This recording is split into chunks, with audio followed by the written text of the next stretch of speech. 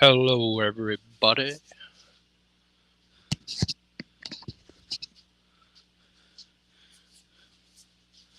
Getting ready. I do not have any pilots drilled in this yet. There's my pattern. I've actually got two of these on this board. There's one of Mr. Charles Deeren's pattern, Cabin in the Woods. These are both drawn up. I'm going to trim those down real quick. And tonight, we are going to work on the Texas Whitetail. I got to scoot this back a little bit. I'm going to trim these edges off with a flat blade. Then we're going to move to 2/0 spirals.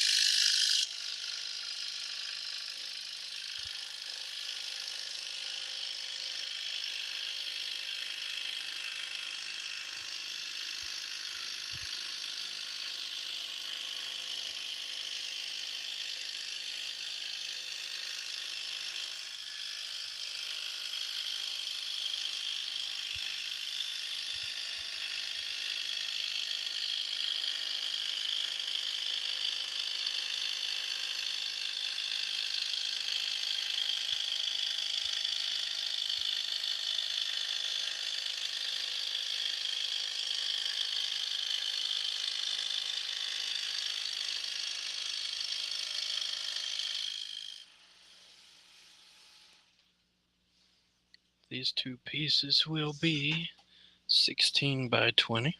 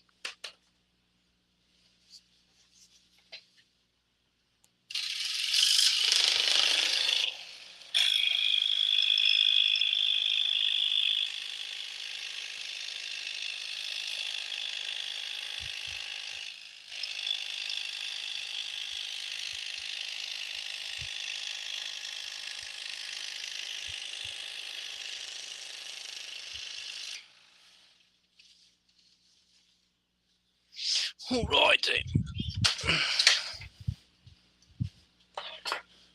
So there's hello everybody in the chat. There's Mr. Deeren's Cabin in the Wood. I have slightly altered this so that I have a little bit of skyline up there just for my own personal likings of the pattern. His does go all the way across, so I have eliminated probably 2 or 3, maybe 400 cuts. Not because I can't do it, just because I want a little bit of skyline behind the cabin. That will be for another day. What we're working on tonight is the Texas Whitetail.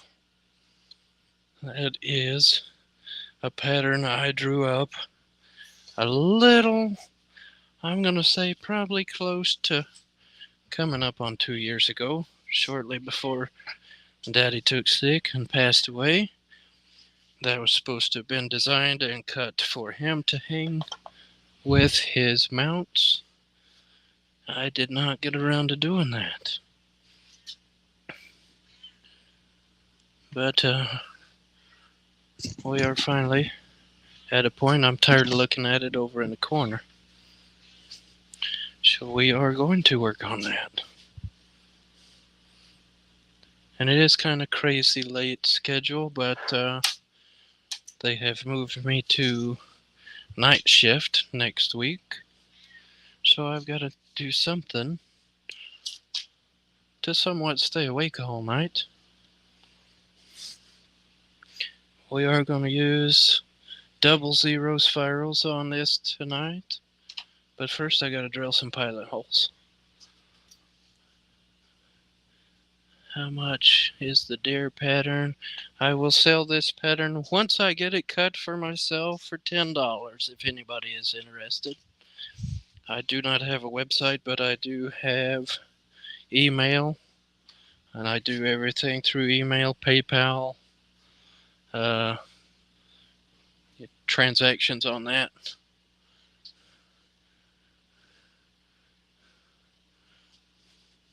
But that will be available. I will release it once I have the first copy of it cut. And I will say I have altered this just a tiny little bit over here in the left antler from my original drawing, because the more I looked at it, the more I didn't completely like it. So it has been changed just a little bit right here. You can see my old line still and all the bridging right there. I think it's just going to turn a little bit better of a better look. Now, for my pilots, got my Dremel. There is a number 64 drill bit in there. That is what I use. And I have got to take my little base off because I don't have enough drill bits sticking out of that. There you are. There's your visual of what size that drill bit looks like. Billy Bird, hello sir, welcome, welcome. If any of y'all want to jump on the panel, I know I posted a link over in the private chat. Feel free to jump in. I don't know how good I will keep up with comments, because once I get started, I'm just going to scroll away. Let me go back and read some of these real quick. Robin Buys and DIYs says hello.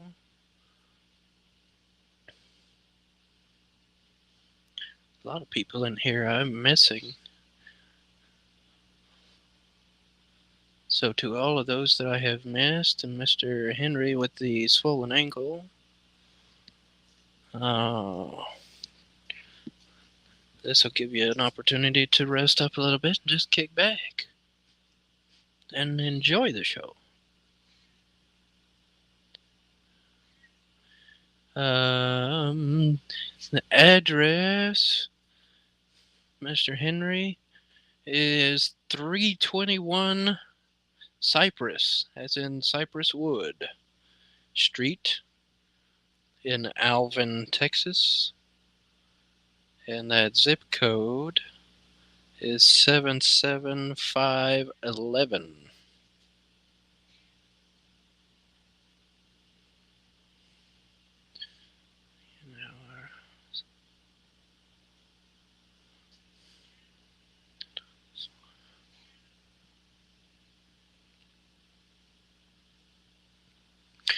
There are 146 cuts in this pattern. Let me find... Oh, and I do have a frame already for this. Y'all check this beautiful thing out. On the beautiful dumpster diving. I am not going to change anything about that frame except throw a little clear coat, matte finish clear on that, as I would my maple when I'm done. And that will go on my wall next to the uh, mounts that I have in the house there.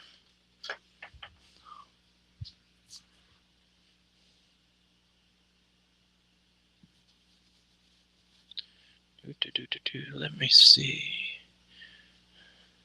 I tell you what, I'm not gonna try to pull up my chat, but I will send you a private message here once I'm done and I go back and look at everything there that I have missed.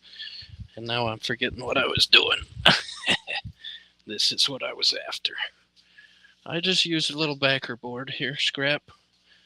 I just happen to have a piece of 1/2-inch plywood laying there behind me. I put that under my piece when I drill my pilots. That way I have kind of a depth gauge.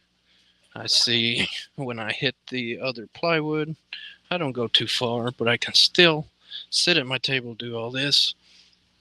And at the same time, I don't get the little chip outs on the back side of the piece when you have something else against that.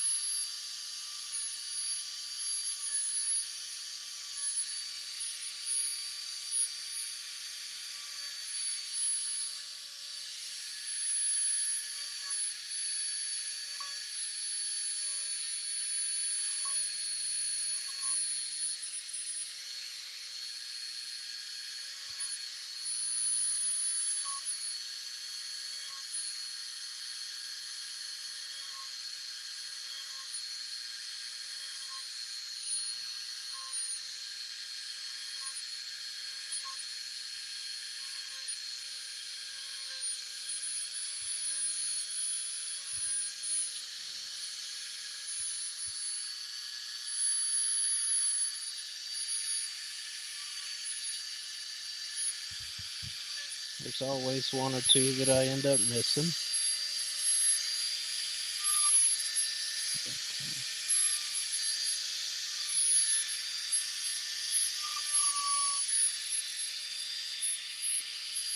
This is an older drill bit too, so getting a little bit of burn out of it there, it seems like.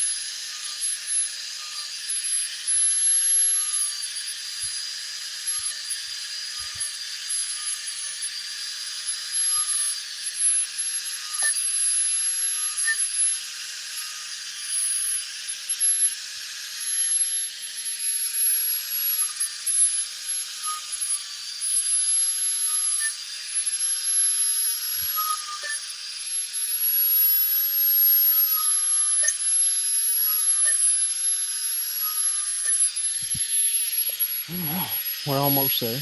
Almost.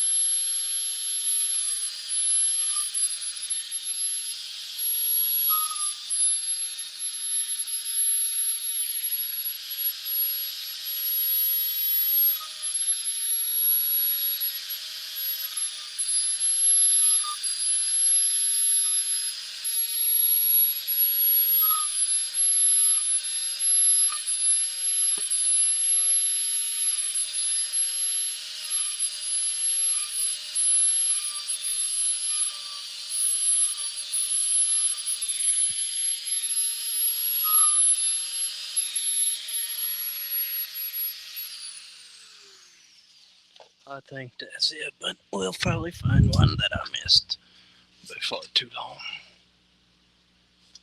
And that's okay.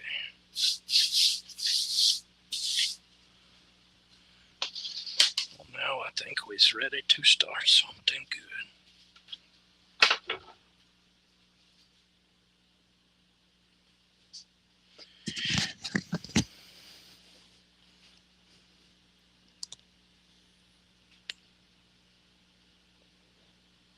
Mr. Brian Brapper, hello, sir. Hello. AMD Ham. Oh, I love this song. Out of all of my songs, this has been my favorite. Even though I've got one that is sentimental.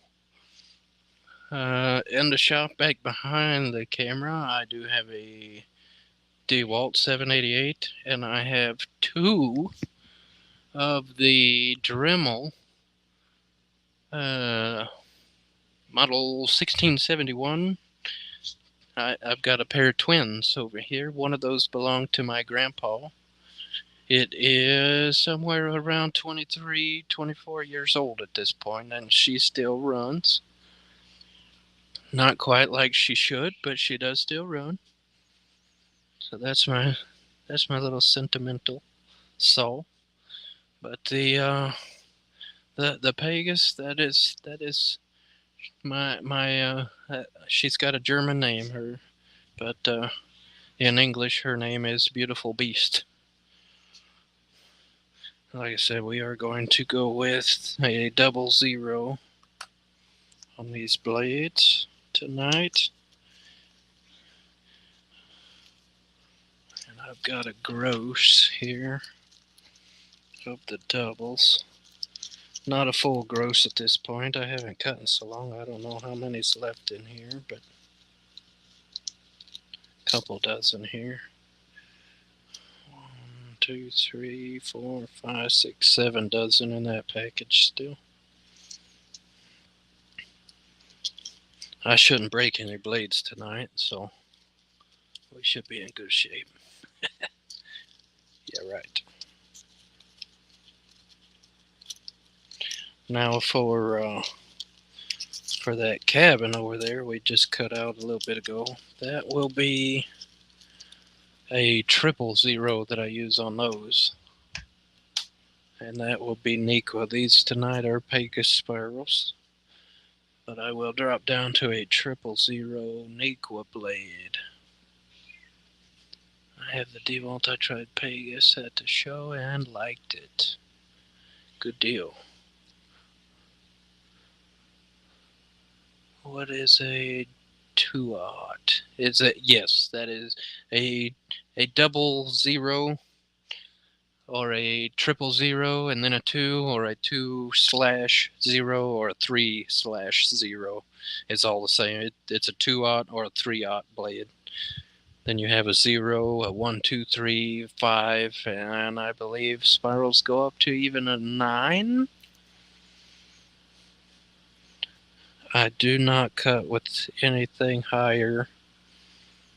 I here lately I haven't cut with anything higher than a 0, but usually my go-to is either a double or triple 0 on my highly detailed patterns, just because of the kerf.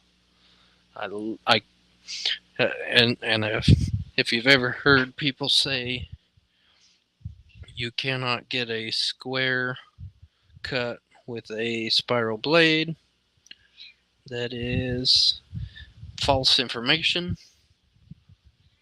At the same time, it is true information. A round blade does not produce a square cut or flat cut as you would get with a flat blade. However, if you use a small kerf blade, you can deceive the eye and make people think you have made a square cut. You get more of a square edge, so to speak.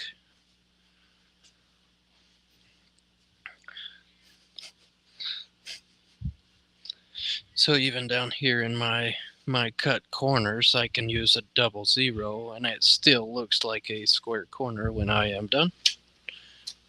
Or a lot of times, and even doing, I need to make one more adjustment real quick. My arm, if anybody watched the scroll off the other night, was having trouble standing up because my set screw is a little bit loose, and I probably don't have my croissant wrench close by. Take my earphones off and look for that real quick.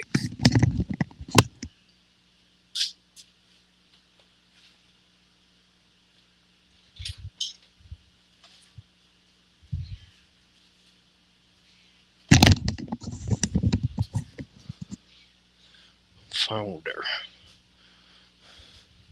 Just enough so that as I'm making my adjustments, I don't drop that arm down on my blade and trash it.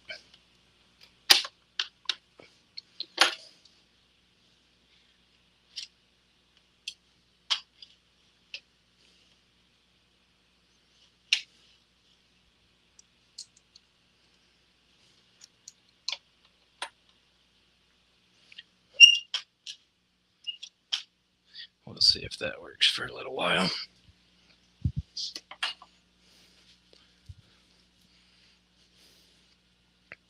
Alrighty.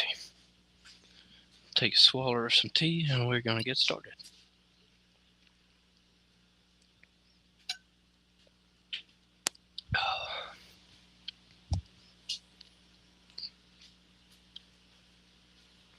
Actually, I need one more thing.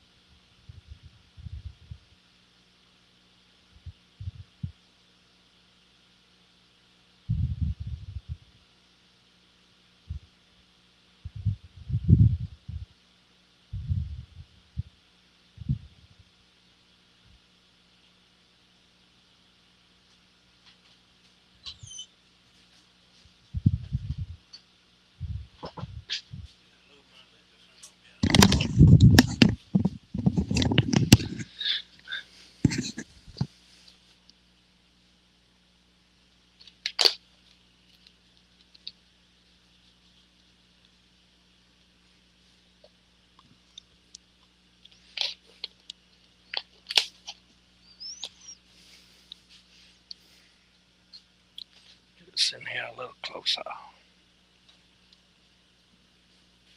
And if anybody has noticed, up there in the top right corner, that is the pattern we are working on.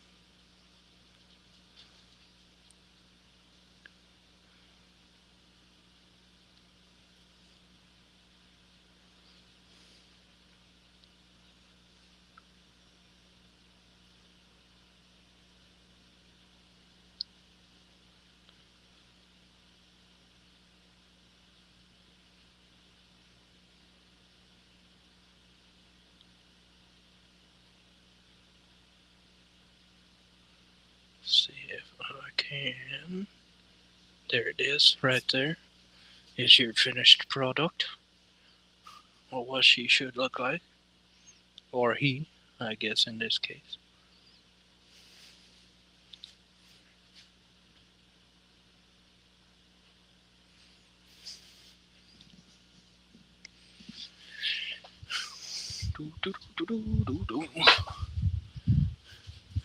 Where are you gonna start? I do not know.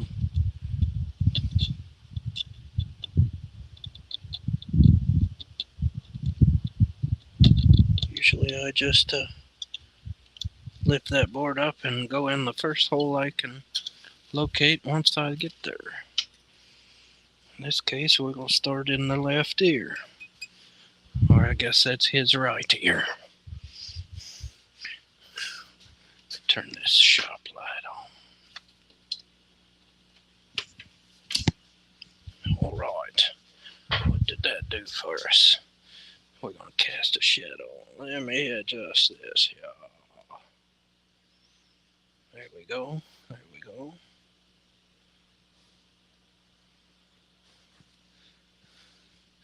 Thank you, Mr. Steve. I was very happy with this pattern once I got it done.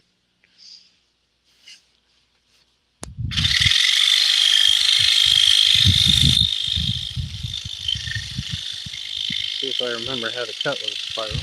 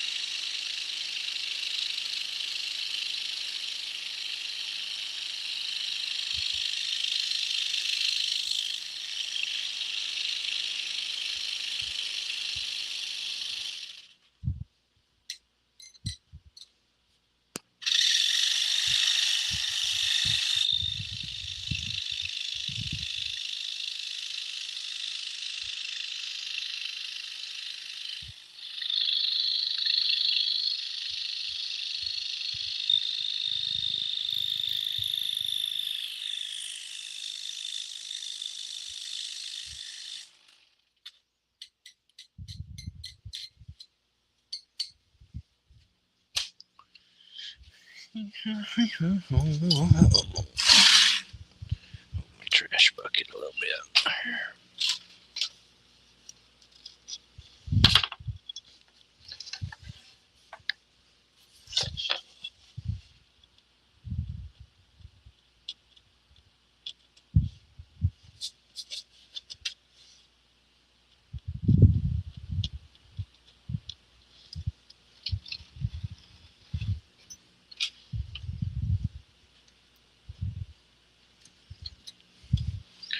For some people, it's easier to top feed these pieces, but I, for some reason, never could quite comprehend that for some silly reason.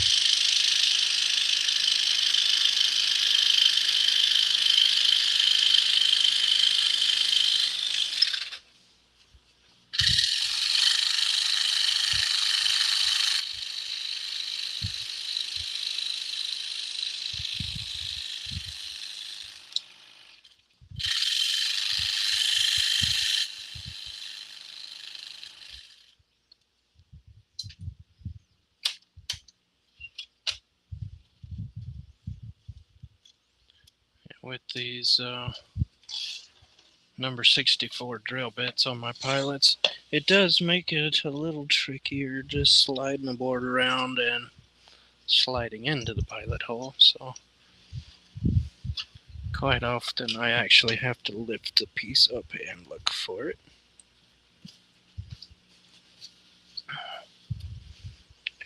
But on the other note with that, a 64 drill bit is almost the same curve as your 00 blade, spiral blade. So you almost do not see, like in my veining areas, you will not see my pilot hole once I get going there.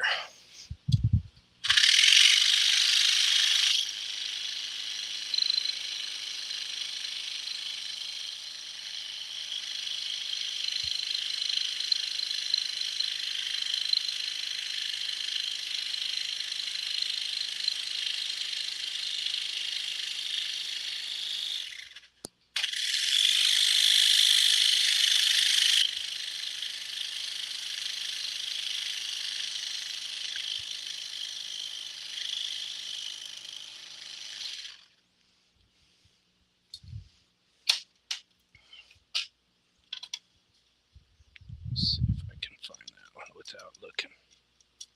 I can't, even though I was right there by it.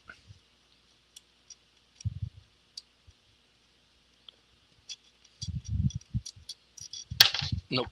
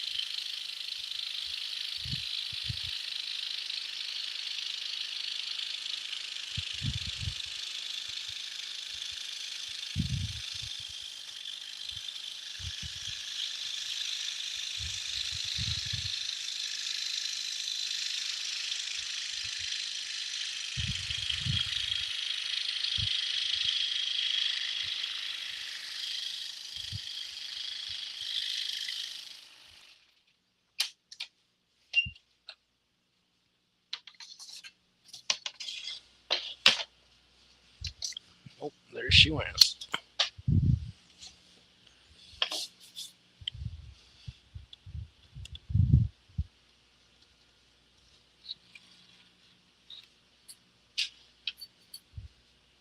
If y'all want a good laugh, I can try to top feed this for a minute.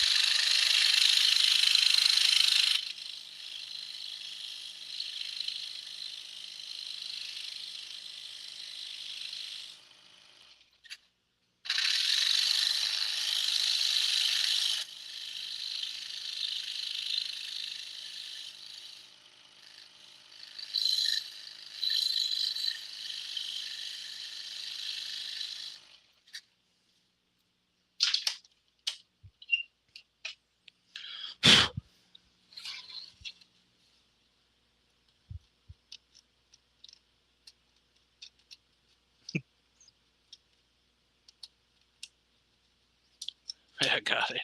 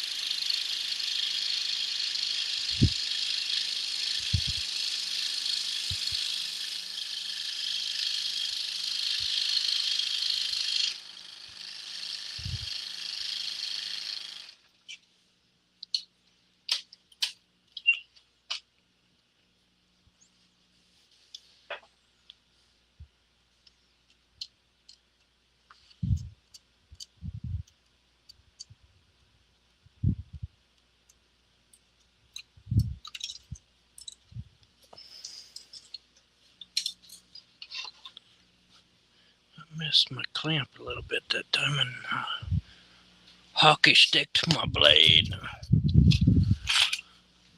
Hate when that happens. I ain't done that in a while.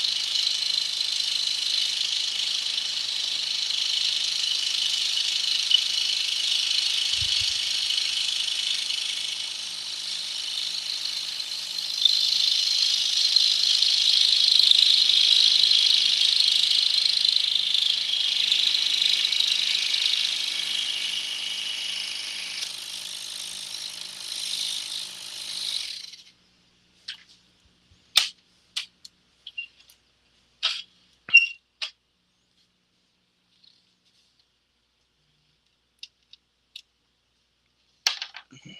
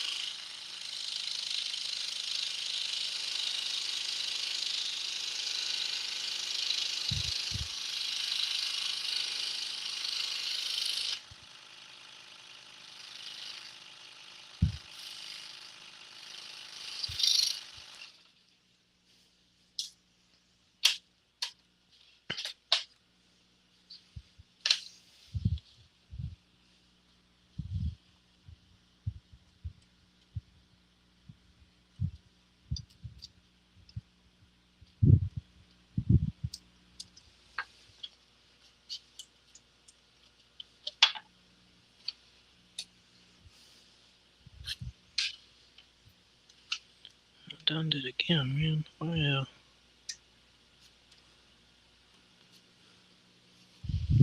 my little set screw must be a little out of whack there. Can't imagine. Ain't been doing no work in so long.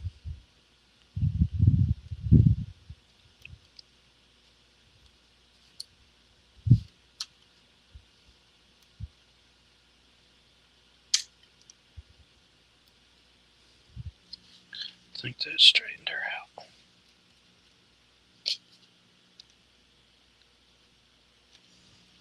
We'll see. We'll see. There's no technical difficulties in this shop.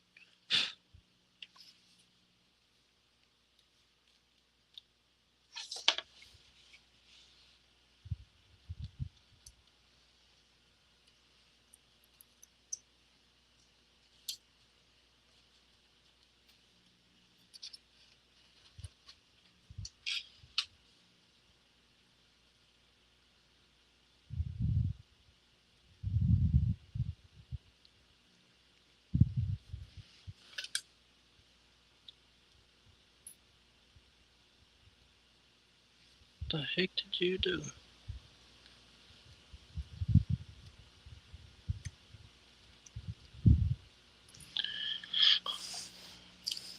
I got the end of that blade twisted all kinds of funny.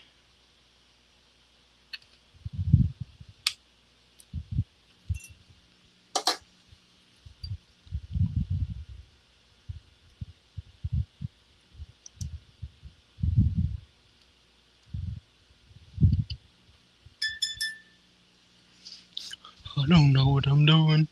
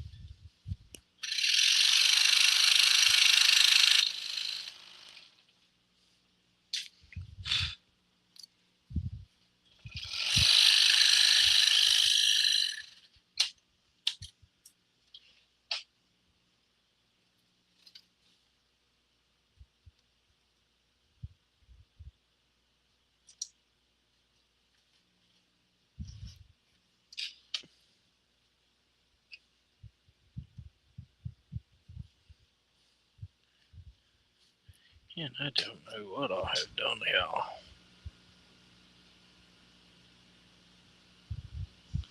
Flattened the end of that out and made it all kinds of goofy.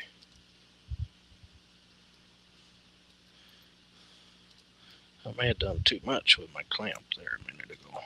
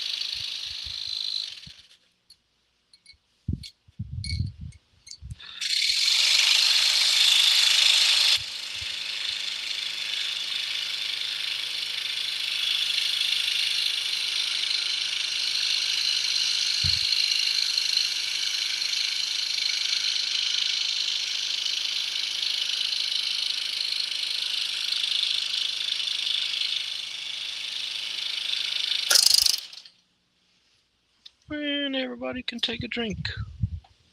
He broke his first blade.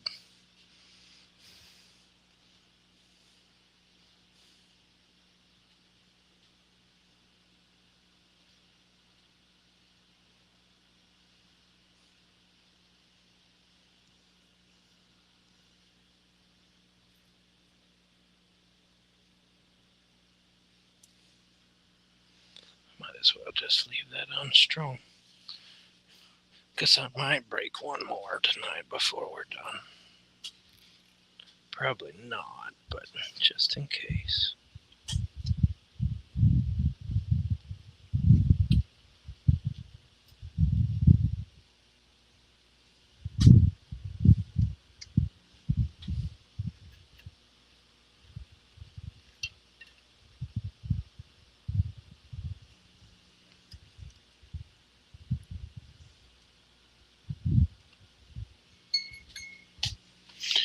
Let's go ahead and get a drink.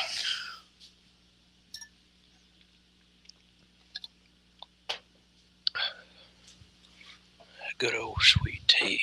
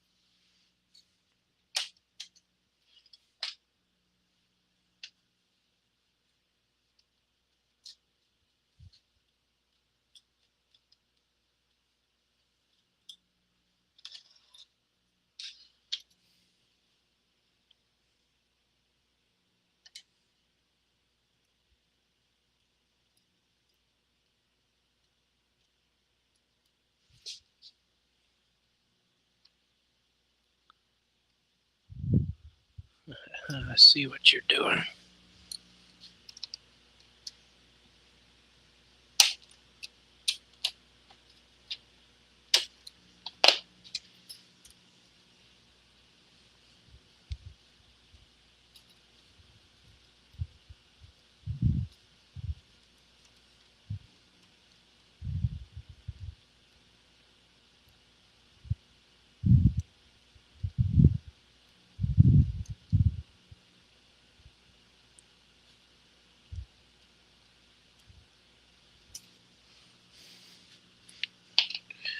Maybe I do, maybe I don't.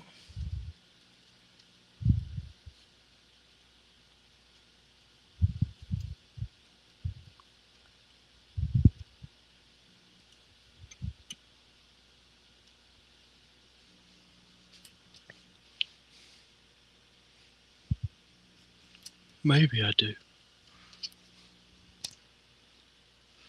But frankly, my dear, I do not know.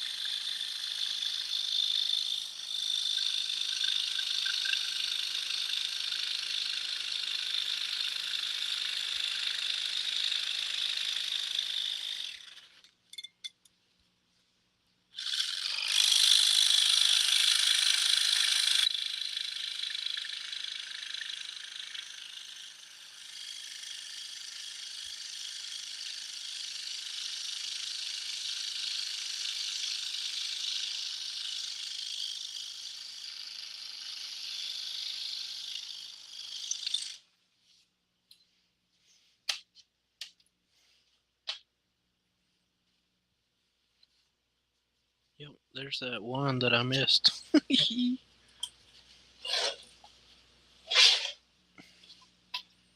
There's always one. At least.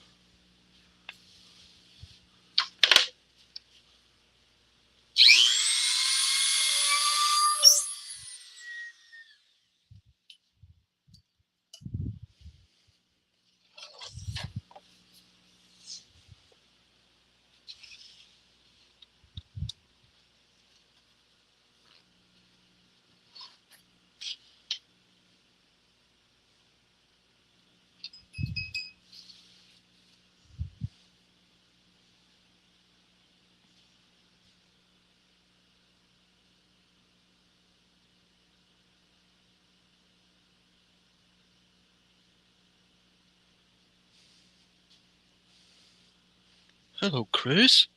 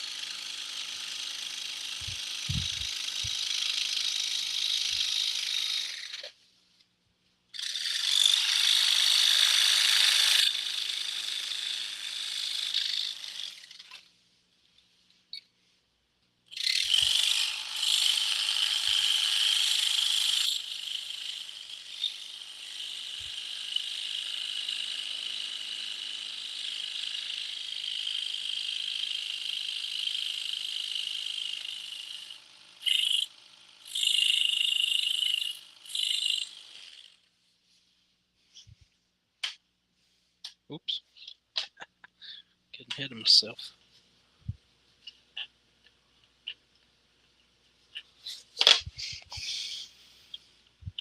And by the way, if y'all hear me say hello to someone or respond to a comment and you're not seeing it, I am streaming on YouTube and Facebook both tonight at the same time, so some people may see the YouTube chat, some may see the Facebook chat. They are separate, but they come in together for me.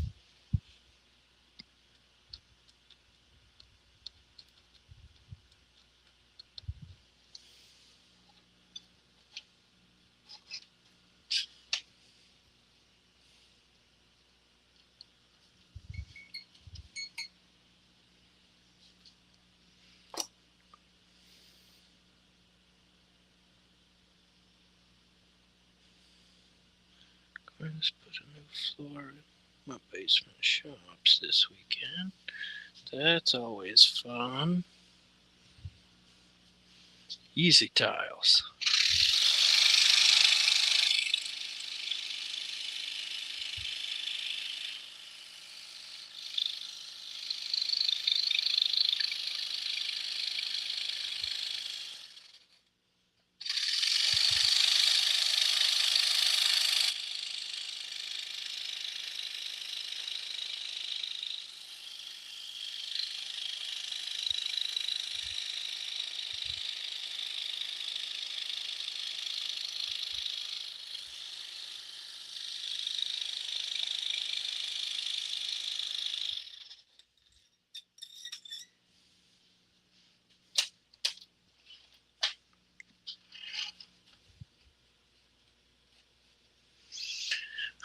Where to next? Where to next? Let's finish this face.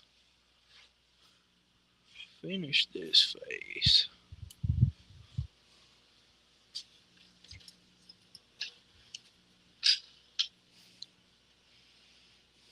So far, this clamp seems to be doing better.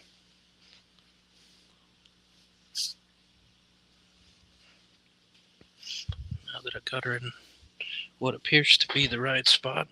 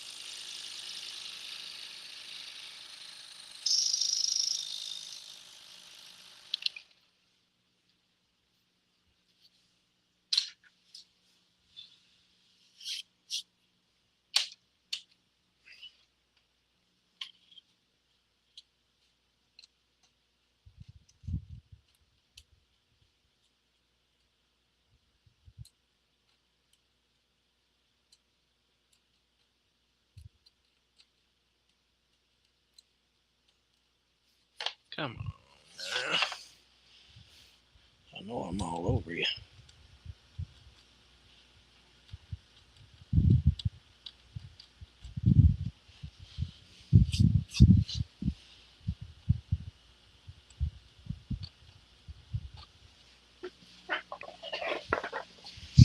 God bless you.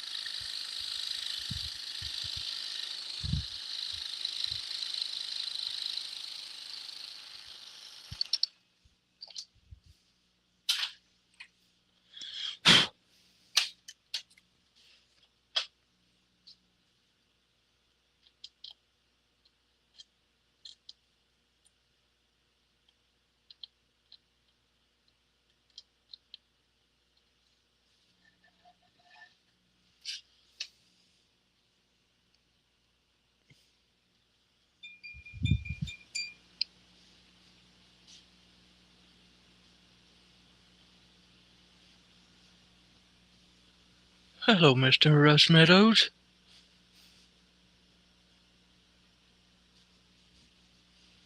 Glad you could join us.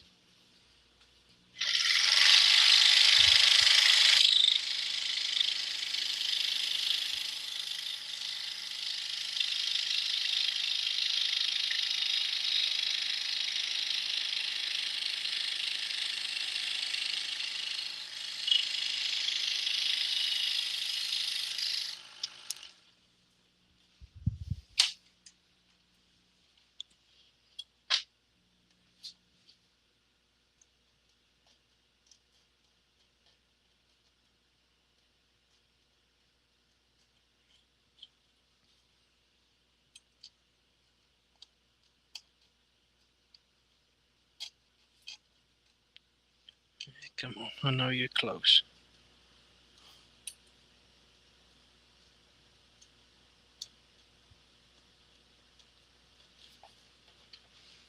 I gotta cheat.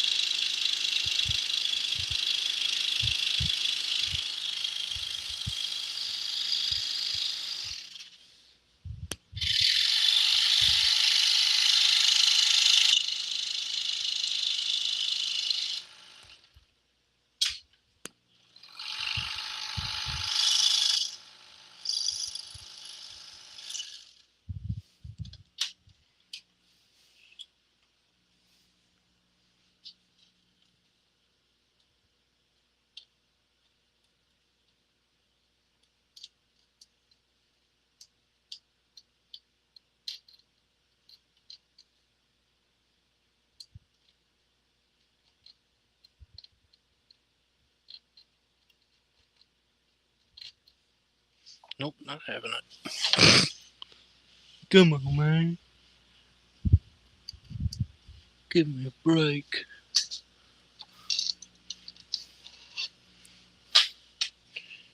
drill a smaller pilot hole.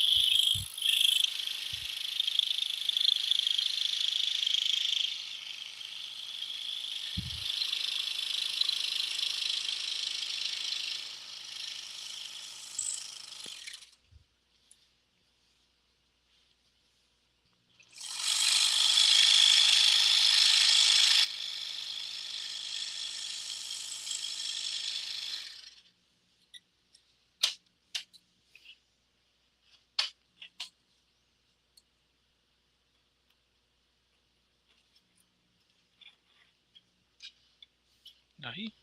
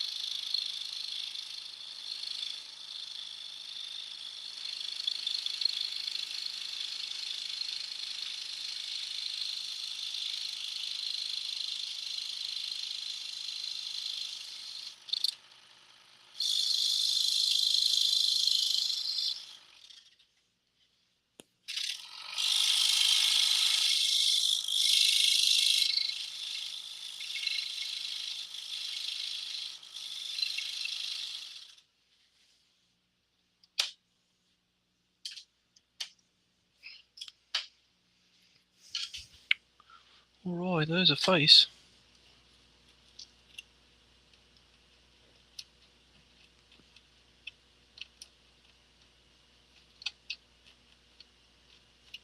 Are you gonna act up again?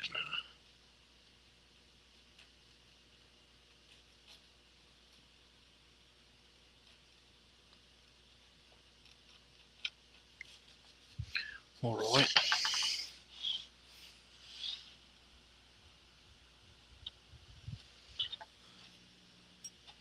Right on it the whole time.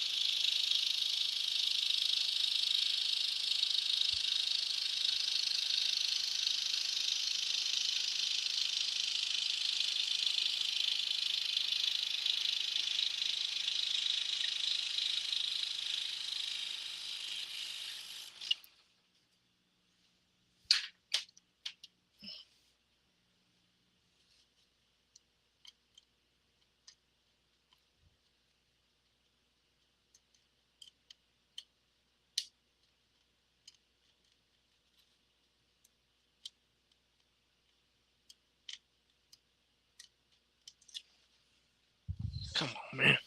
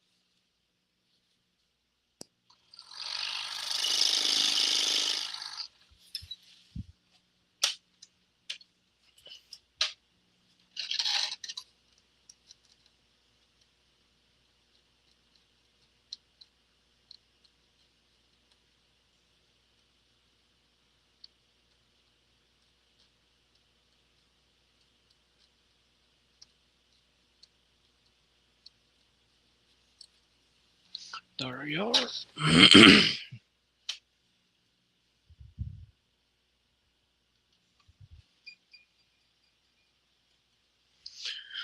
Let's see. Hello, little Robbie. Another little project for you, big brother. You need to do a deer by a tree so I can hang it down below my bow hunter. Well, all we need is a reference picture of what you're looking for. And we go from there.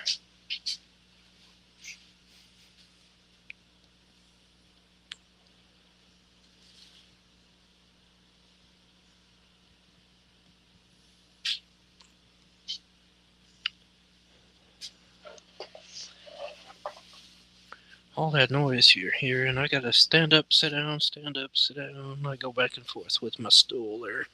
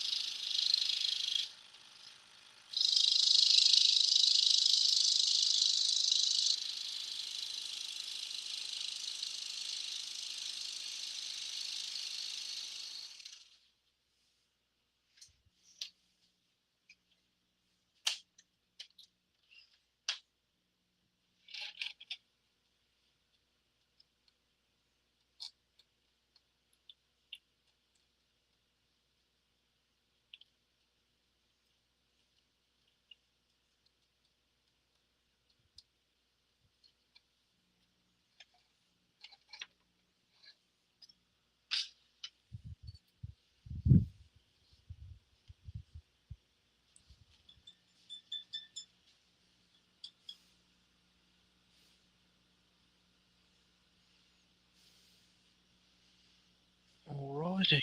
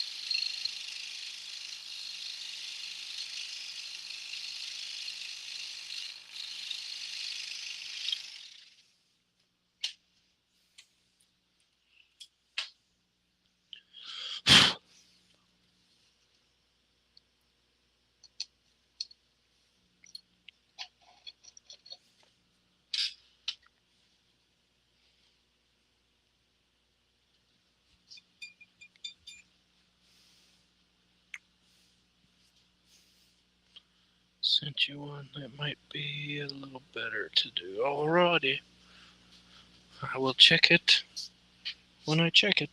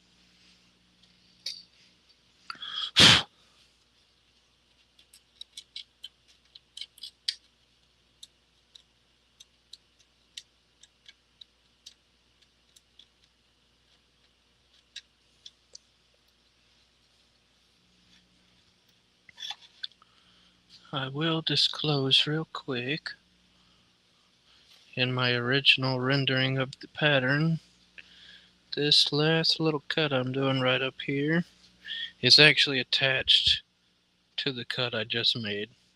I'm going ahead and putting a bridge in there just for a little extra visual and to kind of tie this point in with all the other bridges at the other tines.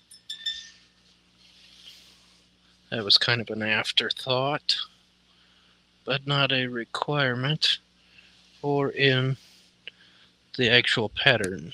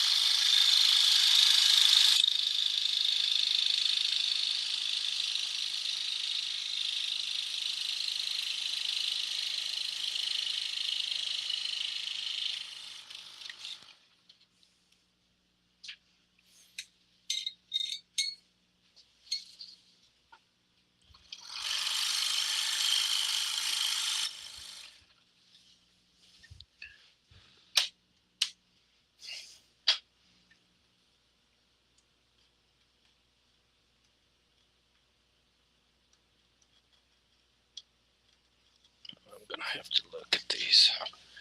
I lost my mark.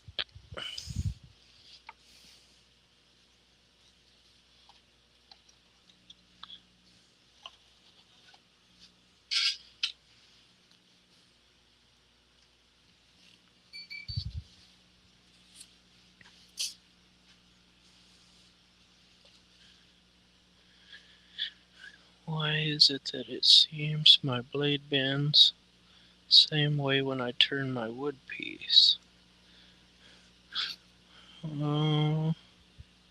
Blade bends the same way. Are you talking about when I am feeding the blade through the pilot hole? Or as you're turning the piece as you're scrolling? Got frustrated and gave up. Let's see what Sheila says here about that. My question is, are you referring to when I'm feeding the blade through or as you're turning while you're working?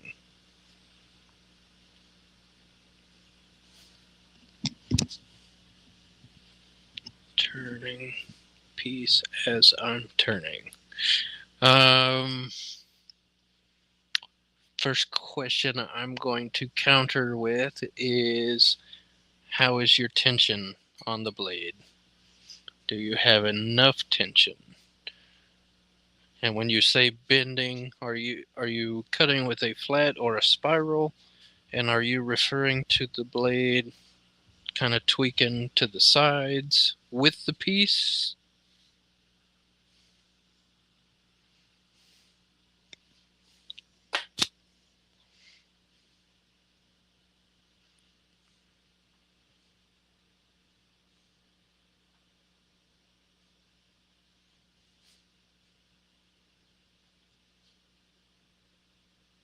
Tweaking to the side with the piece. Most likely that is going to be a tension issue. Depending on what kind of saw you have, this is my tension knob up here. If you've got a DeWalt or something, you've got a tension handle over on the side. Some of the tensioners are on the back of the saw, but you still might have a clamp depending on the saw. Just adjust that blade a little bit. If you notice that's, and I can't really do it with it in there, but I'll take that out just to give you a audible, uh, almost said visual. You can hear that. A lot of people say listen for the ping, but no matter where your blade is tensioned, you will have a ping. That's just the sound it's going to make. But if I loosen the tension, that ping changes, much like a piano or a guitar string. That right there is a very tight tension. And with spirals, over time, because they are spiraled, every time you tension that up like that, you're taking a chance of breaking it. Just that's the design. Was my very first time scrolling. Okay, okay.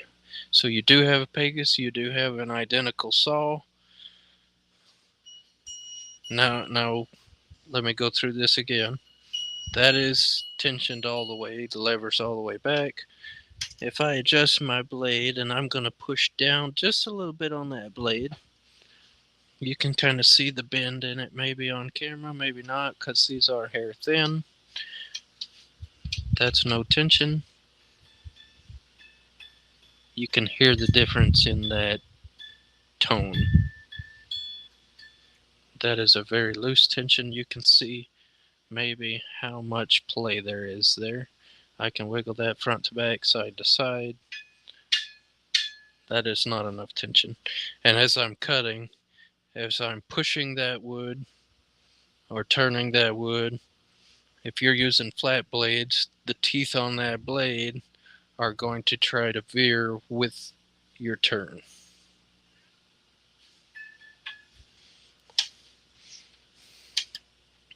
And a lot of times you'll see me as I'm setting up my blade, I pluck that Not every single pilot change, but I would say probably close to it. If I don't like the tension before I even start, I will readjust my blade. Spirals are a little less forgiving if you don't have that tension set just right, just because you're cutting 360 degrees and they will walk all over this board if you don't have that tension just right. Another thing, let me ask you, and it doesn't matter so much because to a point, a blade is a blade, but if you're just starting out, a blade is a blade is going to oftentimes get you frustrated if you're using cheap blades or not necessarily cheap blades, but not top quality blades. I'll take my blade for the ping next time. I've got lots of learning to do, and thanks for the tip. My biggest tip for beginners is if you get frustrated, turn the saw off, leave the shop, go smoke a cigarette, do whatever you need to do just to kind of calm yourself back down. Give it a little break and then come back and try it again. Because oftentimes somebody tries it for the first time, they have trouble and they get frustrated and just leave.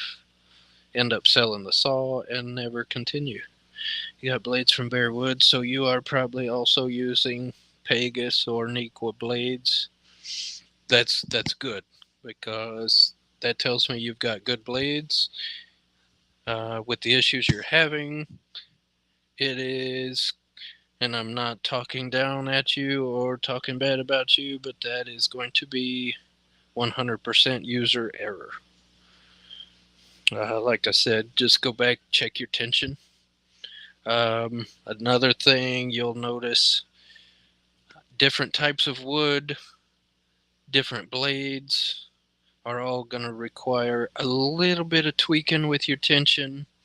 And second tip I'm going to give you, if you are cutting thick wood, slow down on how much you're pushing the wood into the blade.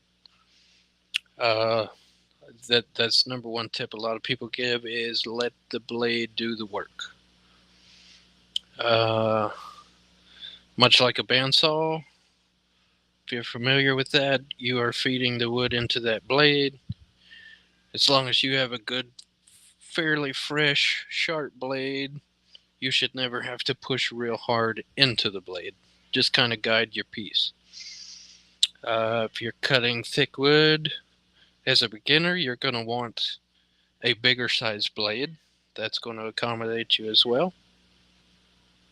I was using MDF. MDS is if it's any kind of thickness, a lot of times it is hard on blades. Just because of the way it is manufactured, it is. I tell people it's 10% wood and 90% glue. You use a bandsaw. Okay, very similar to that. And again, thickness, different thickness of material is going to require a little bit different. The speed of your saw, as a beginner, I'm going to say you're probably not running your saw full speed as you're trying to adjust to it and learn it. My saws run full speed 90 to 95% of the time. That's another thing. Good sharp blades, fast cutting blades, because I over time have been doing this so long, I have trouble cutting with a slow saw. What kind of wood am I using? This is 1/4-inch maple plywood. This is a very nice finished wood. I've done quite a few projects with this material. I did a couple of butterflies yesterday. That was on a 1/4-inch paper thin walnut veneer plywood. Did a triple stack with those. And those I cut with a Nequa flat blade. Nequa Speed number 3 was what I was using yesterday. They are a fairly fast cutting blade. My next question is, you got your blades from Bear Woods. Are they modified geometry blades? Because if they are, a lot of people say those are aggressive blades. I do not like to use the word aggressive because a chainsaw is aggressive. These blades are not aggressive, but that is what some people reference to because they cut so fast. Modified is my go-to blade. If I'm doing a quick cut or anything on 1/2 inch or thicker, modified is my go-to every time. Some of this thinner, like I've got some 1/4 inch, well, even that walnut veneer, it's paper thin, so you will kind of tear up that veneer because it's so thin. If you try to use anything bigger than like a 0 or a 00 on those modified blades, and you have to turn the saw down really slow. And as I said, I have trouble running the saw at slow speeds, so I get frustrated with those blades when I'm trying to cut thin material. I will drop down like all these. This is 16 by 20. Anything like this, I'm doing a double or 000 spiral. Around the outer edges down here in the corners, I might come back with a flat blade, but I've gotten so good with these spirals, usually I can cut those straight lines pretty decent if I slow my feeding speed down and don't try to get in a hurry. But otherwise, when I'm cutting thin material like this with a flat blade, which is very rarely anymore, I will drop to a ultra skip reverse blade or even a super skip blade. They're still a fast, or not a fast cutting blade, a sharp cutting blade that will give you good cuts on top and on the bottom side. You don't get all the fuzzies, but they do cut quite a bit slower. And when I say cut quite a bit slower, I've actually done speed testing with 6 different blades to determine cutting the same pattern, the same thickness of wood, the same material of wood. Modified blades are probably 20 to 30% faster than any other blade I've ever used.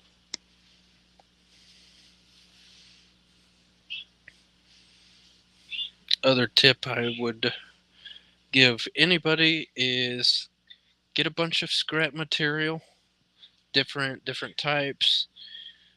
Primarily, I would say what you're going to be cutting on the most, and just tinker around with several different blades. I know Bear Woods does a sample pack where they throw in several different of their blades. I think it's like 3 or 4 blades of each, like the modified or the ultra skip or the super skip. Tinker around with it, see which blade works best for that particular material. Play around with different speeds and just get a feel for the saw, for the blade, and the material in a combination over time that will get you where you need to be. Sounds like modified blades are too fast for me, being a newbie, and they are. As a newbie, I kind of do recommend them, and I try not to if you are straight brand new to the scrolling world, just because I've heard so many people get frustrated with them. I used Olsen blades for probably 10 years. And after I switched to the modified Pegasus blades, I said Olsen was trash and I would never touch them again. But I had to retract that because I go back to where I was when I started, and I said these blades worked for me for a long time because that's what I learned on. They are decent blades. They will yield a decent cut, and as a beginner, they're going to give you a better feel for that saw. You can get Olsen blades at Home Depot or Lowe's, or I know a lot of Ace Hardwares will often carry scroll saw blades. If they don't, and you do have a close by Ace, if you're closer to Ace than any of the other two, go in there and just talk to them and see. A lot of times Ace will order stuff for you if you need that. I know we would when I worked at Ace, and that's for a long time. That's where I got my blades because we carried. There was like four maybe types of Olsen blades that we carried in stock, so I could pick them up right off the shelf and bring them home at the end of the day.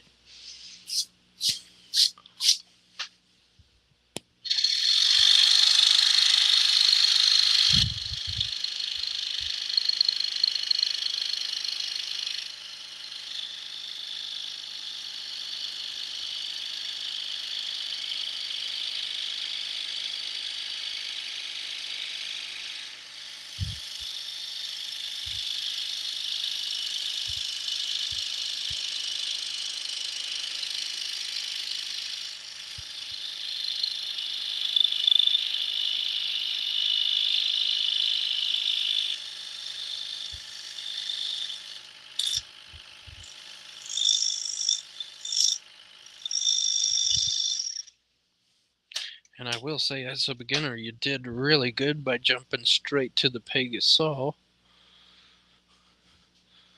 because most people, I can't even say most, but a lot of people run down.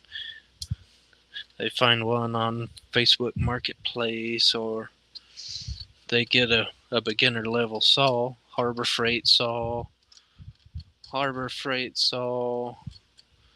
and a lot of opinions I've heard are trash. Very few people have been happy with the Harbor Freight saw, and they end up frustrated and throw it aside, and they're done.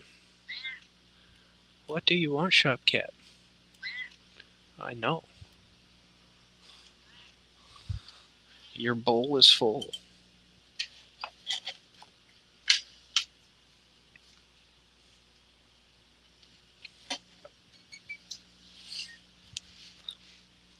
Thank you for the tips. You are most welcome. There's a few of us that do these live shows, and that's the biggest thing. If you've got questions, we will try to answer them, or at least kind of troubleshoot and figure things out for you and point you in the right direction. Sometimes we still get pointed in the right direction.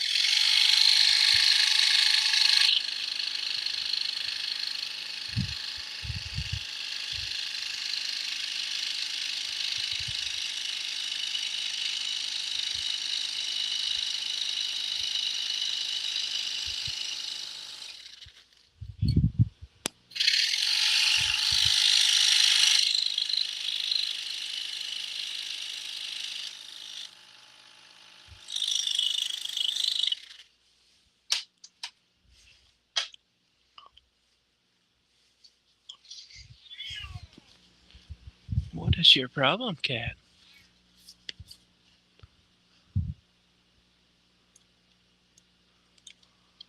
Did I not pet you enough today? Oh, I had it and then I lost it.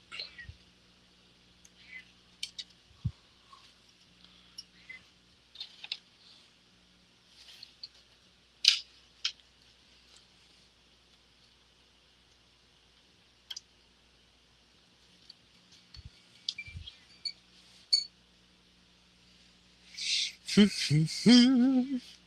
need you to move. You're right in my way. You're right in my way, kitty cat.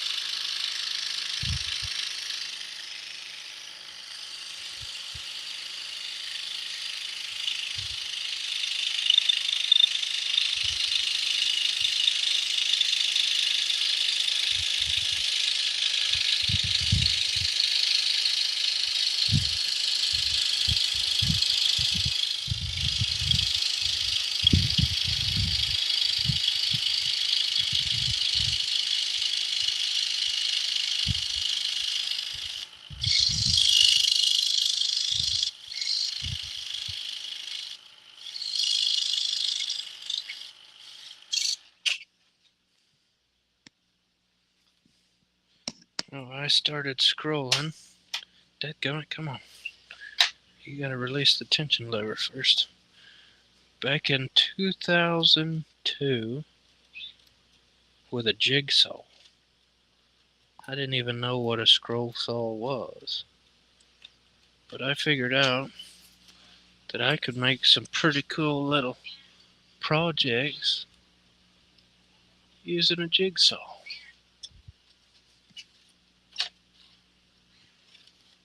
And then in late 2002, early 2003, in my senior year, I was introduced to the bandsaw there in woodshop. And I started tinkering with the bandsaw. And a jigsaw still. Still didn't know. And I say I didn't know what it was. I did because my grandpa was scrolling the last couple of years he was alive. From around 98 to 2000, he did a lot of the cathedral type three-dimensional clocks and whatnot. He did Eiffel Tower clock, and I've actually got that piece there in the house after 20 years in storage. Or actually 22 years in storage, because I just got that a few months ago. And I've got one of his two saws sitting over here on the counter behind the camera. It is coming up on 23 years old or 24 years old, somewhere in there. He had a Type 1 DeWalt 788, and he bought that one. I've got the box of all his patterns and books and magazines and stuff where he ordered the patterns from. And I actually, just the other night, moving stuff around out here in the shop, found the paperwork in that box, and he bought that DeWalt in June of 99.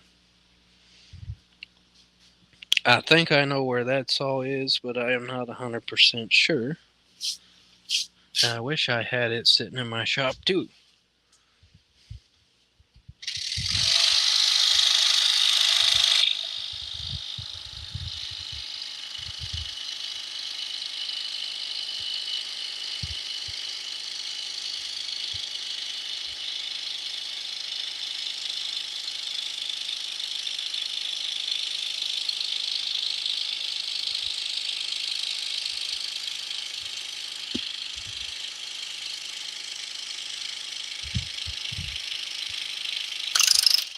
I knew that was fixing to break. I could feel it.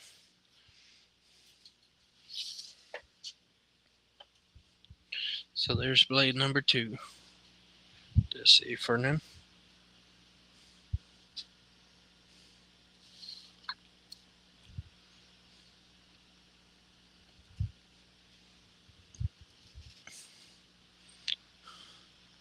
And everybody watching, when we break a blade, we take a drink of whatever we've got close by.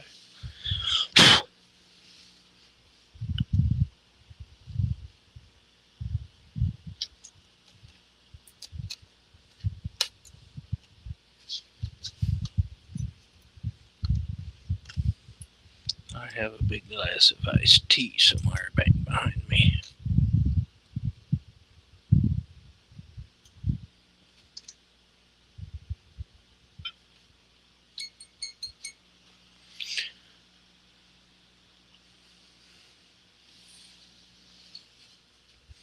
I guess I better take a drink.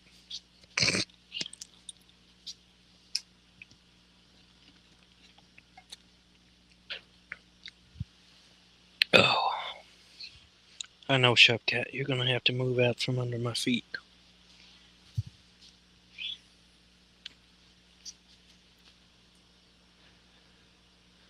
Beautiful pattern. Thank you, thank you. Let me see. Pull that back up on screen for everybody real quick. There it is.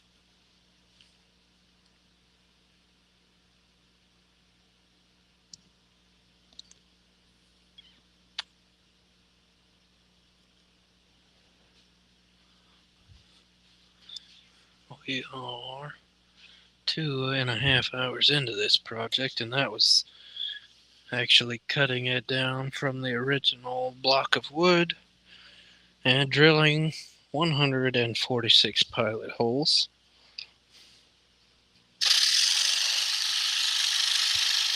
There we go. Now, a while ago I said I could tell that blade was about to break because I was actually having to force that a little bit more into the blade. Now I'm just literally guiding it. I can probably do it one-handed now that I have a fresh blade in here.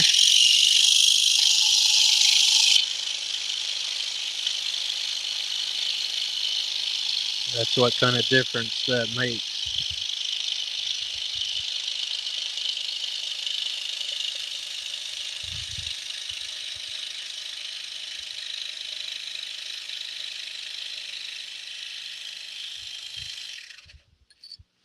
Big difference.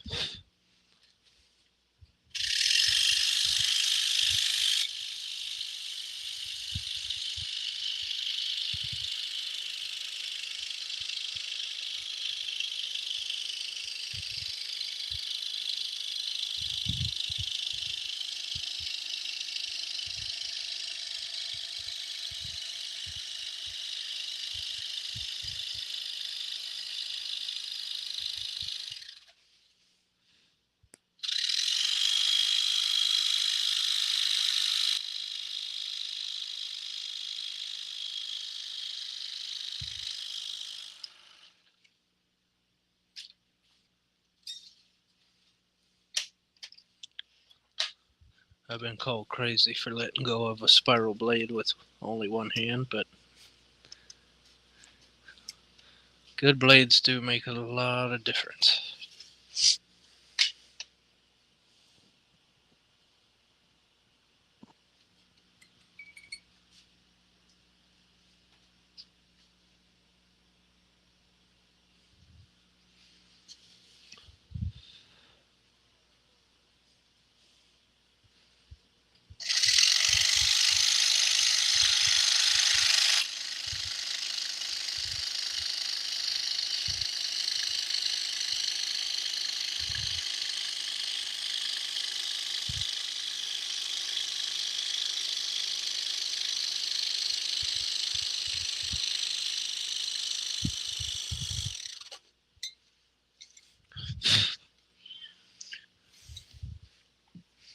Here's another tip real quick for anybody that uses spirals. When I get to the end of what we call a vein, and I know it's hard to see with that like that, but there's just a little single line up here. Instead of leaving that saw running as I come back down to get the rest of this out, I'll turn the saw off and actually back it out. That'll eliminate your blade from catching and making some unwanted cuts in there in between.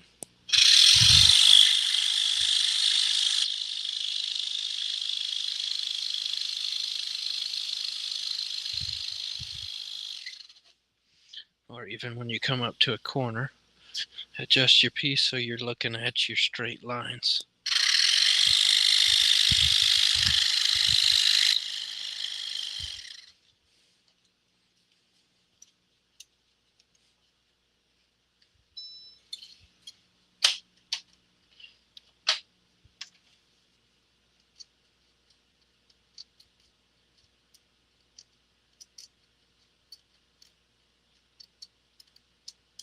Come on, where are you at?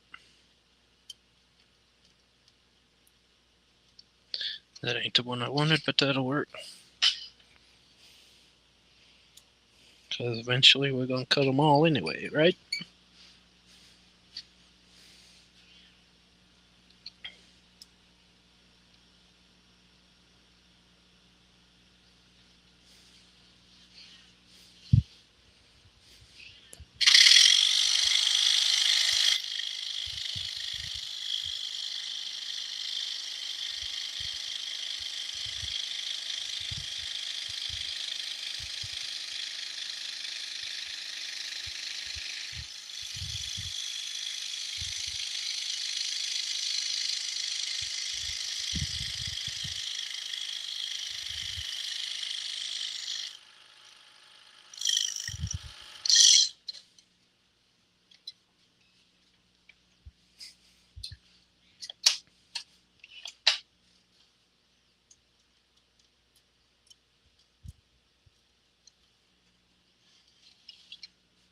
Now, Sheila, if you're still with me, we were talking about that ping a little bit ago. I do want to note that each size up or size down in blade will require a different level of tension. And just like a guitar string, you've got 6 strings. Each string is bigger or smaller than the one in front or behind it. So you are going to tune each one a little bit different. Too much will potentially break your blade, or not enough will cause it to walk or even potentially cause it to break again for a different reason. So you'll always have that ping, but with each blade size, it's going to be a little bit different tone.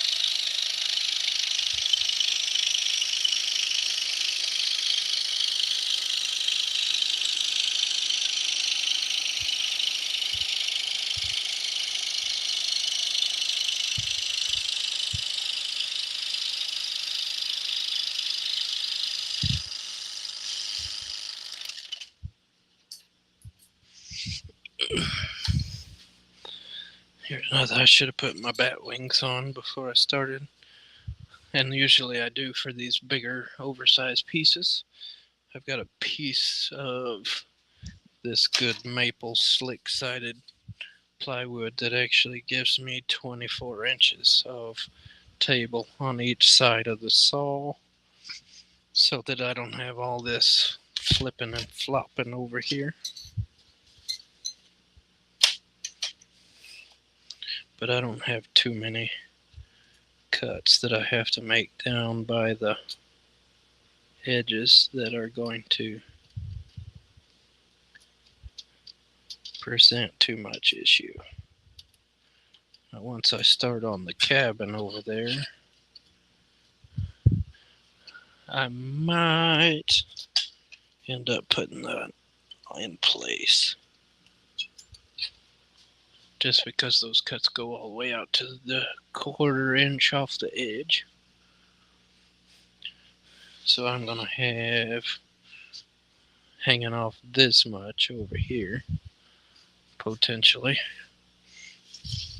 with that piece.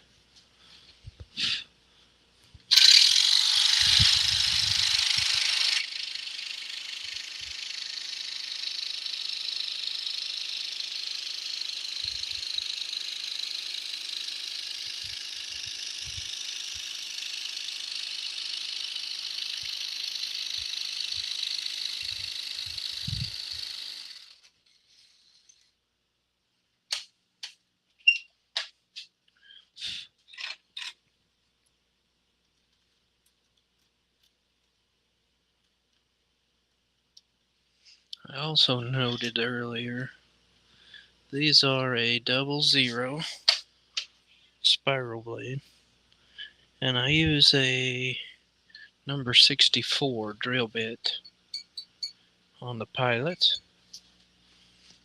and that 64 drill bit is just a hair bigger than this spiral blade. So when I do like that vein that I just cut, you don't have this big gaping hole down here where you start your cut and then this tiny little line. Just gives you a cleaner finish look.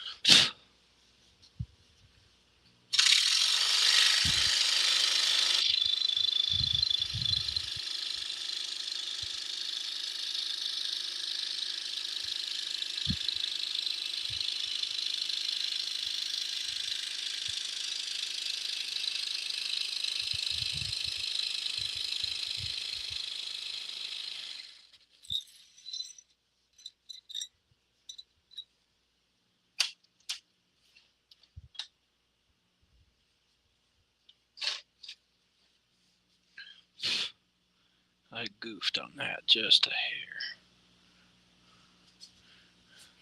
I drilled my pilot right on the edge of where I wanted to start, so I've got just a little bit of a sweep in there.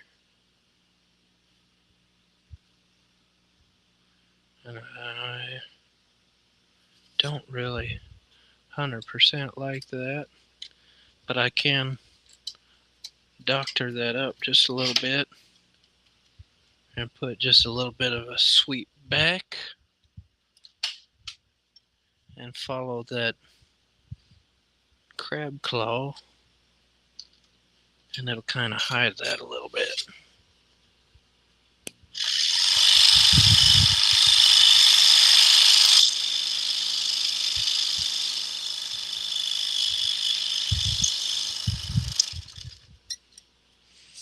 Just kind of highlight that little point in there a little bit and hide that swoop.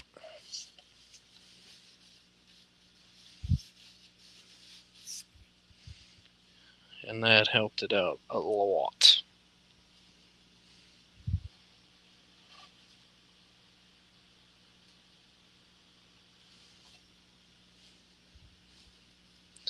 I do see one more hole that I did not drill. As always, there's one or two in there that we miss.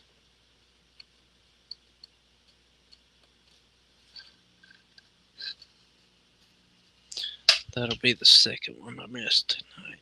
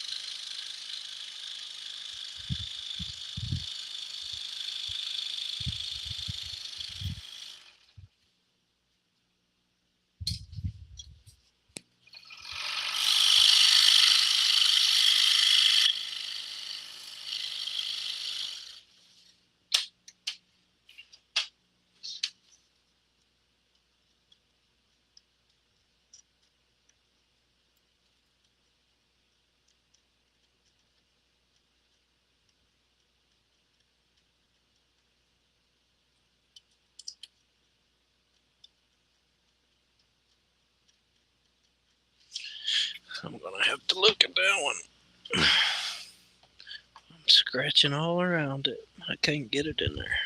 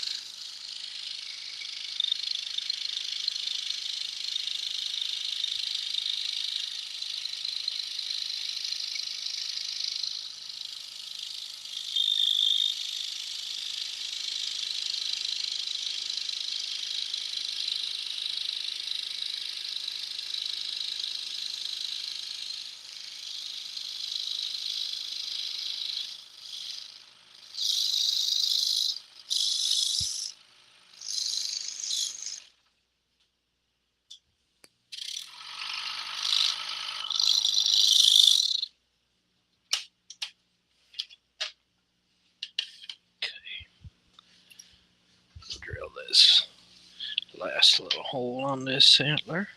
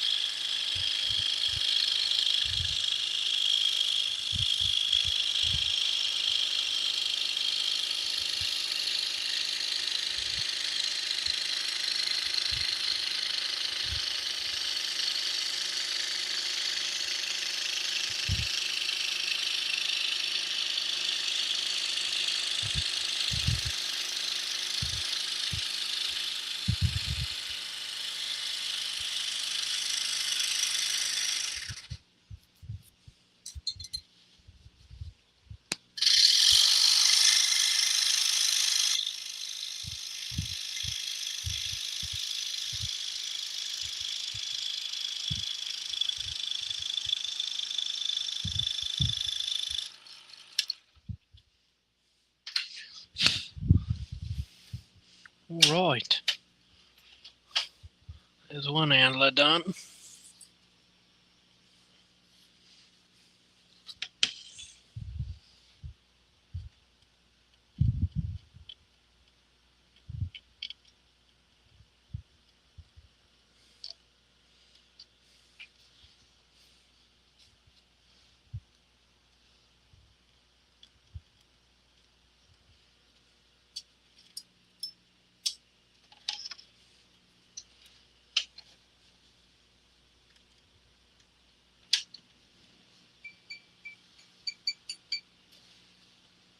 I gotta move my camera because now I'm gonna be bumping it. Let's see. There we go. Now I can move that around as I need to.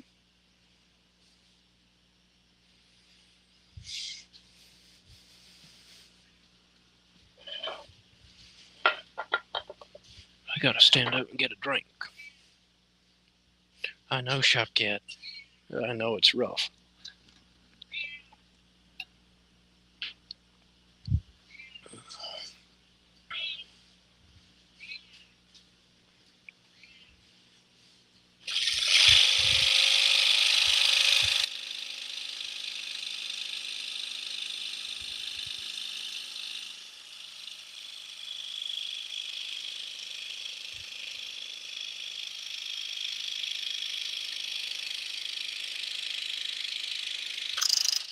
All right. There's blade number 3. I was not expecting that break.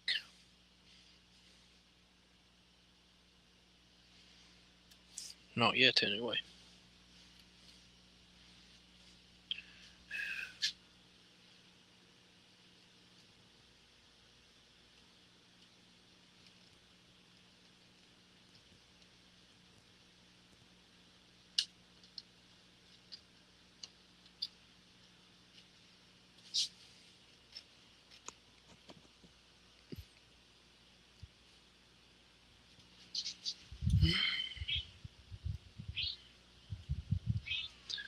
Yeah, it's rough, I know.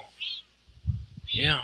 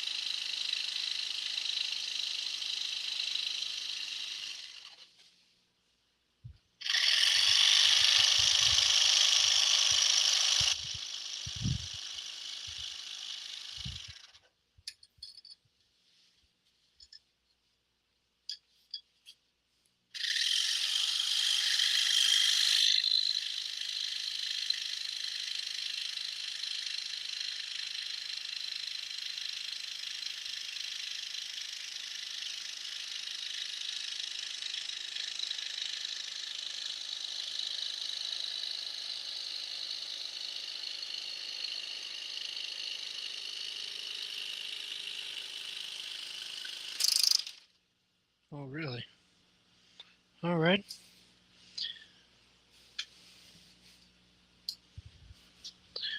Blade number 4. She didn't stay with us long. Been nice to complete it to at least one cut.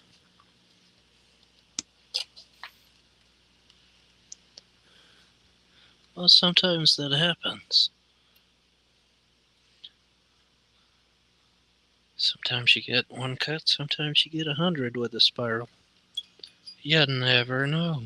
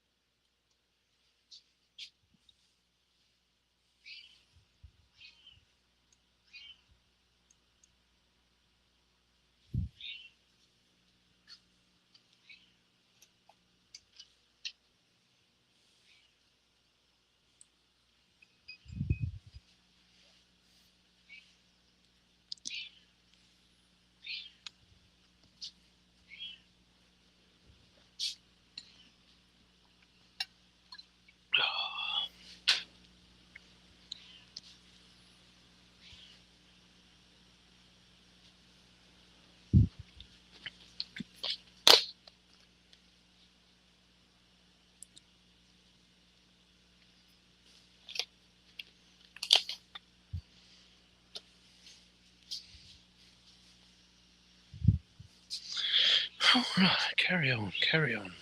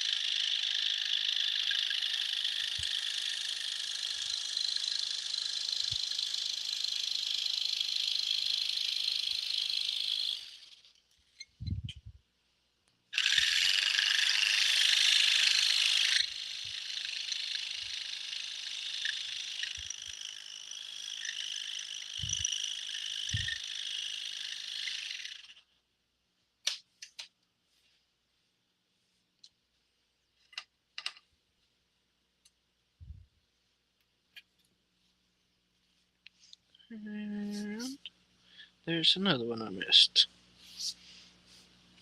There's 3 missed pilots.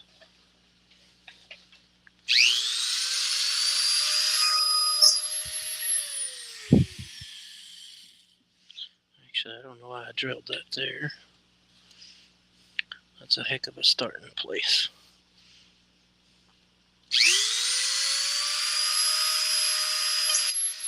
Up in the middle of no corners.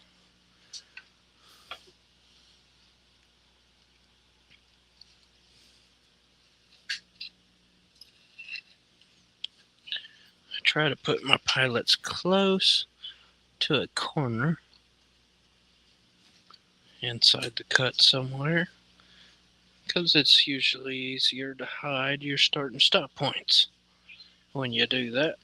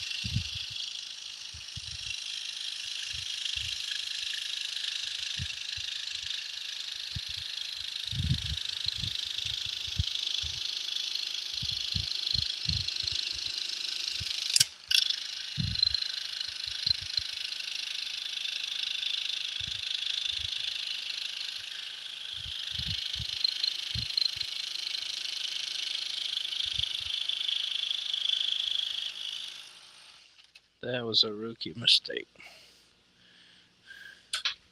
I just almost messed that up. And actually I did. It did break. I broke it. I broke it because I let it flop. But that can be fixed. Broke my bridge.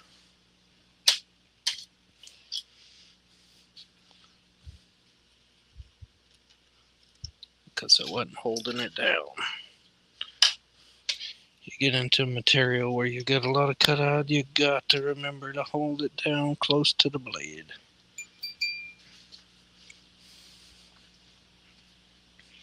And I didn't do it. That's okay. It didn't break completely off. I've still got a little bit of meat holding it in there. My glue to the backer will hold it down good.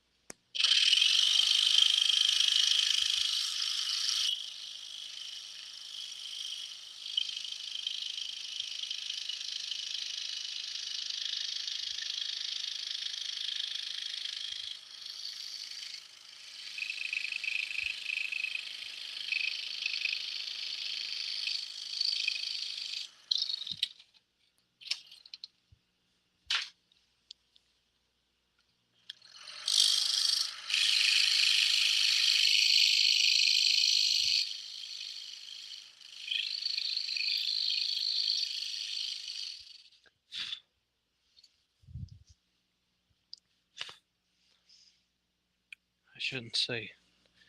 I let that break on purpose just in case Sheila's still watching because she's a newbie. I just wanted you to see what'll happen if you're cutting a lot and you're not holding the material down.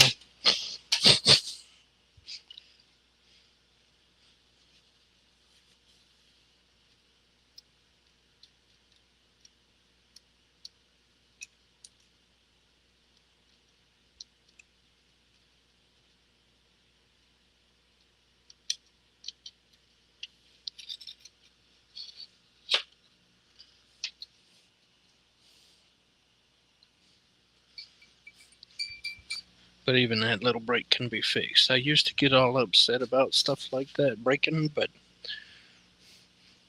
little extra glue on the back side, and once I clear coat it, you won't really see that crack. So even if you do break some of these pieces out, most always it can be fixed.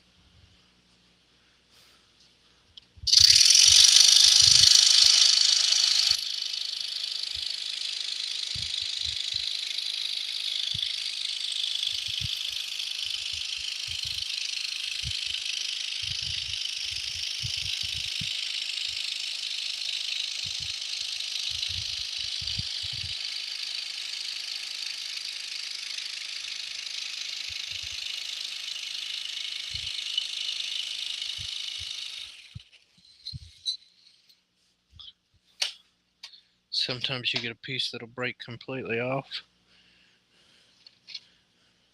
If you set that piece to the side,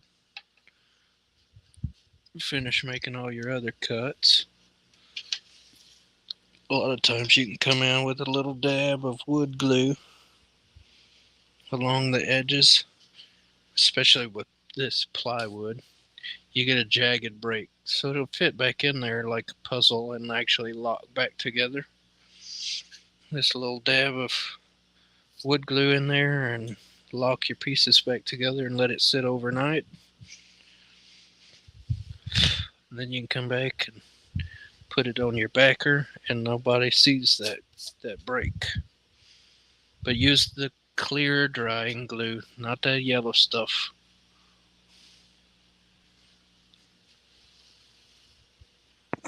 I guess I gotta tension that before I start cutting.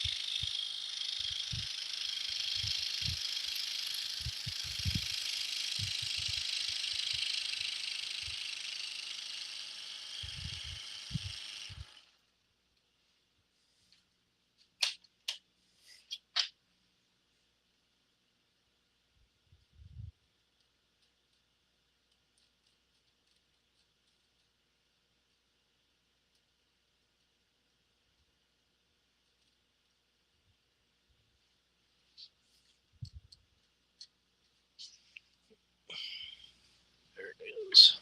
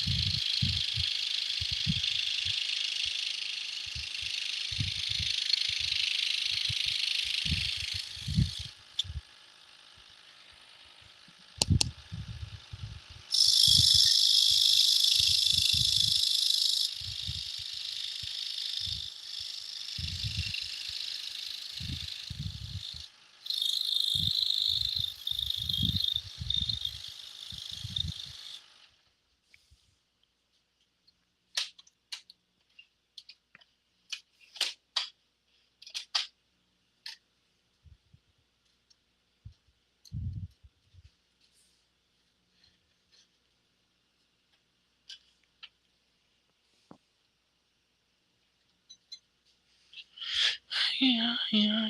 Oh.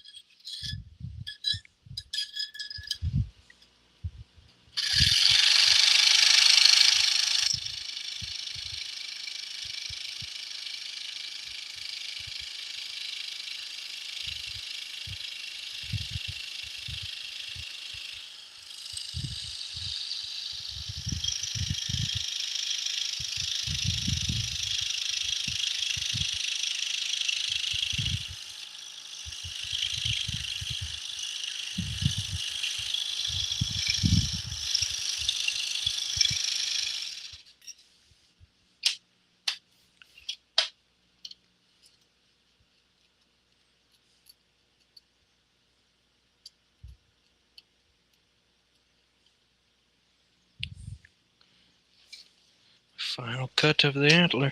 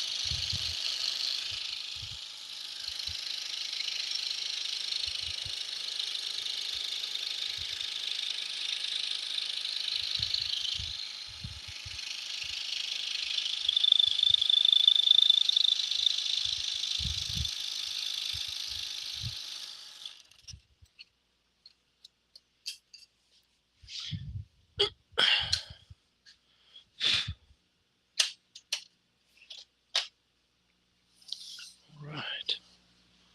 There's some antlers.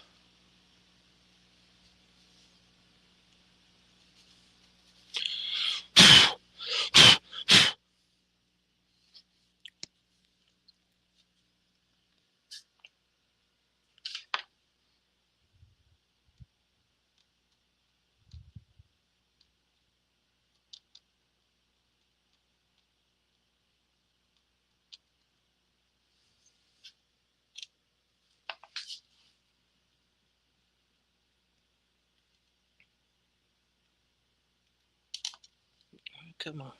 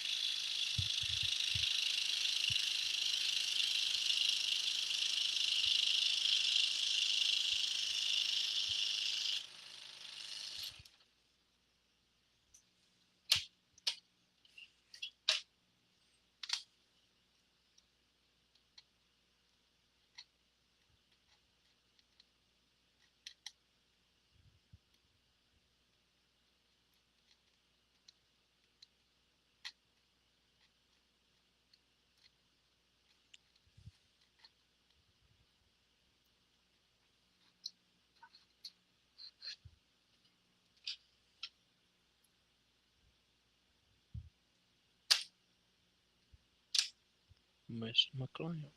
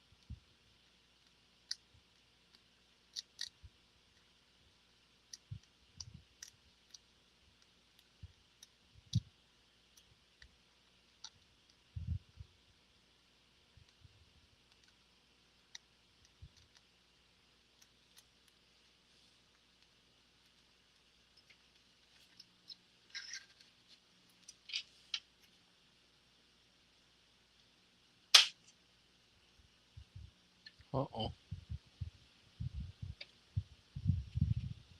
I broke it. Broke it on the bottom. All right.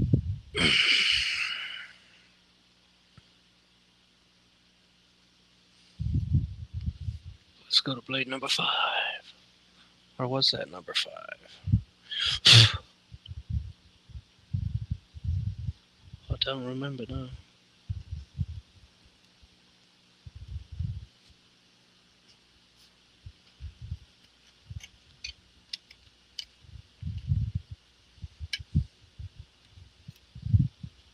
I think that was 5. This is number 6. Anybody out there keeping track?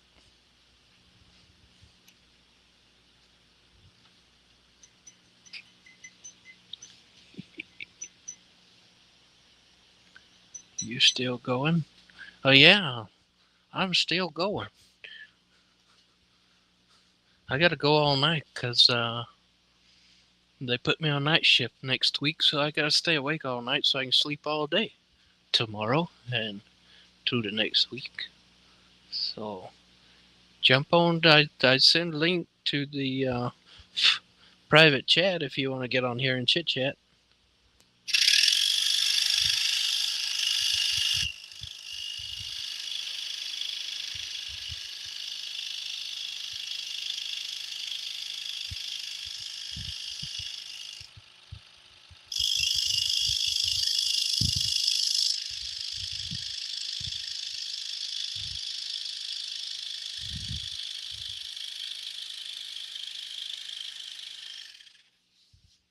I'll let you be my co-pilot.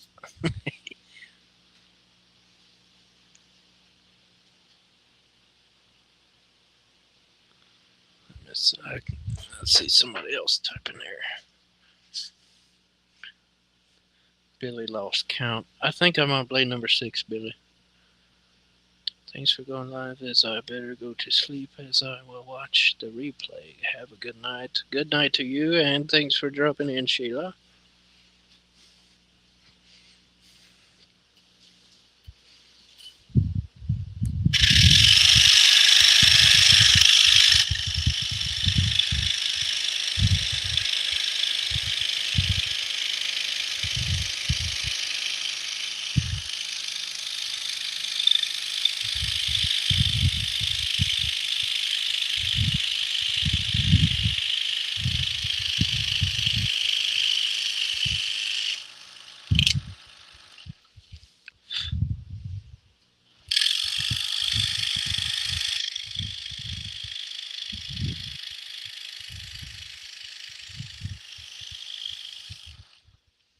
And Billy, if you would like to jump in here also, that link is in the private chat.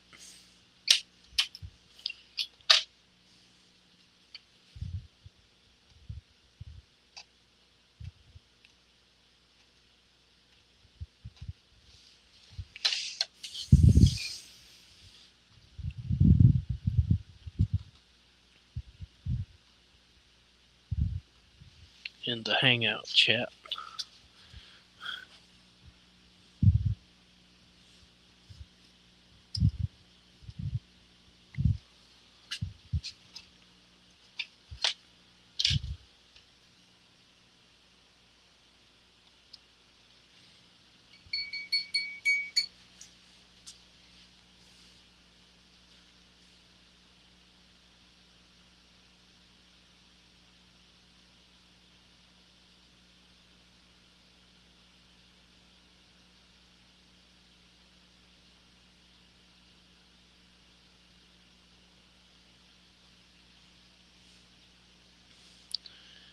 Billy is getting ready to go to bed. Alrighty.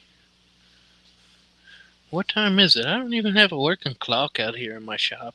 The clock I got, it just says 5 o'clock. As it's always 5 o'clock somewhere.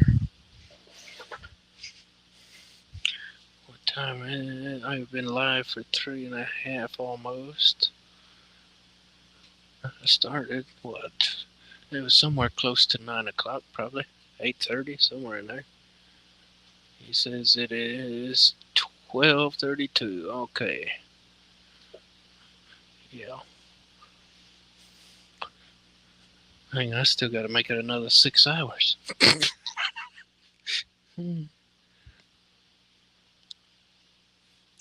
That's okay. I did finally. I think Billy's been here from the probably close to the very beginning. I did finally get Charles's cabin in the wood pattern completely transferred over, so that'll be my next cut. Here's a gander at all that. That's going to take me a good minute. I did alter it a little bit. His tree line went all the way up to the top corners. I kind of like having a little bit of skyline in there. And that also is 16 by 20. I'm thinking that might be a 45 to 55 minute cut. That's a joke. That's a joke. Honestly, I'm figuring about 16 to 20 hour cut time on that. And on those, I will use a 000.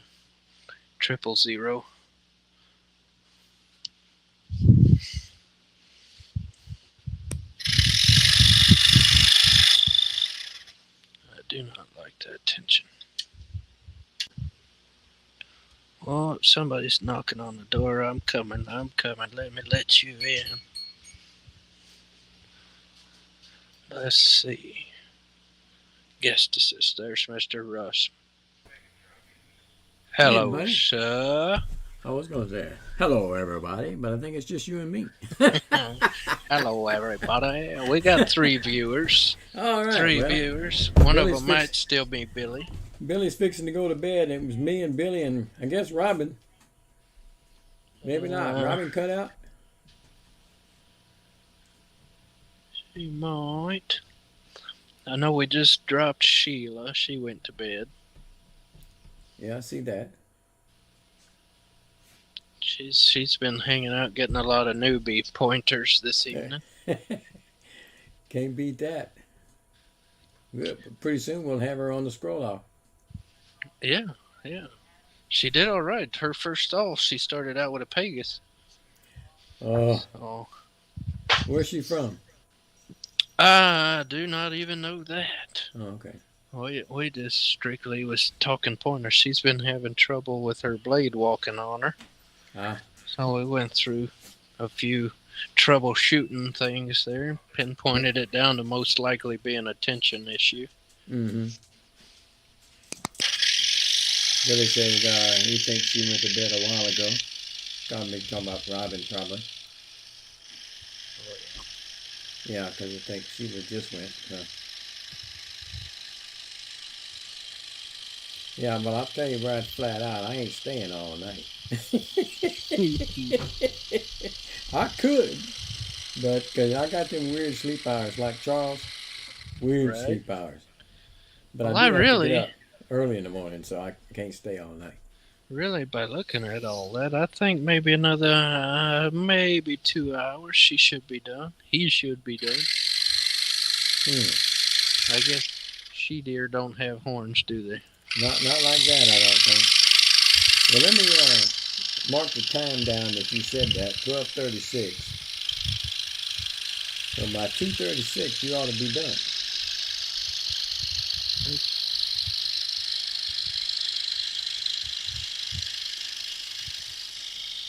I think so. Or at least close to it, anyway.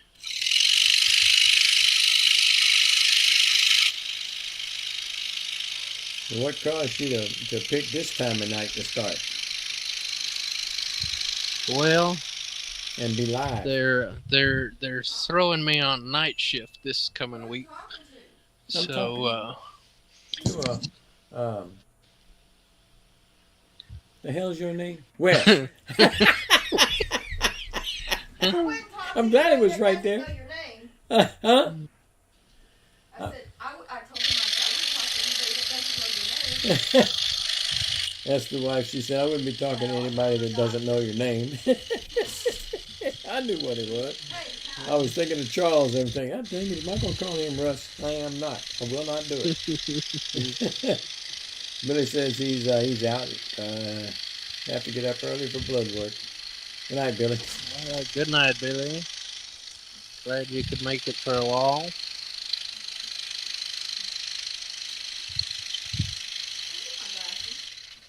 Do what? Get them or give them? Come get them. Oh, I'll be right back. I'll be right here.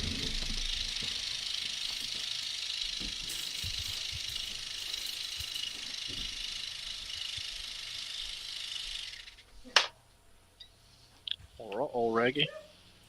Mm-hmm.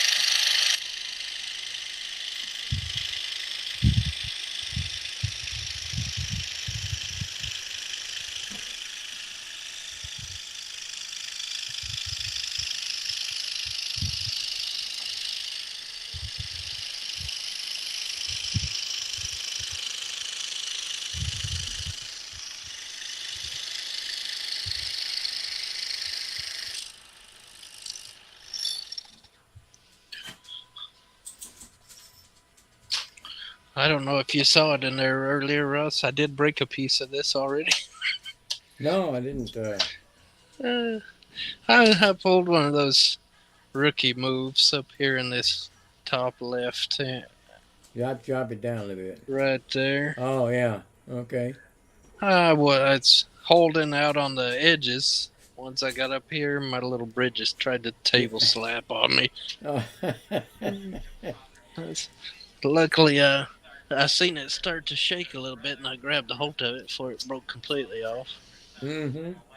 Oh, I have glued a few back on myself. So I used to get all worked up over breaking a little sliver out like that, but it's a little clear wood glue, and it's good Mm-hmm. as new almost. Yeah, that's the way I'd do it. Oh. Well, what happened to you? There Damn, I look good. we are. Oh, that's much better. I like it like that. There. All right. Just right. Boy, you can really see it. I gotta move around as I get down to different sections of this, and I get out of the camera. Frame, yeah. How big is that piece? 16 by 20, Oh, you're almost at the limit of the saw. and man, look at this beautiful frame I've got for it too, man. Look at that. Man, look at there. That's a The, nice the one. perks of doing a little dumpster diving from time to time.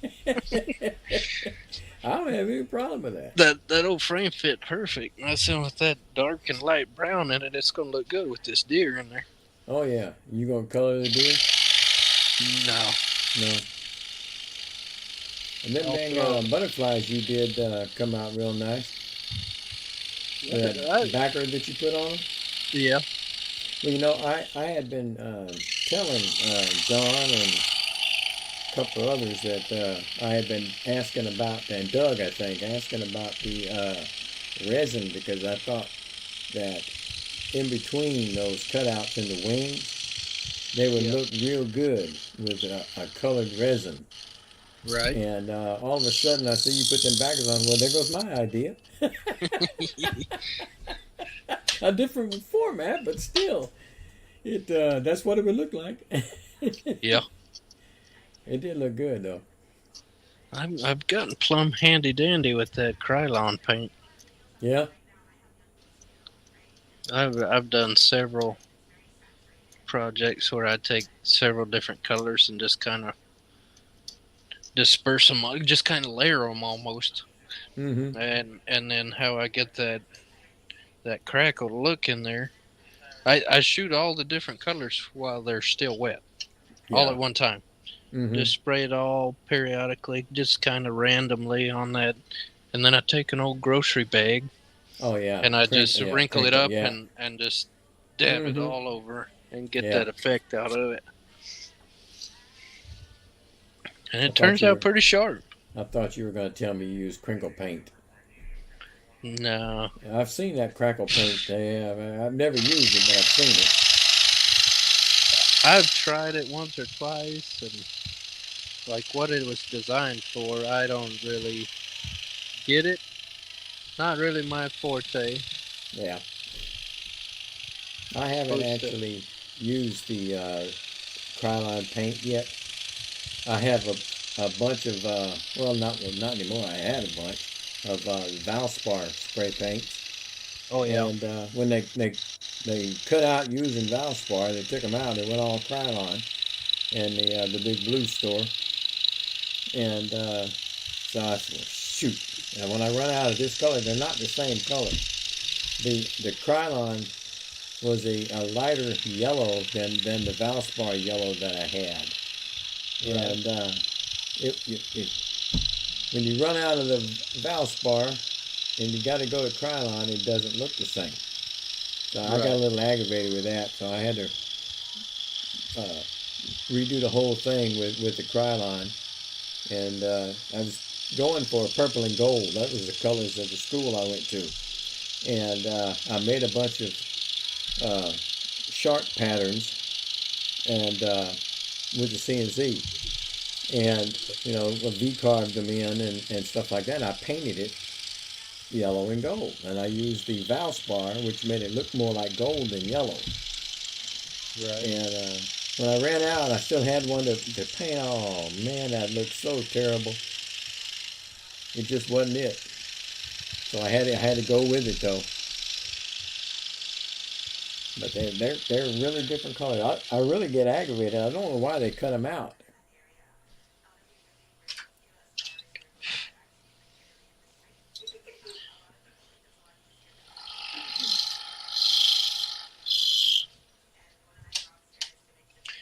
Well, I know Ace cut Krylon completely out. Did they? Yeah. So now they picked up their own line. Oh, Uh, okay. I done put all that back in my box. I can't remember exactly what it's called, but I got a can sitting up here somewhere behind me.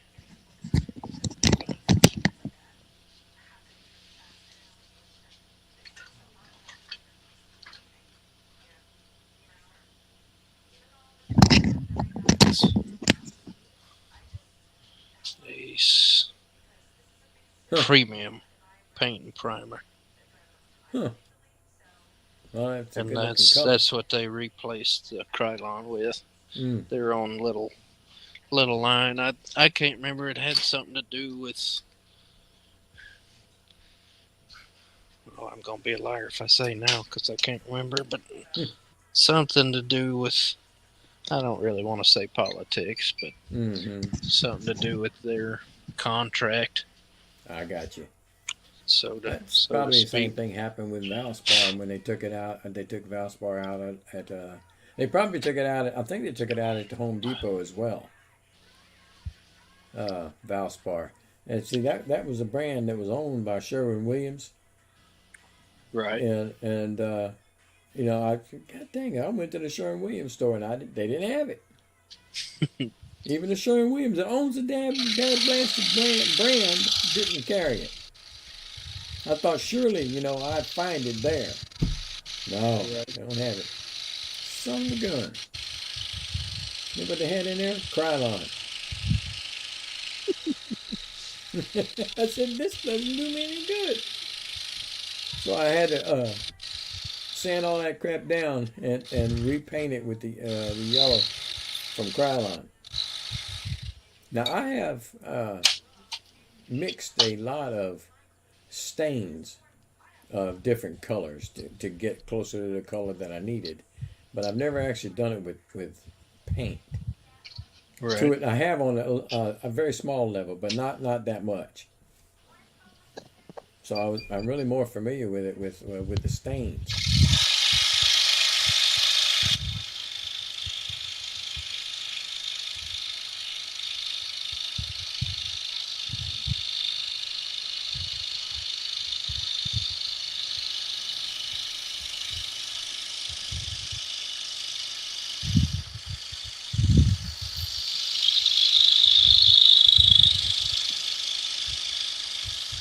So what kind of work you doing now that you got to work at night?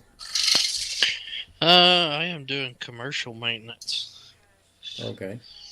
So there's going to be a few jobs you got to come in after hours Mm. to the stores to do the work. So they kind of Okay. alternate between 5 of us techs. Hmm. So yeah, so normally I go in at 8:30 in the morning. But they say, oh no, you're gonna come in at 9:30 tomorrow night. Well I now. said, well, I ain't gonna sleep all night and then try to sleep all day to prepare.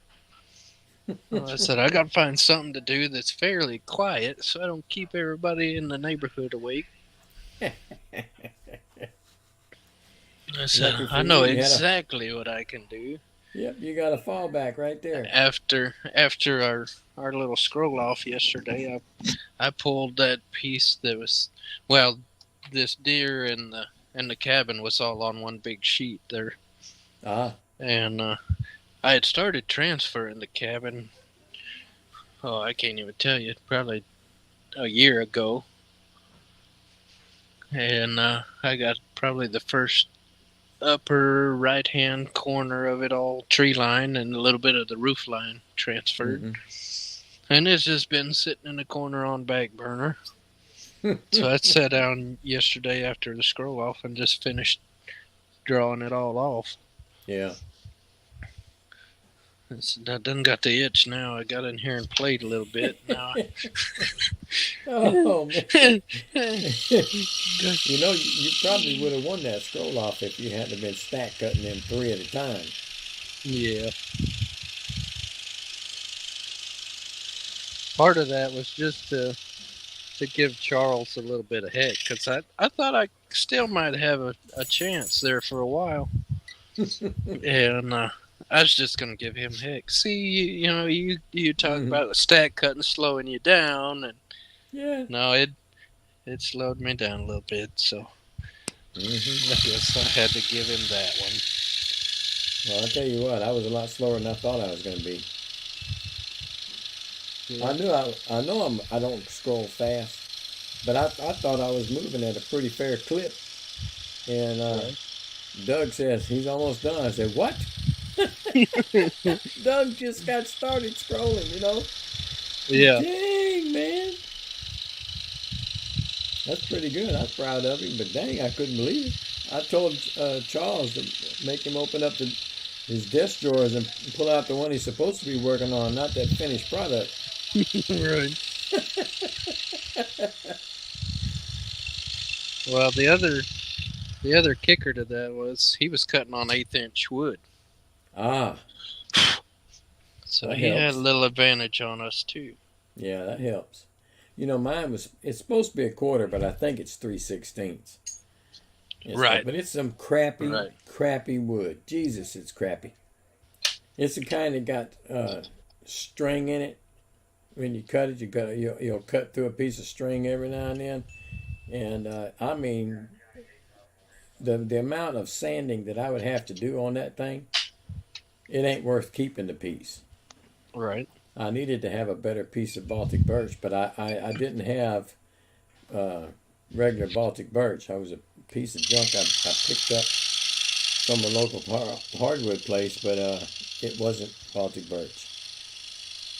It might have been birch, but it wasn't Baltic birch. Right. I really could have used the Baltic birch because I mean this thing had fuzzies and pieces.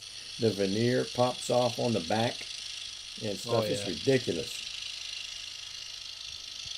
Probably just a plain birch veneer.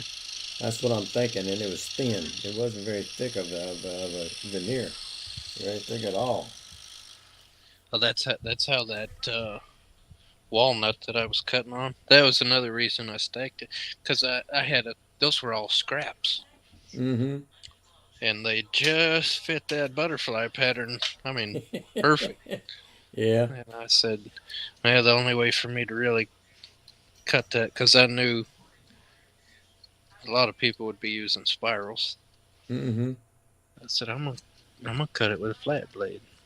Yeah, But I I said thought about it. I gotta slow that saw down real slow to Mm-hmm. cut that thin paper veneer with especially the modified blades. It just And they that's cut so aggressive, yeah. fast Right. that it just chews that paper thin veneer up.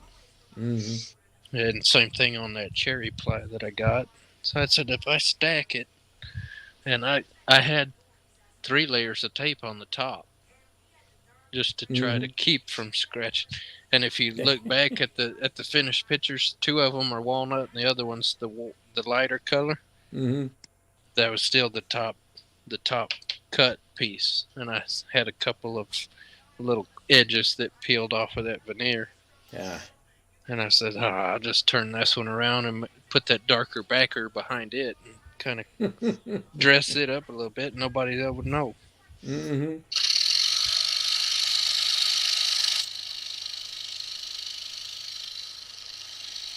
I've gotten used to using spirals for most of my stuff.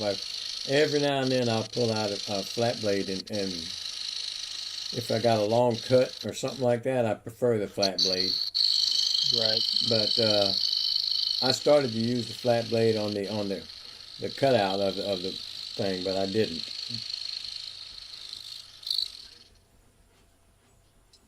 I used a spiral on all of it. That didn't help me with the fuzzies, believe me. And that was a number one spiral reverse with a reverse teeth on it. Oh Still yeah. didn't really help me none. That wood is just so bad that a lot of the back part, if it looked like fuzzies, was just a veneer popped off. Right. And it's hanging on by a hair, you know. It's terrible. Yeah.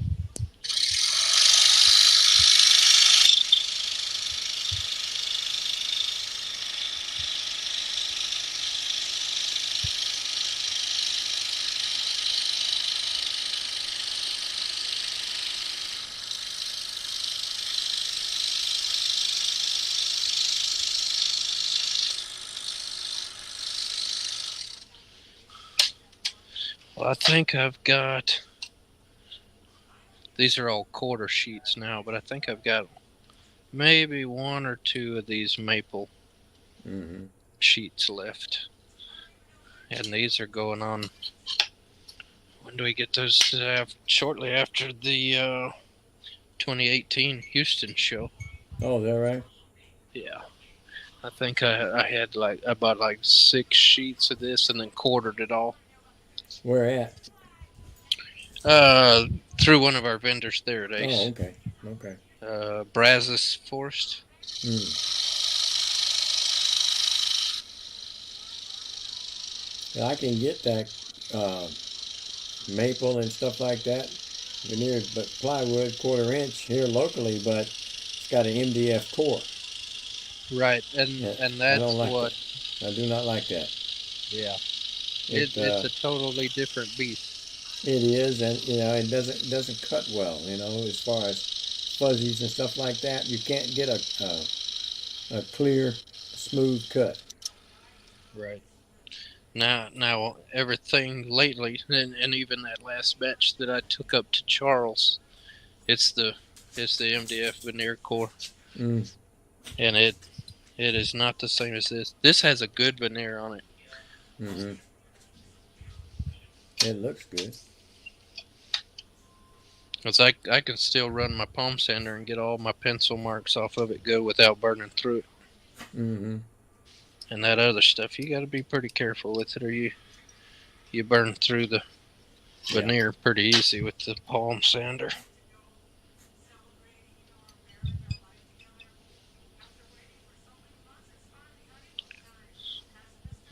Yeah, I've been using those little emery boards, Oh and yeah. I take them, I cut them in half, and then I cut them in half again, thin, long and thin, and I've been using those to get into the small cracks because I don't have any needle files.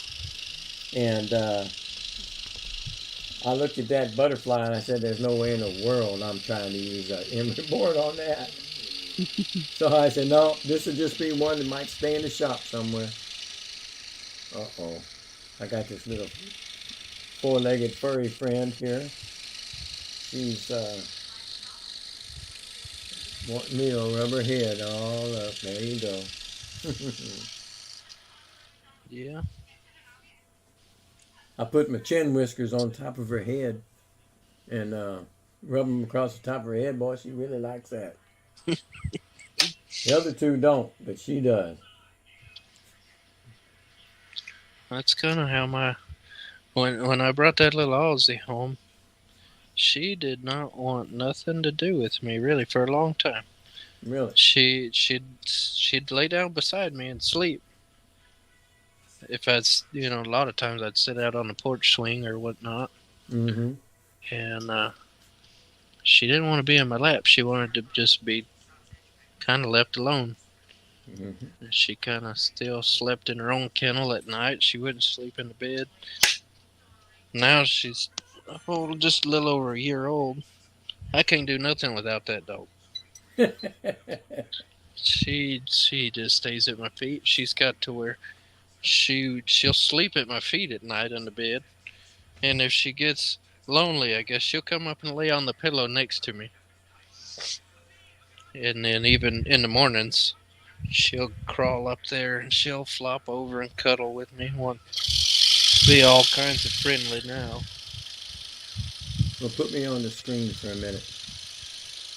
All right.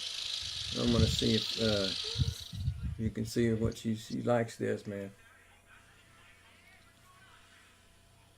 Let's see.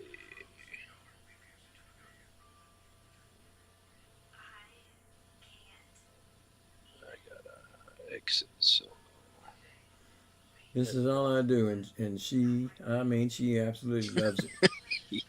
Look, she said she's moving it so I can get a different spot. yeah. Okay, you can take me off now. All I don't want to interrupt you again. You might not be done in 2 hours. right. Yeah, you're trying to sabotage. Uh, really, but not really. Unintentional sabotage. Yeah, yeah, yeah, something like that.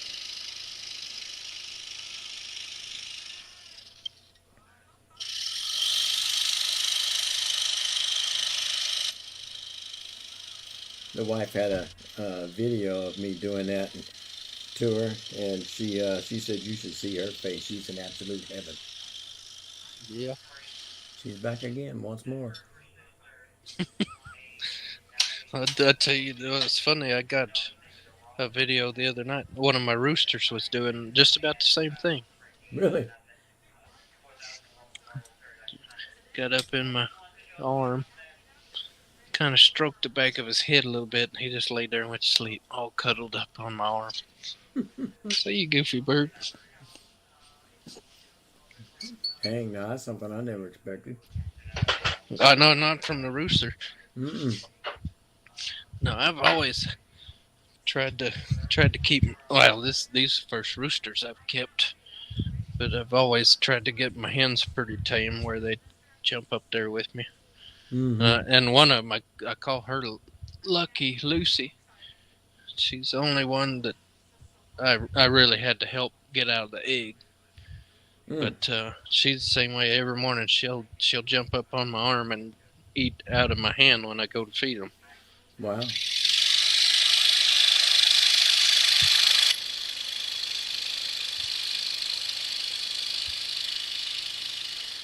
The goofy birds. I guess they're 20, 22 weeks old now, Wow. and I still ain't got no eggs yet. Goofy bird.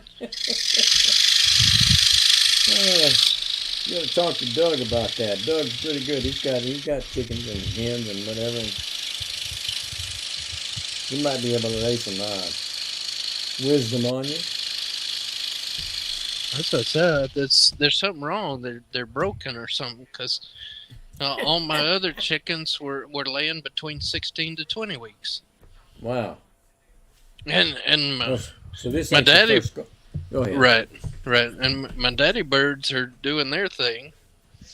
I said this ain't right. They out here doing their thing, but I still ain't getting no eggs.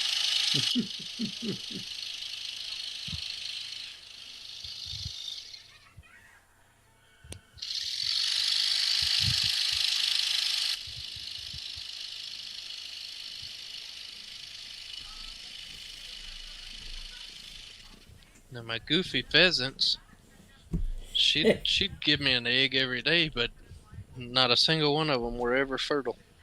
Oh, no kidding. I don't know what his deal was. Yeah, shooting blank.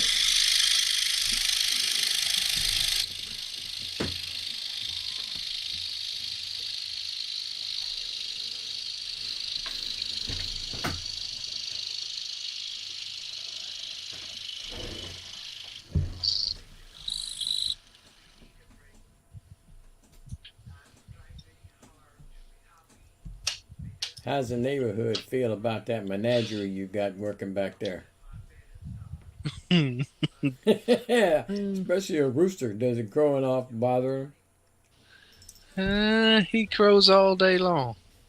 Well, one of them does. I got one that crows all day long, and I got one that don't crow at all.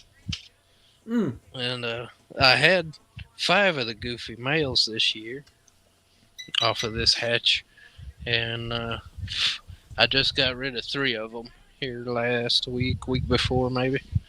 Took them up there to the workshop, dropped them off with the goat and the donkey. Oh, really? Boss man said, "Yeah, bring them up here. I keep donkey company." And he said, "At least they'll be safe with donkey because he'll keep the coyotes from getting them." Yeah, I kill them. That's what I saw that on Facebook or some story. Why farmers like to have donkeys around because they kill all the bad animals that come around. Yeah. I thought it was a joke, but I guess it ain't. Oh, donkey's a mean little critter.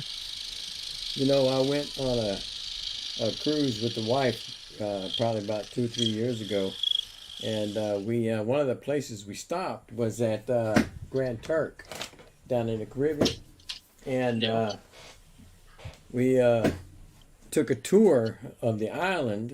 We had a guy drive us around, and we seen. I mean, I don't know how many donkeys. I mean, donkeys wild, free, running to town, and I said, "Man, you got all these donkeys over here?" He said, "Yeah. Why don't you take some home? We have too many." And I mean, they are literally just walking the streets. They're not owned by anybody. They're wild, and they just walk the streets. I've seen a mom and pop and a couple of youngins walking the streets. I said, "Look at that."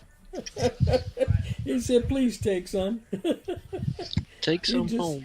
yes, we have too many. I says, "I don't know how I'd get them home." Put them on that boat. Yeah. Put them in a dinghy behind the boat. Yeah. I mean, that place was literally crawling with them things.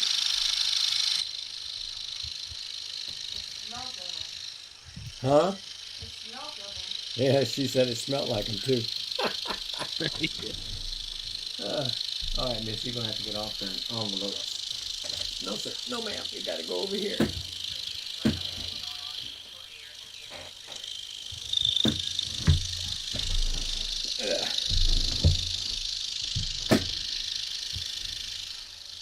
I don't know if my little shop cat is in the camera or not.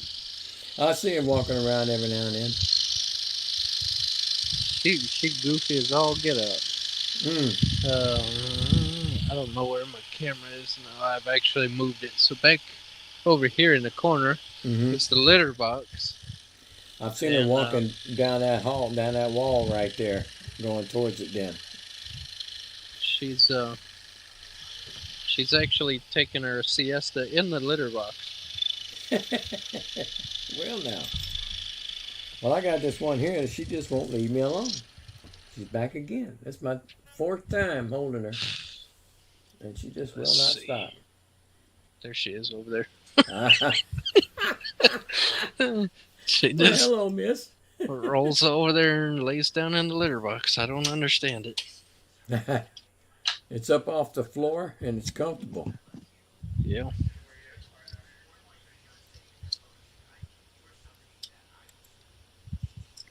Come back over here, make this final cut in the deer.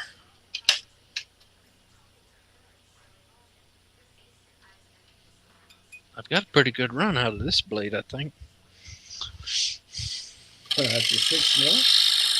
I think this is number 6. I changed one and it broke before I even finished the first cut with it. Oh, them old Pegasus blades. What do you say? You never know. You might get 100 cuts, you might get one.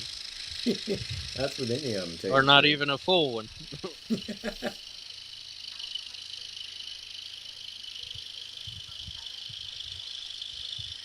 I have tensioned them too tight before I even make a single cut with them and broke them.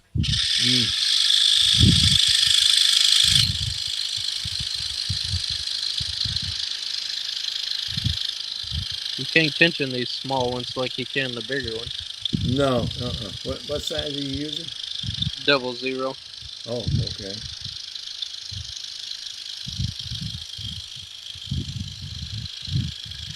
I'll use a 000 on that cabin. I thought about using a 2-aught on the scroll off, but I said no. I'm gonna go ahead and use the 1s. And the 1 is just a hair bigger than the 2-aught, but it seems to be stronger. Right. Those 3-aughts and 2-aughts, man, they can't take that much. There's a lot of bending of the blade and everything when I take it out. And that 1 seems to be a whole lot better. What brand? Oh, Fine Dutchman. Okay. Yeah, I got them from that deal, that discount that Charles had through the Wooden Teddy Bear. Gotcha. And I got a gross of let's see, I got a gross of the number 1s, because they were the reverses and I hadn't tried those yet, so I got a gross of them. I figured they'd be okay to get a gross. And then I got a gross of something else. Can't remember which one it was. 2s or 3s, 2-aughts. I mean 2-aught and 3-aught. I think it was one of those two. I got another gross of. That's what I did with these 000s. And goofy me. I think I got those triples back in maybe March of this year, thinking I'd be scrolling before now and work on that cabin. Mm-hmm. And it just didn't happen. One thing after another. Well, all that remodeling you've been doing, Right. that had something to do with it, I'm sure. You about wrapped that up or what? Almost. I've still got some sheetrock to hang out here on the ceiling of my shop. But I got the sheetrock hung up and a layer of mud on the closet where I just last week had the air conditioner leak. Oh yeah, I remember seeing that. Ruin the inside wall on the daughter's bedroom closet. I said at least it's a closet. It ain't too bad. Yeah. So I just stuck a piece of plywood over the hole till Mm-hmm. till all of that water dried out good. Yeah. And actually I didn't have any sheetrock that fit because I was hoping to use some of the scraps off of what I have hung out here already. And the only piece I have big enough that would have fit in that hole is the piece I'm gonna hang on the other end of the shop where I vaulted the ceiling because the angle's already cut on it. Mm-hmm. Of where I cut this side of the shop, it's going to Yeah. flip flop and match the other side. And I said I Mhm. don't want to use that piece because it fits perfect in there. So I actually had a piece of 1/2 inch plywood. I just hung a piece of plywood. I said it's a closet. I can throw some mud on it and texture it out, and nobody will know. But if you got to take it off and open it up later, you can. Yeah. No problem. So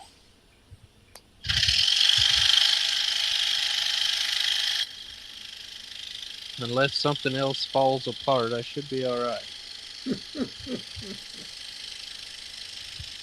Oh, there is one more thing I'm going to do out here, I think. I've got a portable air conditioner out here right now. You got to put a mini split. Well, I've got it vented through the wall and everything, and I think part of it is I still don't have all the sheetrock up. I've got insulation in the ceiling, but the walls only have that 3/4 foam insulation board Yeah. between the vinyl siding. Mm-hmm. So it's having a hard time keeping up. So I think what I'm going to end up doing, because I haven't got, let's see, I don't have the sheetrock up over here yet on this side. Yeah. I've found a 3.5 inch AC duct, Mm-hmm. and I may just tie it into the ductwork over here on the main unit and run through the attic and drop it in over on that side of the room. That way I'm still getting a little bit of the house AC out here too. Yeah. But the thermostat will be set to what's inside. Of course. Yeah. So I think with 3.5 inch, that'll be plenty for this. It's only 10 by, I think, right around 22 foot. Mm-hmm. So at least it won't. Even just putting the insulation in the ceiling out here has helped a lot. Oh, I know it has. You get a lot of heat down there. Oh yeah. But you're close to the water too, though, Yeah. aren't you? Yeah. Yeah, I'm about 45 minutes from Galveston. Yeah. I knew you were really close to it. Hot and humid. I know the feeling. I grew up right on the water, about a block off of it when I was growing up. Yeah. Uh, I lived a block off right on the ship channel Oh, between okay. Texas and Louisiana Okay. in Sabine Pass. And if you look at the ship channel, the land right on the other side wasn't probably no more than 500 yards. That was Louisiana. Okay. And I lived on the good side. I said I'm on the good side of the line. And I said that in Dave Gatton's CNC hangout one night, and a buddy of mine that lives over in Bow Bridge, Louisiana, down by Lafayette, he said, "No, you're not. You're not on the good side. I'm on the good side." I knew he was in there. That's why I said it. I'd get his goat a little bit.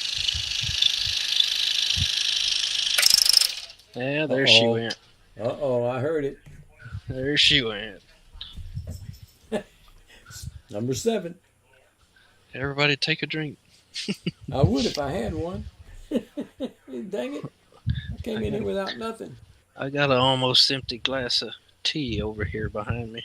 Yeah, well, I've been drinking soda water. 'Cause I've been drinking a lot of A&W uh, tea, Oh yeah. and I got on those. Man, I love them things. But shit, I can drink them like nothing, man.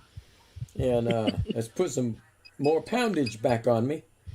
So I visited my daughter tonight. I took her my last 6 pack of those things. I've been trying to drink water for the last, I don't know, 3 4 days, something like that. I'm just getting back into it and stuff. But man, it's difficult. When I see those things, oh my god, I love that A&W root beer. Yeah, that's my one of my downfalls.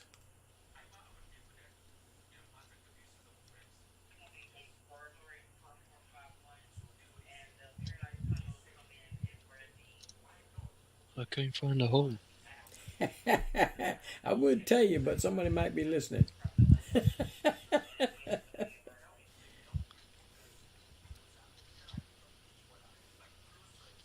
It's there. It went all the way I'm, through. I'm scratching all around it. All around it. Oh, yep, I told you it was There it there. is. There it is. Now the fun part, I gotta turn it all back around to get Got to hold that blade first. it. Right? Crack. Oh. Now I'm hitting the back of the saw over there. Yeah.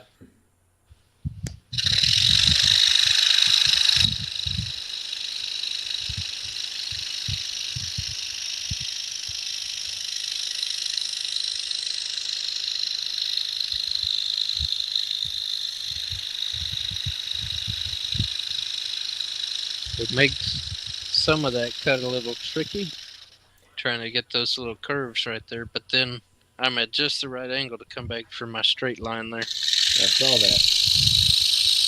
I ran into that problem when I cut Charles's Avengers pattern. It was Oh like yeah. 28 inches tall, and then, of course, I'm using the Seiko at 21 inches. And I said, man, I'm gonna have to do some fancy figuring on there because I am not good on doing those sideways lines like that. Right. I have a hard time staying on a line. It takes some practice. It does, and I have a problem with when they're black, and I have a black blade. Oh I yeah. can't I can't see the thing. I can't differentiate. So You lose it. I lose it. I have been changing the patterns up somewhat and putting a yellow stroke around every black cutout on the pattern, and that way I can see it better. But then this last one, y'all sent it out. I forgot to do the yellow stroke around all of them. God dang, that was another problem I was having. I was having a hard time seeing the blade and the black line. Oh man, it was difficult. Yeah. I'll This right know here, next time. that was tricky, but I can turn it around the other way going back. Hmm. Now I can pull it if it's a straight line or even a curved line. I can pull it toward me and have blade go backwards, and I can stay on the line a whole lot better that way than I can on a straight line that I'm pushing the wood away from Pushing. me and coming to me. Right. Straight down. Uh, I have a harder time staying straight like that, but pulling away from me, I can do it, no problem. I don't know what that is. It's like when using a flat blade on an oversized piece. You flip the Oh, blade around backwards and come back well, I've to I've accommodate. But I I've can never cut a done it straight that way. line going this way, but I have a Yeah, hard time staying on that line when I'm cutting yeah, that's what I'm talking backwards with about. a flat blade. I've never, you know, I've never done it with the blade backwards. I Yeah, had the thought about it before, but I thought, well, that's a dumb thing to think about. But I guess it ain't. the the biggest piece I ever did with my, I think it was with the DeWalt. 20-inch throat. I did a Mhm. 32-inch piece, Ooh. and I cut every bit of it with flat blade. Oh, Now, oh my goodness. luckily, it was just some initials. It was Okay, it for wasn't really a detailed. wedding thing, you know, Mm-hmm. with just the initials. But I thought, man, I want a good, crisp, Right. finished piece. And I thought, man, if I tinker with this blade enough, I can get it through there.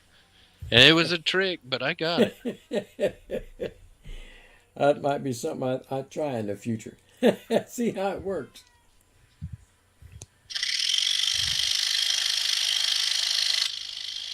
I just wanted the challenge more than anything. Well, I don't want the challenge. I want it to be easy. I want it to be easy and look good when I'm done. Right.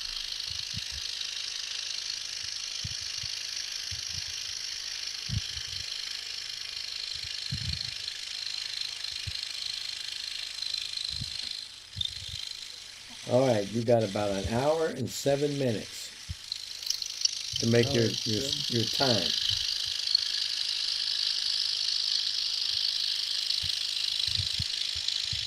I think it's going to be close, my friend.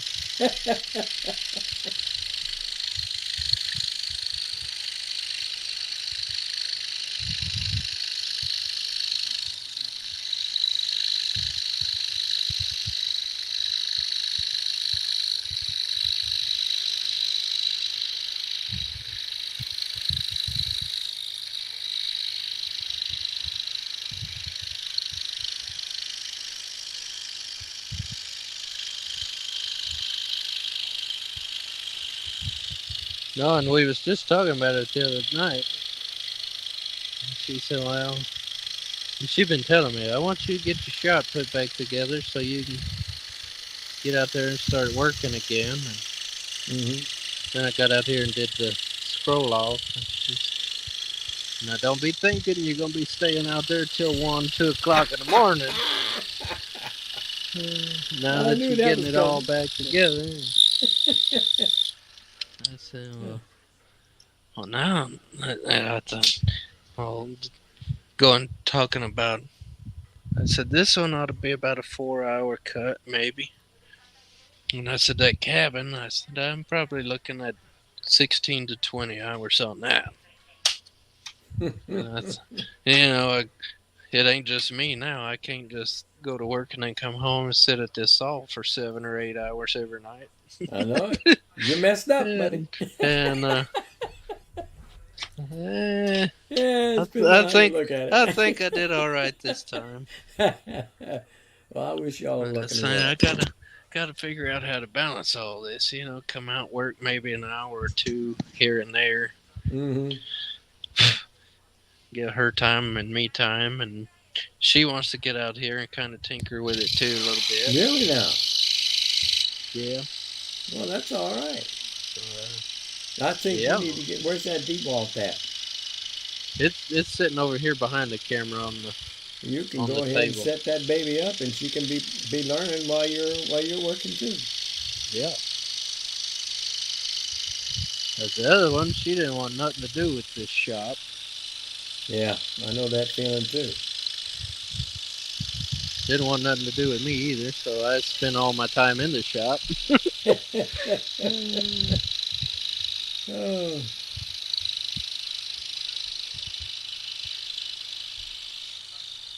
But I said, now I gotta, because they put me on night shift this week. I said, now I gotta figure out something to do to stay up all night so I mm-hmm. can sleep all day, and instead of trying to sleep all night and then try to rest up all day tomorrow, Yeah, and then it go to can be work at difficult. 9:30 tomorrow night. She pointed over because, like I said, I started drawing that up yesterday evening after the scroll off. She said, "There's your two projects right there." I was like, I can work on these all night and not get in trouble. I'd Can't hardly beat that one. Yeah, I love used to to do. actually get the sheetrock finished up in here, but I said I don't want to be beating around, banging and cutting and making noise all night while other people are trying to sleep. Exactly. I said, this saw's quiet enough. I won't bother nobody in there. It is pretty quiet.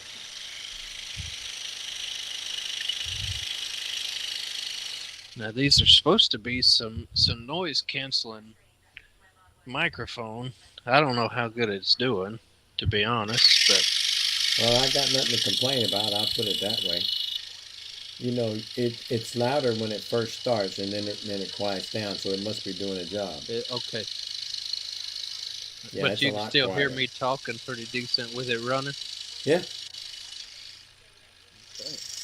yeah. When you first kick the saw off, it's a little louder, but then the canceling kicks in, and it gets a little Catches up. quieter. Okay. hmm It doesn't happen instantaneously, Right, but takes a second for it to. you can tell when it kicks in. Well, that's what I was hoping they'd do.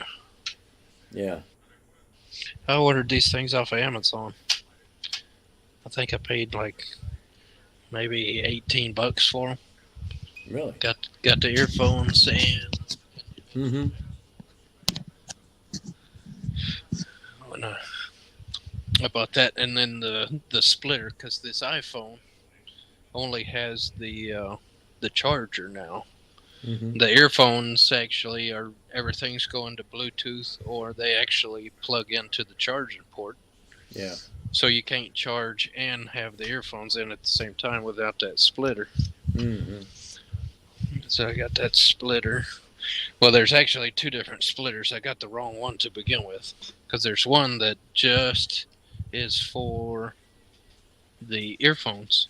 So you can play your music and actually plug the charger in. Mm-hmm. The other one's got a built-in, almost like a little motherboard in there that actually accommodates the microphone.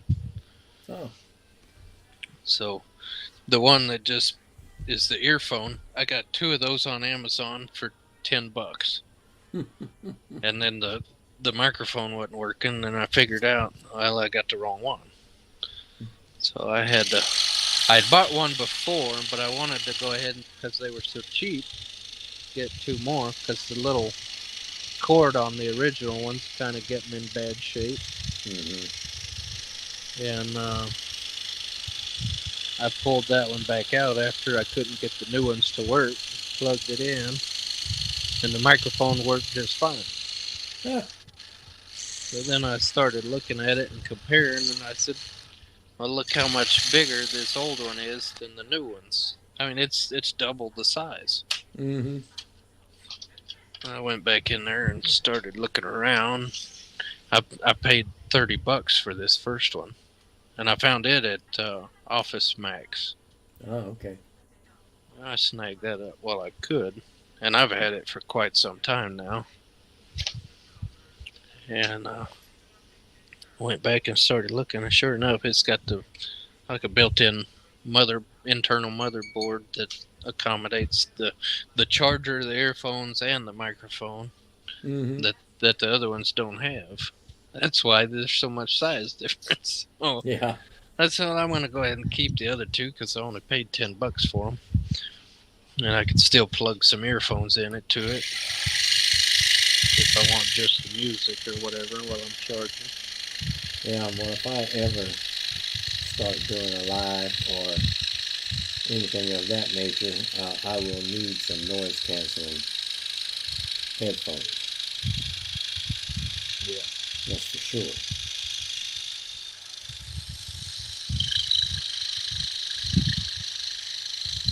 But I've been using outside the shop on those scroll offs. I've done 3 of them now, and I'm using a little Microsoft Surface Pro out there for the computer, and it has crapped out on me all 3 times. It gets hot, and then it just craters. That's it.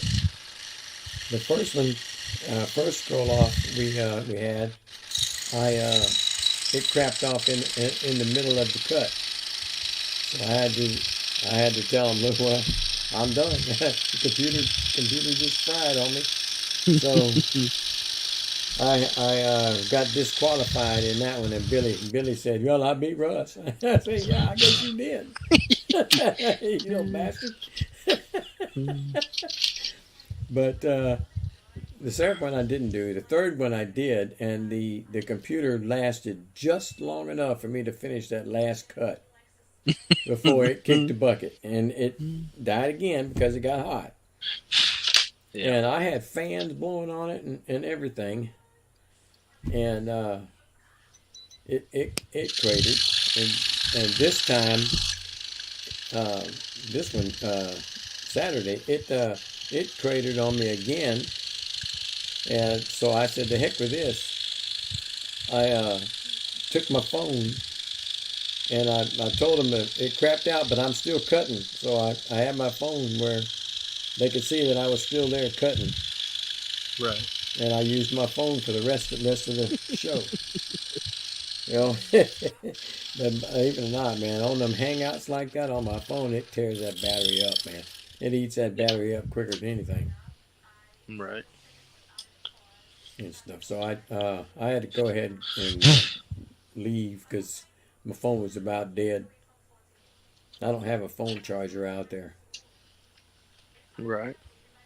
Well, I've got a so 10-foot charger plugged into this thing, mm, and that's what I'm using my cell phone camera. yeah, But I've got a little shot fan blowing back behind it because this screen will get pretty warm. I've got yeah.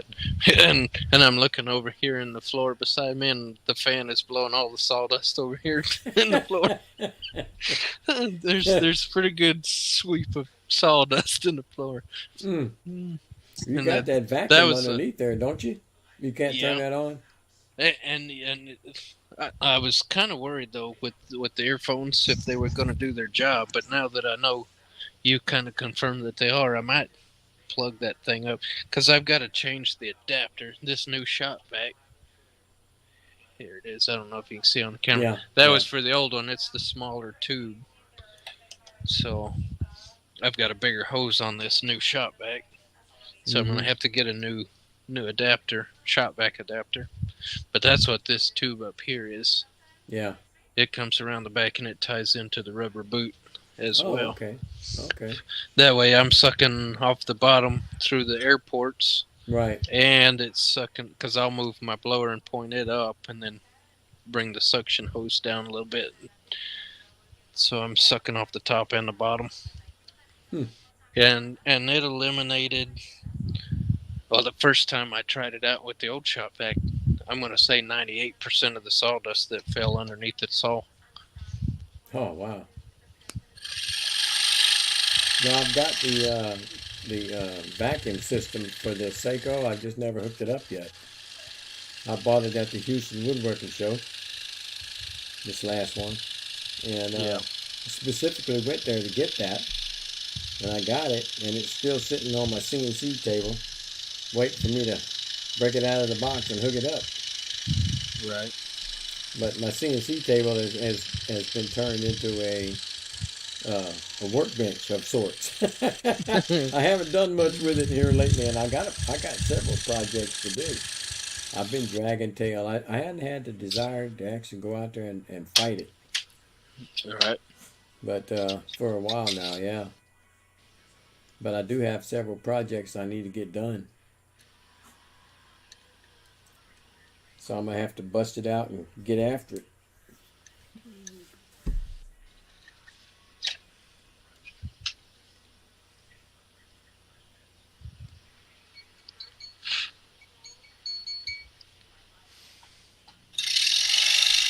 All right, you got 1 hour left. 1 hour left. Straight up, 1 hour.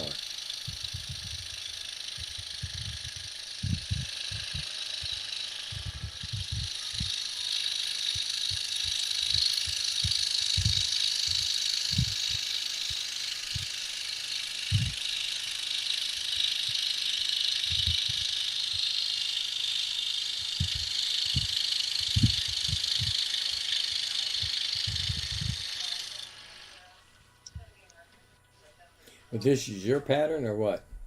Yeah. Okay. It's a good one. I think I drew this, if I can remember right, somewhere around 2020. Hmm. And I was going to cut that out and give it to Daddy, hang up there with all of his mounts. Mm-hmm. And then he ended up taking sick. So I Yeah. spent all my time going back and forth visiting, and goofed around and ended up passing away before I got anything done with it. Yeah. Now he saw the pattern, Mm-hmm. but I can't find it. There it is. And let me see. I've got 1, 2, 3, 4, 5 more on this side. Then we do all the big cactus over there. Oh, that So may it's he'll still knock going that to out be quick. It's doable. it's going to be close. There's a lot of little veining over there in that cactus Mm-hmm. or cacti, whatever's Yeah, proper. yeah. Don't worry about proper. Not at this time of night. Right.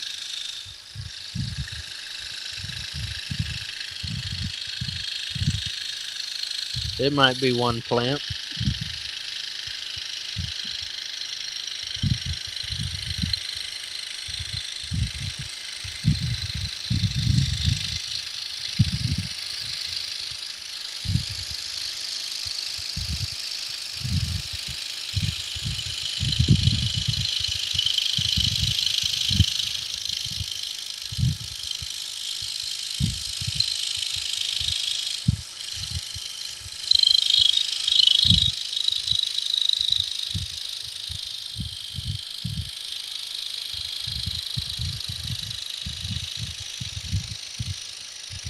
You know what? I lied.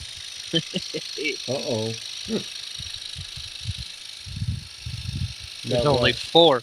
There's only 4 cuts left in this. No, there is 5. All right. I forgot about this one down here in the corner. Take it back, buddy. This Take one it I'm back. working on is attached to this last line. I was thinking I counted it twice. Mm.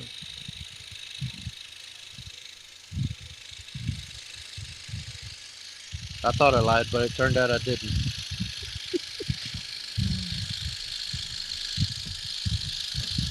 Well, all I can say is you're lucky. I was going to take points away. I guess I can't.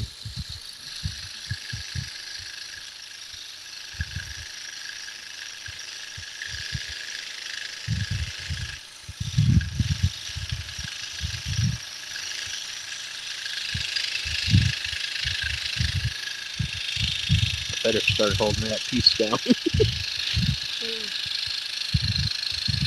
You have that pattern for sale? I will once I get my first cut out of it. Okay. I think I might like to have that one.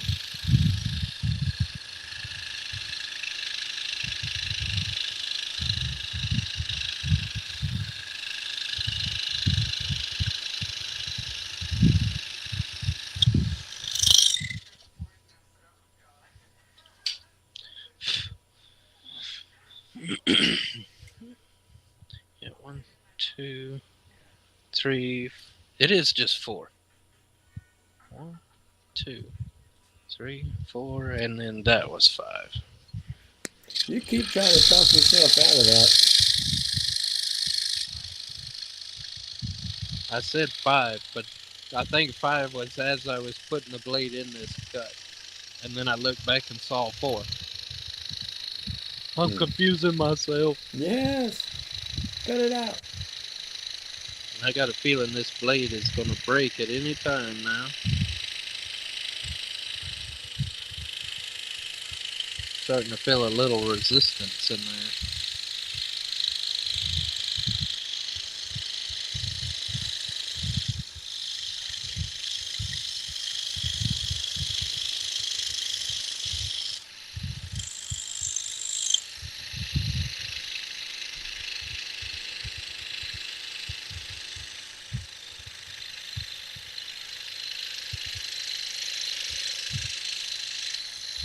funny how sometimes you can feel and hear the.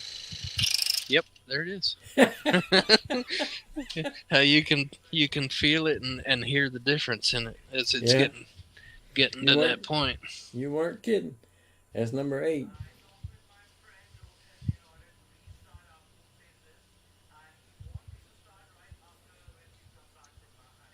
I was hoping it'd let me finish that cut. I only got like half a turn left. Mm.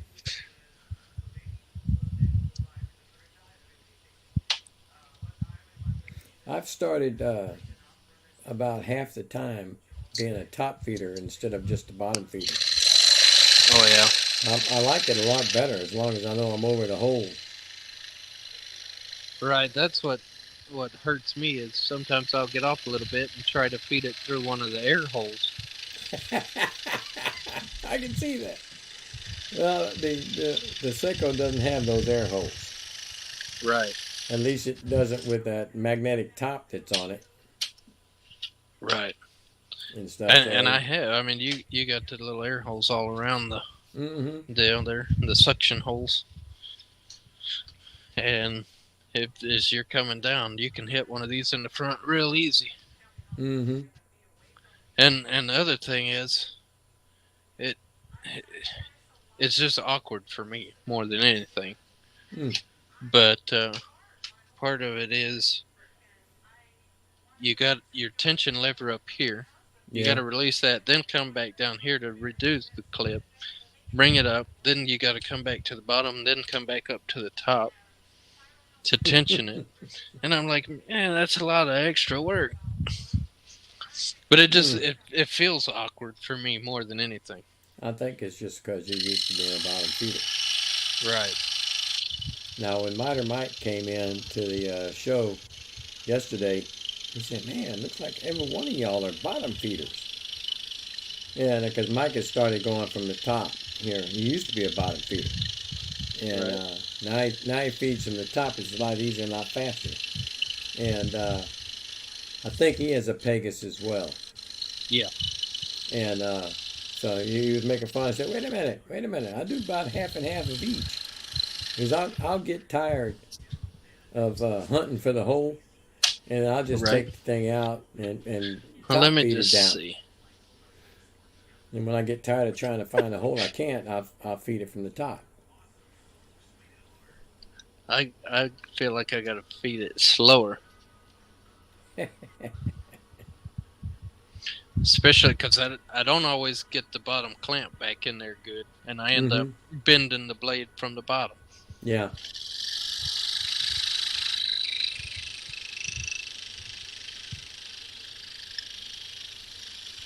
Well, I have an easier time putting the blade in the top.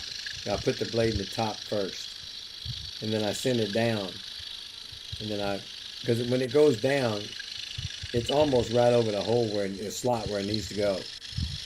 Right. And I just feel for it, slap it in, and tighten it up, and then tension it, and I'm good to go.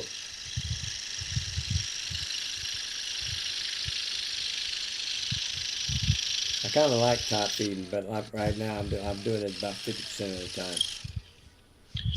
Now, right now, see, and then I'd say I'm gonna try to top feed, and then just You have it. I go automatically for the rip, yeah, top, automatic. I've but did that a few times.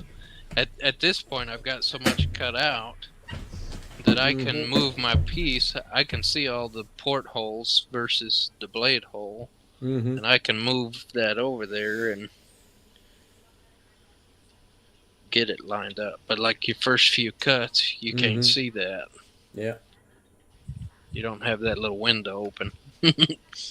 That's the reason that the Seiko has that magnetic cover on it, because it's got the bullseye. It's got those lines, so you can line up your cut with those lines, and you'll be almost dead on.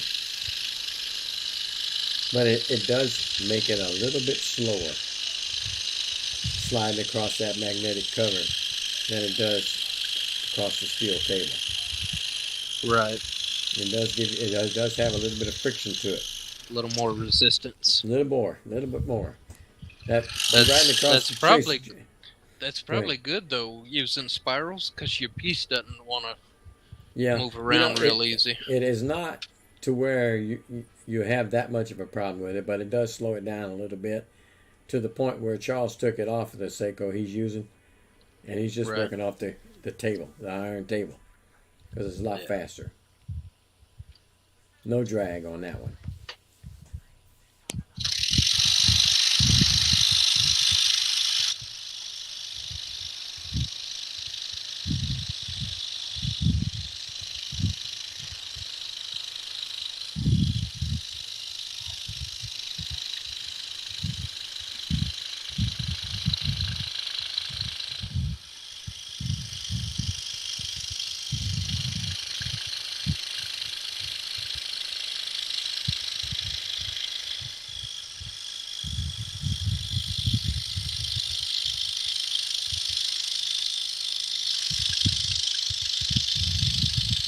I caught the back corner of the saw there just for a second, and it threw my line off. I gotta turn it around and come back and clean it up a little bit.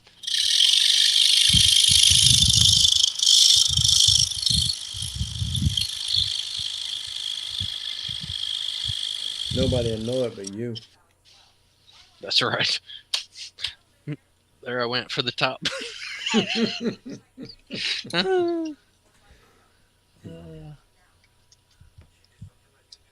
It's just habit. I know it. I know it. It's just like flats and spirals. If you get used to doing it both ways, it's not a problem. Right. Being a bottom feeder, it's hard to go to the top. But it sure makes it a lot quicker to find the hole.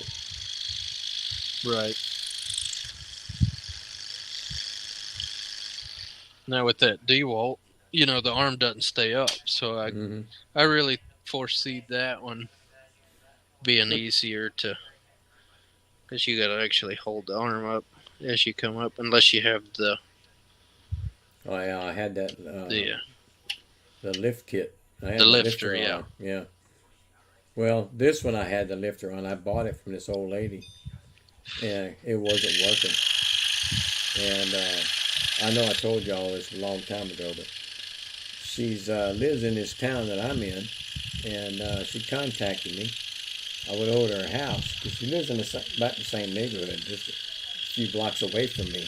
I never knew her, and so she contacted me, and I went over there and took a look at her setup, and she said she had a Delta and a DeWalt.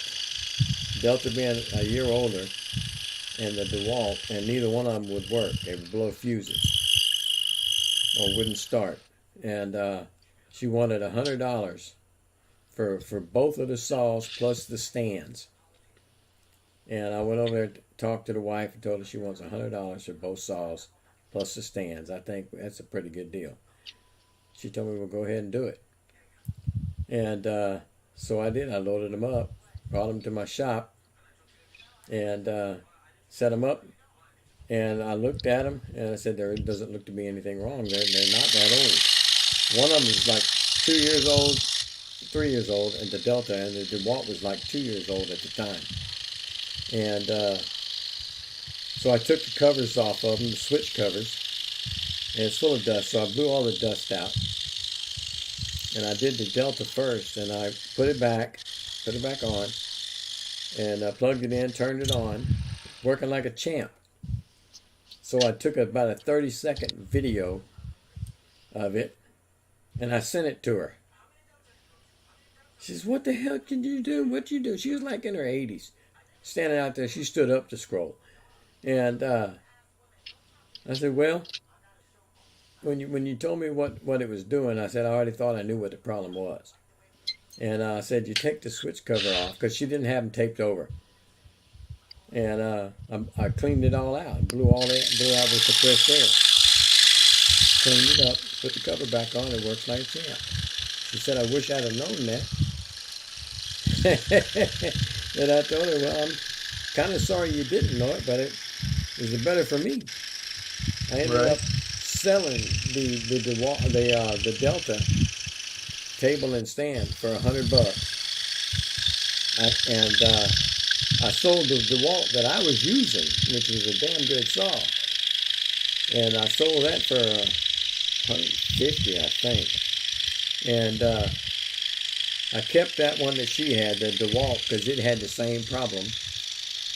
Uh, I took the cover off, blew it out, covered it back up, put tape over it, and then I looked where she was in the back on the DeWalt, where that fuse is, and they change the fuse out every time they turn it on. It will blow the fuse.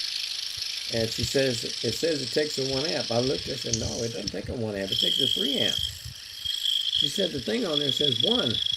And I said, that's misleading because it's a 3 amp fuse. She said, man, I wish I'd have known that. I said, well, I'm sorry. But thank you for the sauce. Right. And that's the DeWalt I still have. I got it wrapped up in some garbage bags and taped up to keep the cats off of it. It's in my den right now. I'm trying to get my grandson to come get it, but they're delaying because they're saying they don't have room to set it up. But I went over there. I seen plenty of room. And they're supposed to build a shop out in the backyard. He's got an acre back there, and he hasn't started building the shop yet and stuff. So I told him, well, when I kick the bucket, my grandson is going to get all my woodworking tools.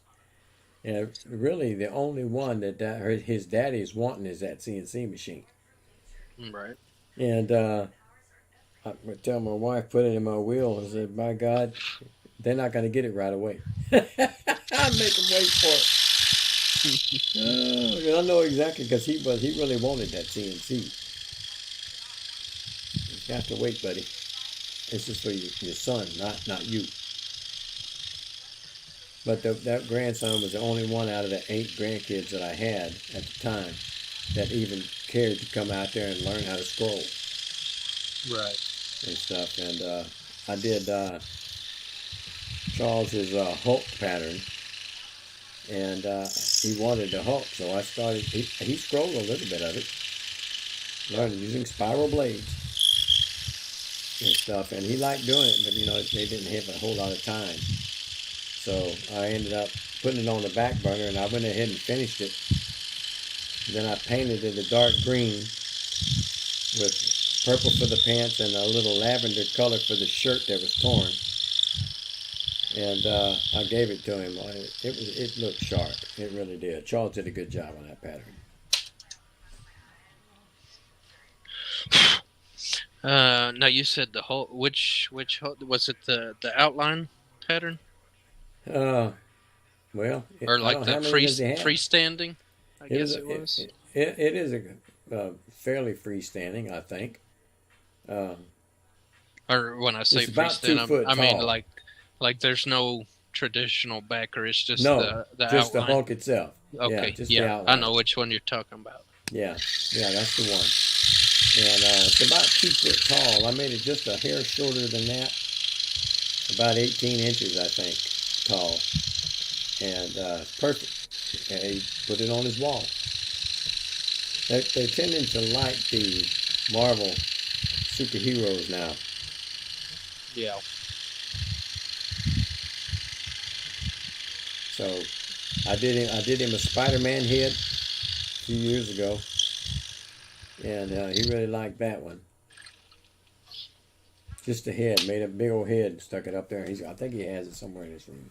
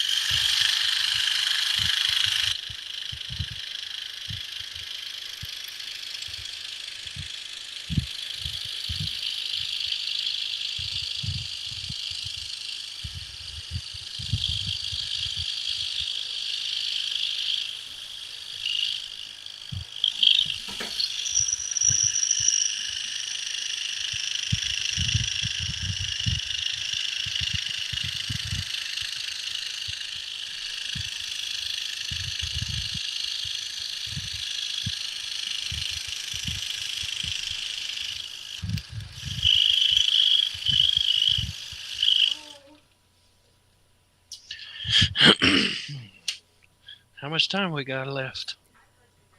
Let's see, 30, 39 minutes, something like that.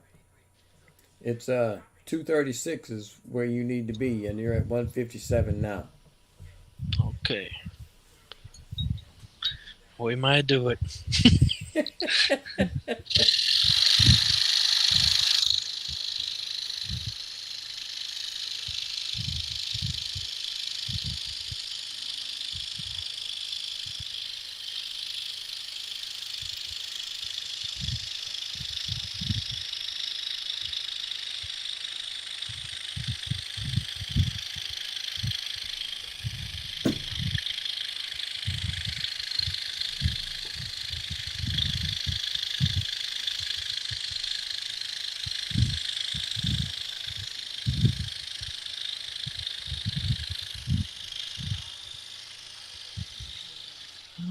Straight line, straight line.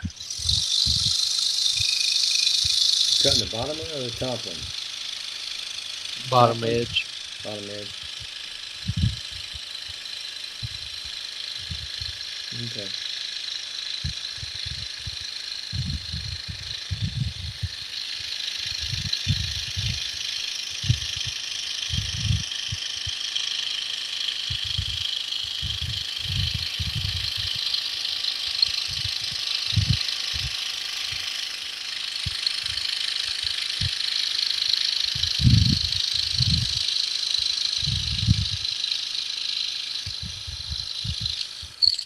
I don't know if you can see it on the camera.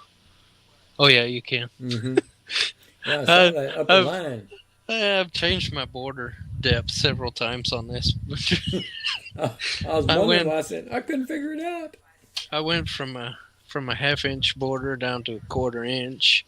Mm-hmm. As I thought, if I play this just right, I can. Because normally I like to leave a quarter-inch between my frame line. Right, right. And I know a lot of people don't. They bring their cut all the way past the frame. And I kept tinkering with it, and I thought I'm just gonna do it on this one just to see if I like it any better, without having the I big kind of, yeah, I know what you mean, but borderline. I think I like the big border better. You know, you're going to have the frame all the way up to the bottom of the cut, right? Or Right. you don't, or is it going to be cut over that? It should be right along the edge of Okay. the frame. Because depending on people's angle of watch, seeing it, well, it might look like that some of it is covered up. Right. Maybe. I don't know how to say what I'm thinking.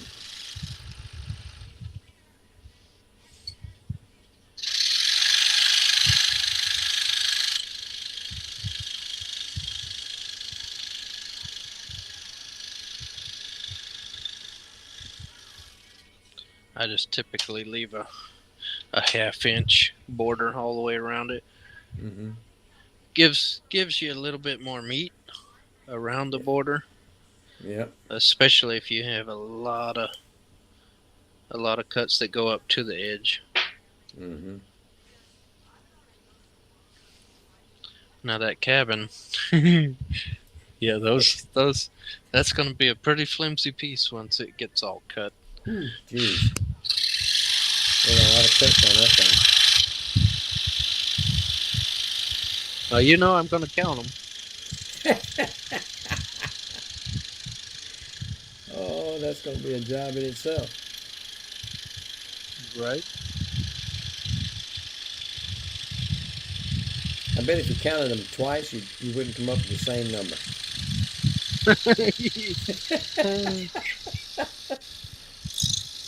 That's why I count as I drill, and on patterns like that, I'll just drill 100 at a time. Mm-hmm. That way I can keep track of it. But you find one or two that you miss as you go. Yeah. I found 3 that I missed drilling the pilots on this piece tonight.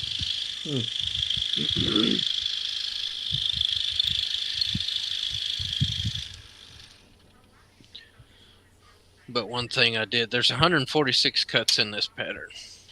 Damn, there's about that many in that butterfly.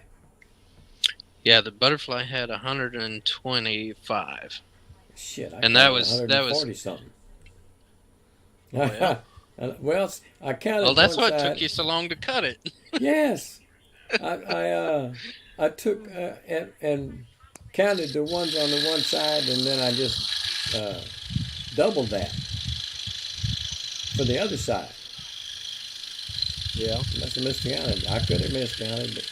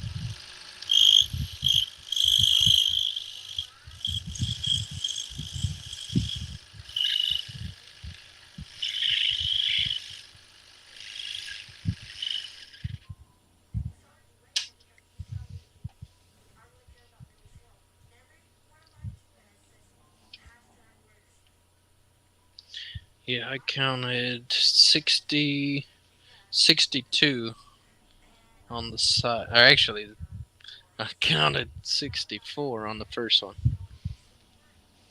And then I counted 62 on the other side. mm, And I thought, well, I knew. I said I counted something wrong somewhere. So then I counted again as I was drilling. And I came up with 124.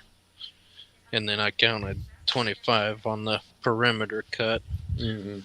And then the Canadian confirmed 125. So, I said to her, I said, well, Billy could have done this one. There's not that many cuts. It didn't take that long. Everybody was saying that's a 5 hour cut, and everybody else was confirming it's probably a 5 hour cut. I looked at that thing. I said, that ain't no 5 hour cut. no. And Billy said, I can't sit for 5 hours on a cut.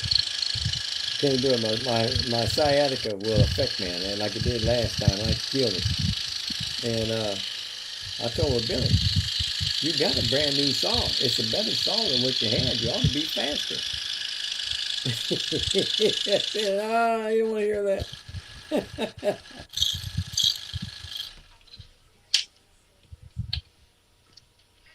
Yeah, he got a 30-inch Curtis. Oh, yeah? Yeah, he was going to You get a got that 24. limousine.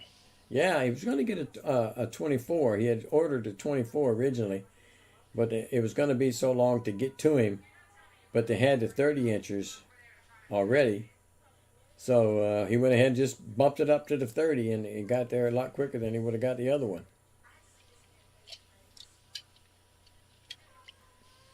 Now they got this on Facebook Marketplace. They have a 30-inch Excalibur Oh, that yeah. I've been looking at it. It's been on the marketplace for 22 weeks now. The guy is asking $900 for it. He says it's used, but it's in like new condition.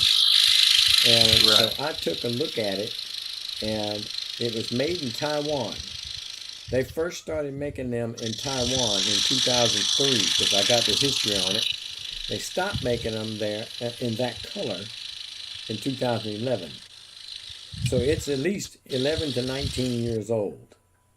And it's been sitting in this old dusty ass shop. It's full of dust.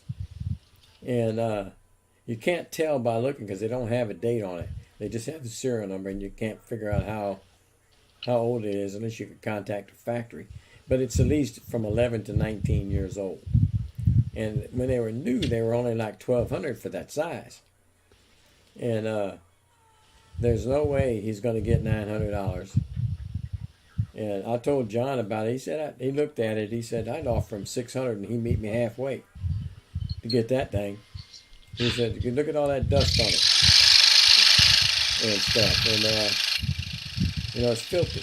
It ain't clean it up and stuff." So I keep watching it.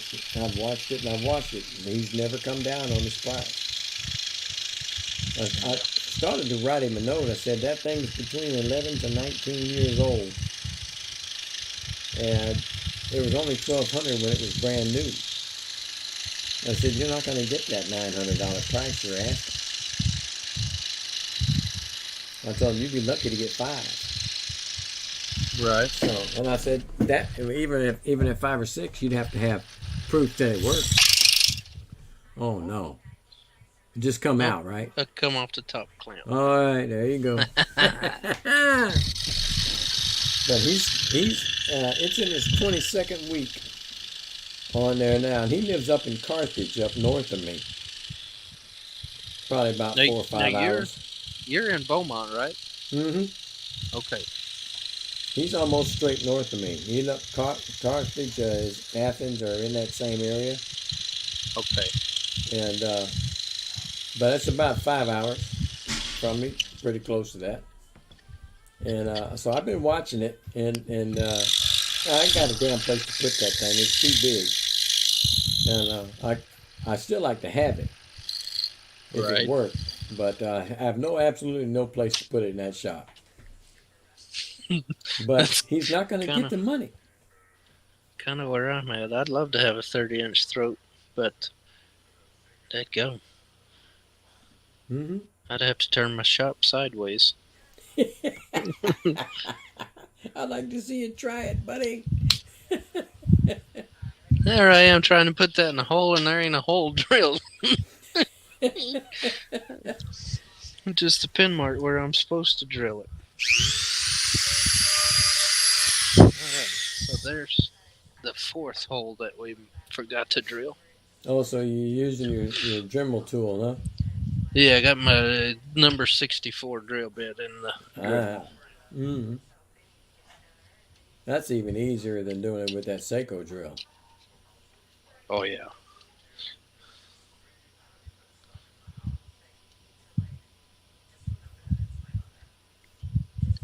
All right, you got 26 minutes left.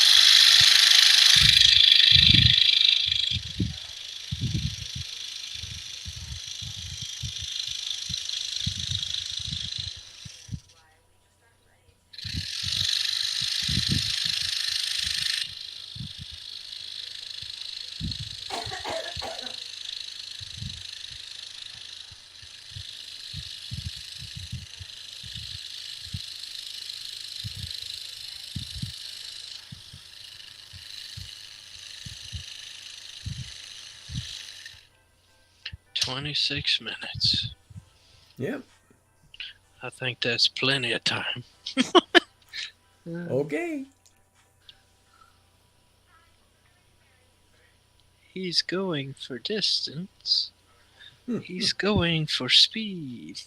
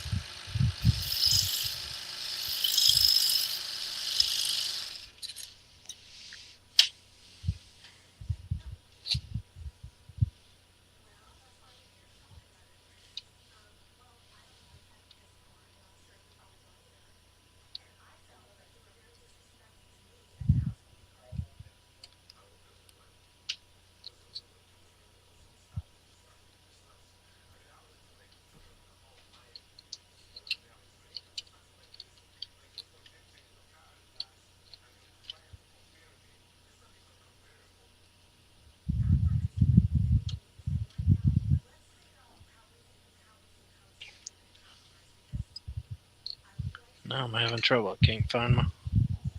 Hang on.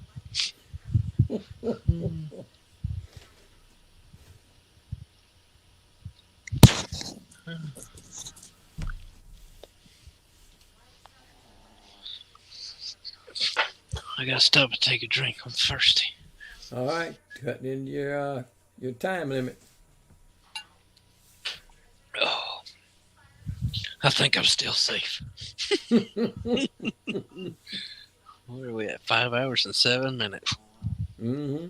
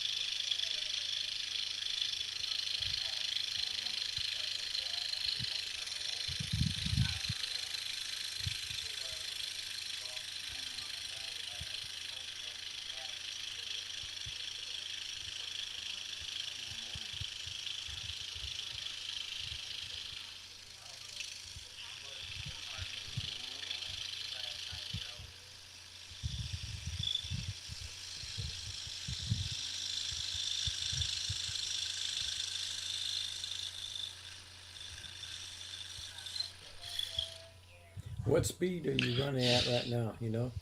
Full speed, Oh, full speed. Okay. I think. Yeah. She normally stays full speed.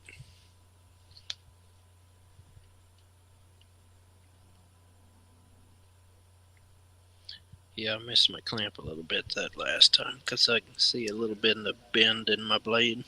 Mm-hmm.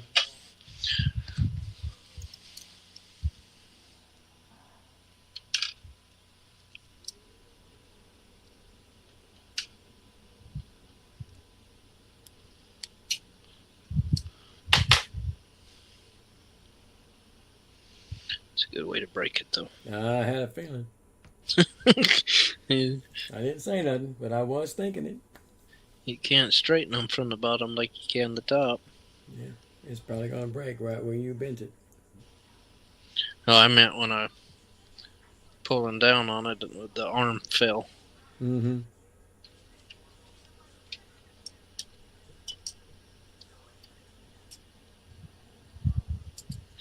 Come on. Come on.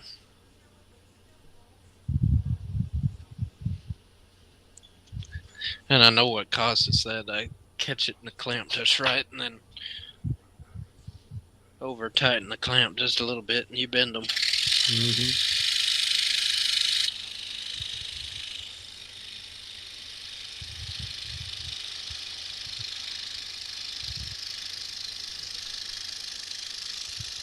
And they come out looking like a hockey stick.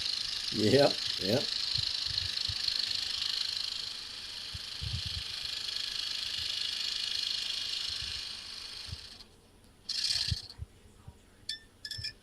$20.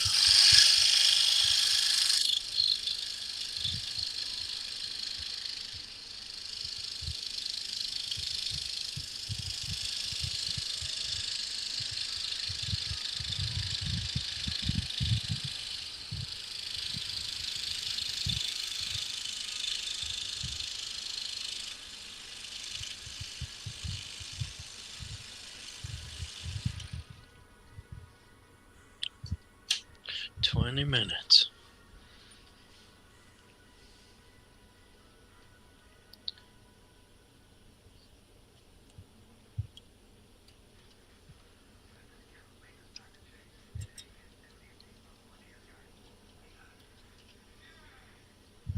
If I had bigger pilot holes, it'd be easy to slide this through the top.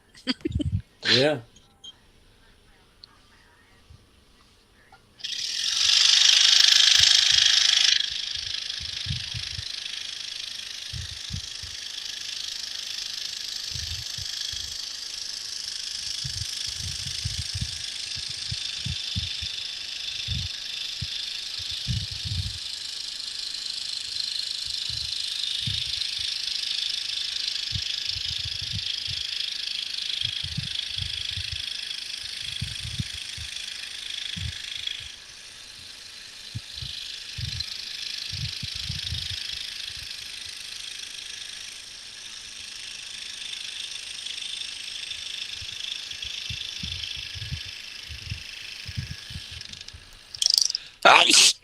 Oh, Bless too you, much pepper.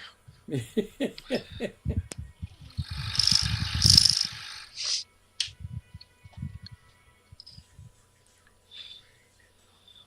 Right. 20 minutes. 20 minutes.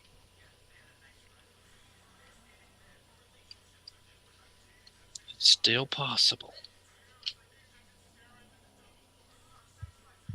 17 minutes. Oh, Yeah. it's still possible.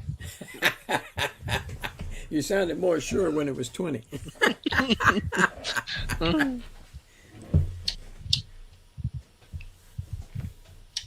Come on.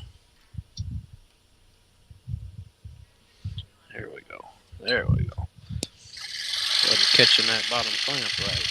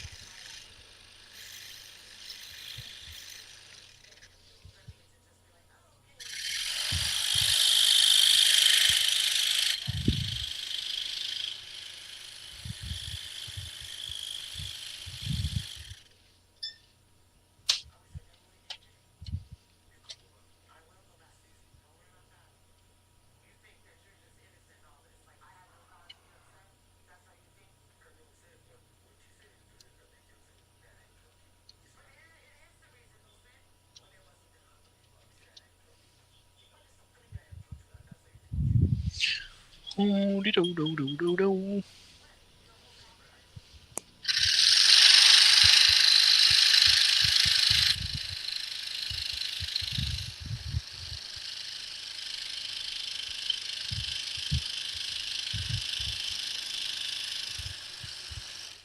15 minutes.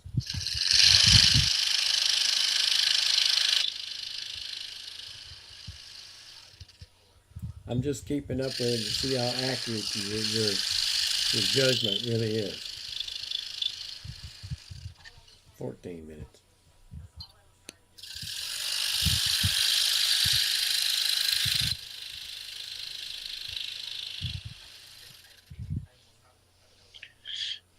$14. 1, 2, 3, 4, 5, 6, 7, 8, 9, 10, 11, 12, 13, 14, 15, 16 more cuts. By God, if you'd have not counted them, you'd have probably made it. Oh, he can still make it. It's going to be close.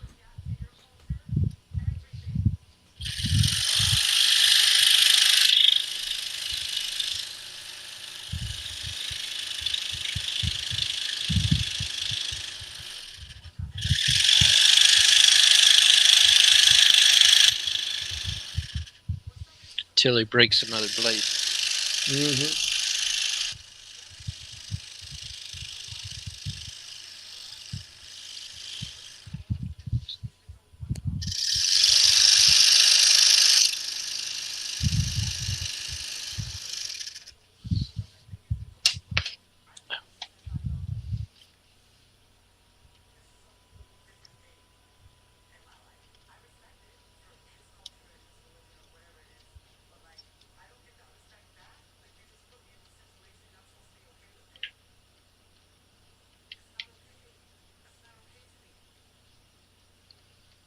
There it was. I tried to get down in the airport.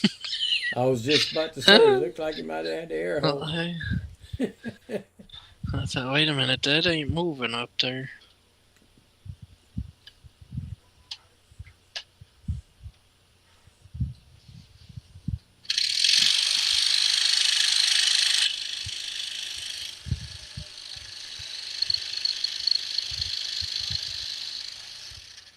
Gets a little easier to do when you can't see the underside of the table anymore. Mm-hmm.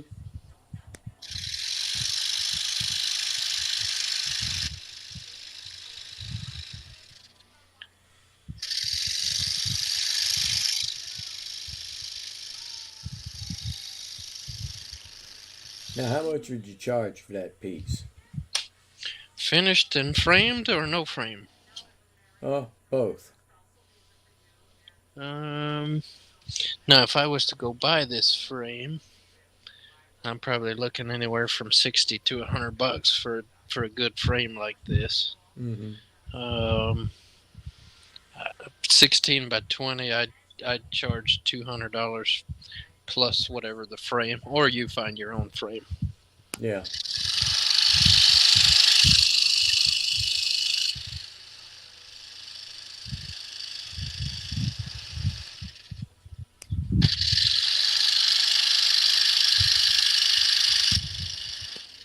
Now, with the right crowd at the right show, you could probably bring in $400 or $500. Yeah.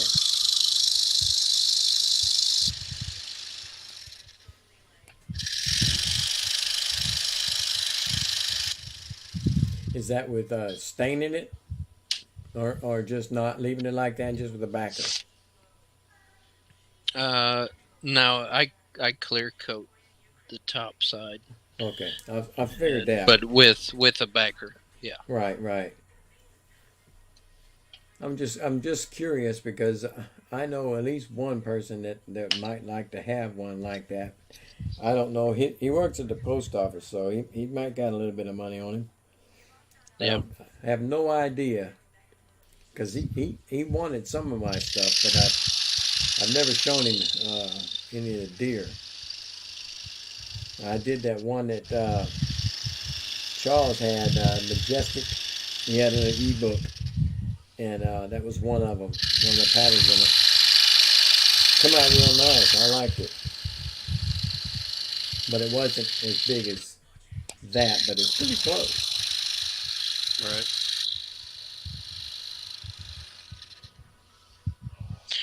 Now, like my portraits, usually I try to keep those around 11 by 14. Mm-hmm.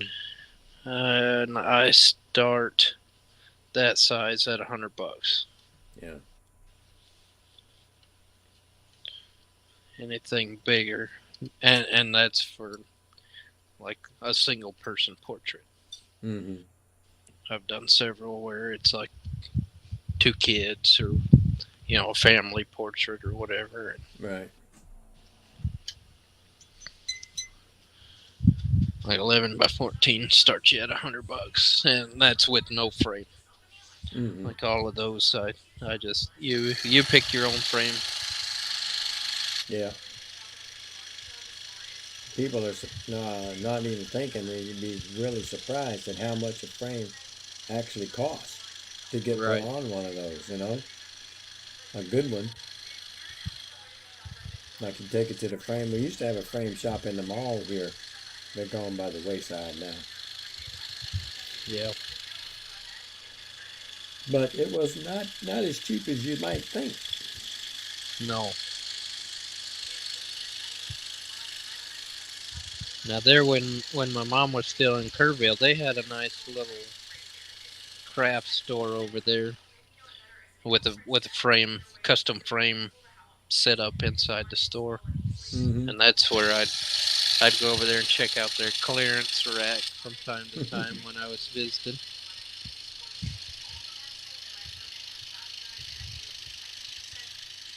And still, I mean, even the pheasant piece that I've got framed in there, I bought that frame from the clearance aisle, and I still paid $60 for it, and it was marked 50% off for 16 by 20. Mm-hmm. All right, you got 8 minutes left. 8 minutes. Give or take a few seconds. Oh, there it is. 7 minutes.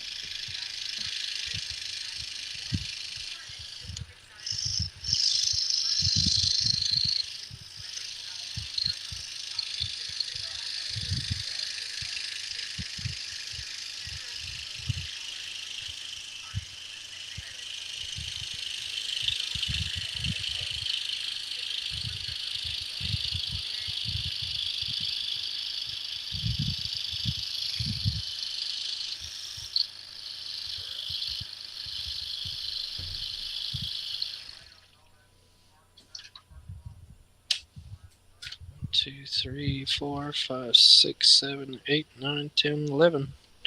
11 cuts left. 6.5 minutes. See, I'm not gonna make it because I started top feeding, and that I know slowed it. me That down. is your problem. I know it. Yep, Well, we can blame it on that. that's my story. Damn it. But you never miss a pilot hole when you do it from the top. Nope. It might not be feasible on your saw with all those holes around it. But it hadn't been too bad tonight. Uh, like I said, I only hit that airport one time so far.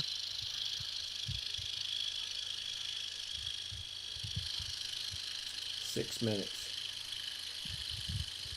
You're gonna probably miss it by about 4 cuts. When the time comes, I'll tell you, and you count the cuts you got left. Alright. I'm thinking 4 cuts. I could be wrong.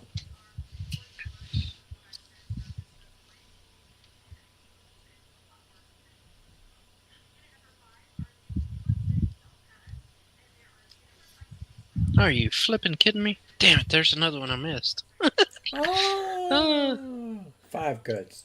We're gonna erase that one since there's no pilot.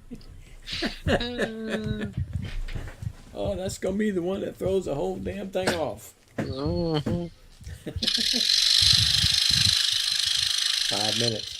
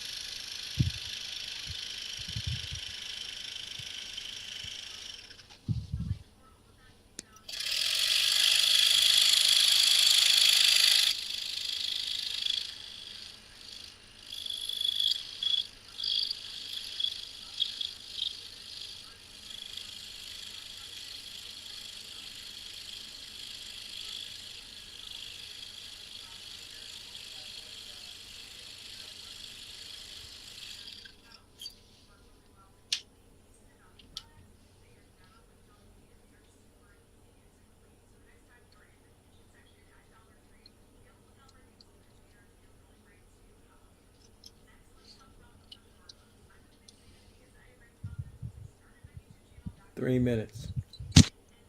3 minutes.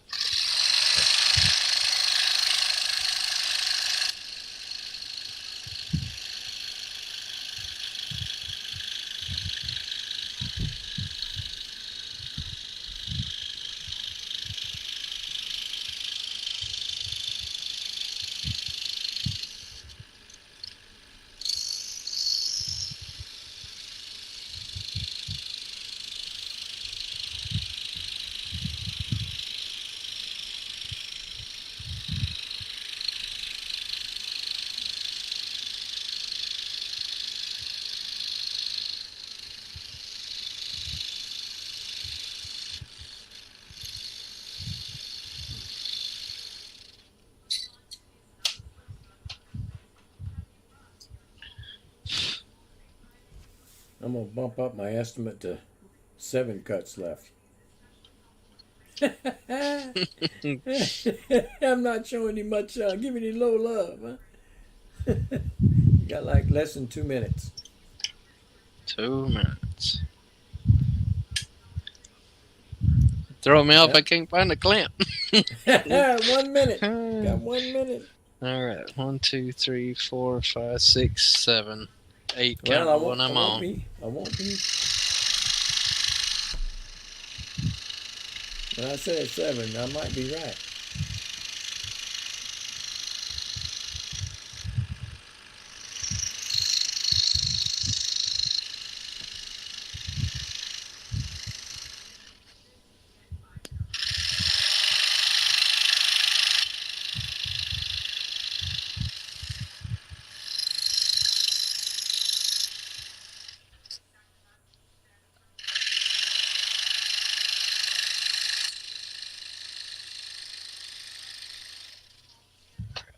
Seven cuts left. I might as well just stop and drill that hole. It's time. 7 cuts. 7 I cuts. nailed it.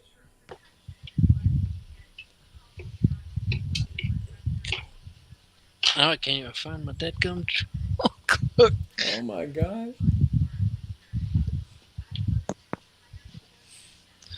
Come on, hook. There you are. Dad blast it. Well, you're still on 236.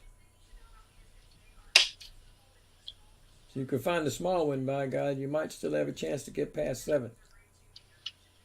All right. Till I miss the clamp. Mm-hmm.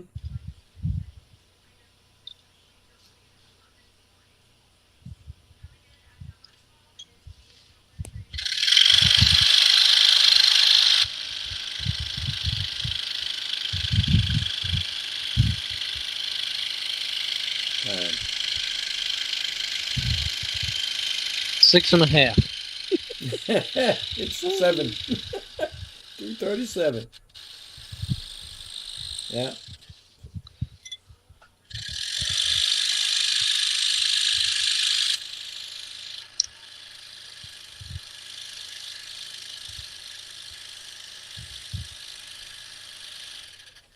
All right, now we got 6 left.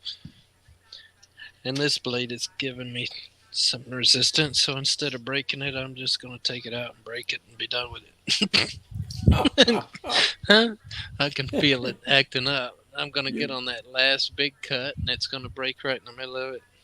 Well, you might have got at least a half a cut out of that blade before you did that.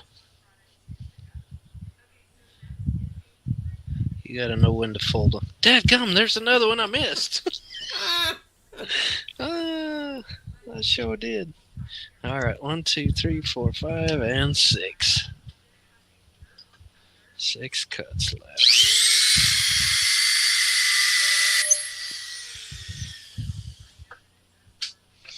Might as well just stand up, take a drink now. Oh yeah, we've already passed no point of no return. That last corner piece, that's a good 3-minute cut anyway. Mm-hmm.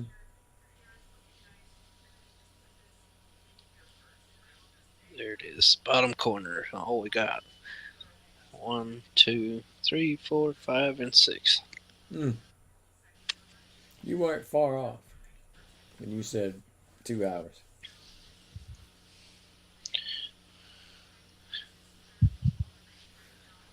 We'll call it 2 hours and 10 minutes to be safe. I swear he said 2:10. Somebody don't rewind that clip.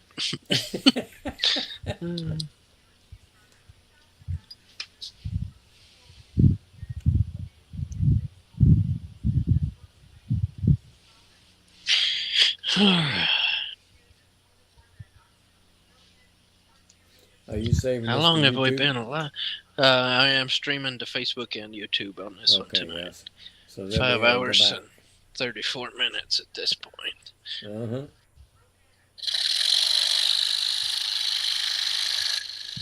All I'm saying now, the pressure's off, man. However long it takes is what it takes.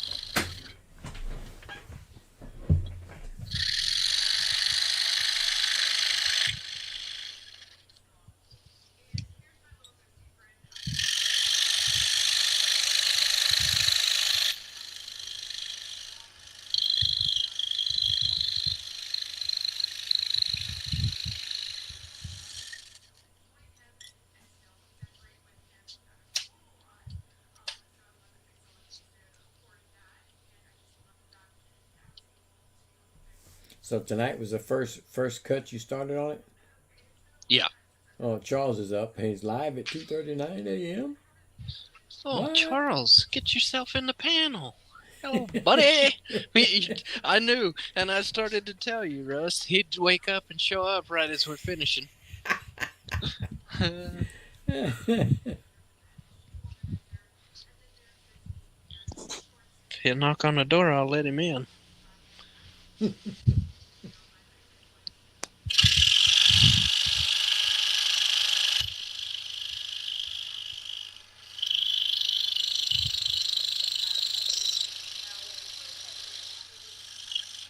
He said, yes, sir.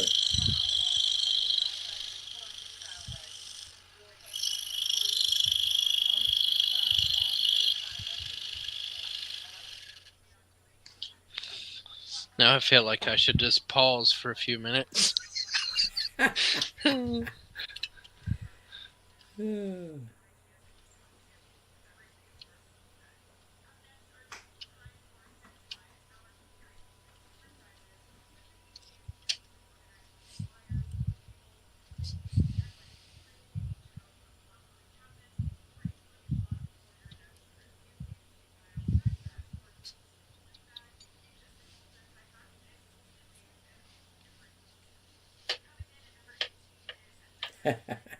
There he is, knocking on the back door.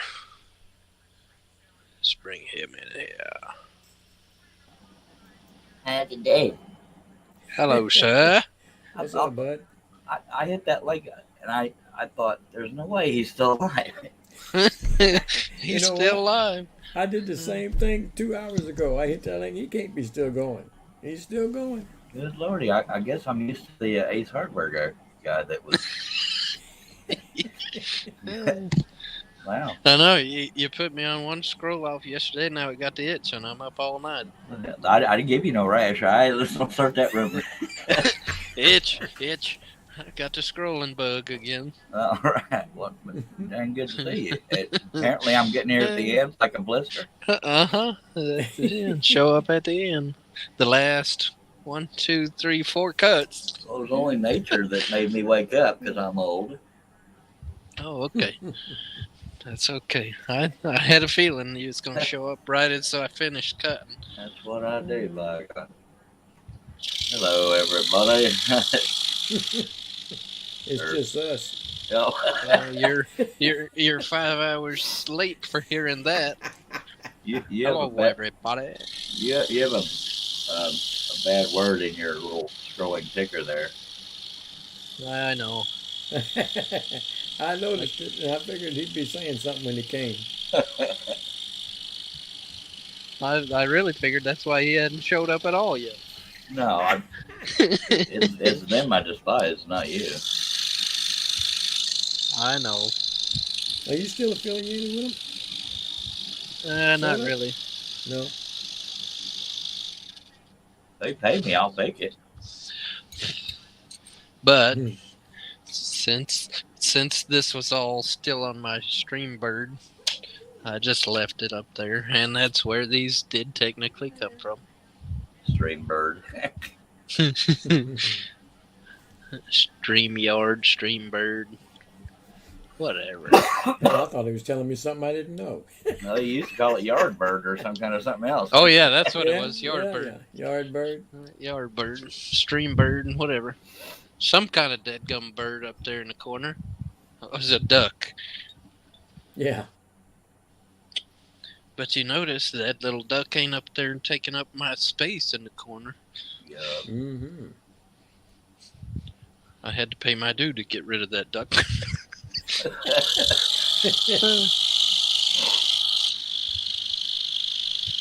I ain't even been on him so long, I had to renew my credit card with him. I'm still pinching myself to somebody's lives this late or early, whatever you want to call it. Well, see, here's the deal. I'm on night shift at work this next week. Thought you did construction, so apparently I'm out of the loop. No, I'm out of that now. I left and got me a new job a couple months ago. So I'm doing commercial maintenance now. He's a mall cop. I'm kidding. So there's a couple of jobs coming up that you got to come in after the stores are shut down and do the work at night. So I said, well, I got to come up with something to stay awake all night, so I sleep during the day for the next week. And somebody pointed her finger over there and said, there's 2 projects sitting right there for you. And I said, oh, goody, I get to go play with the boys. And only one of them showed up.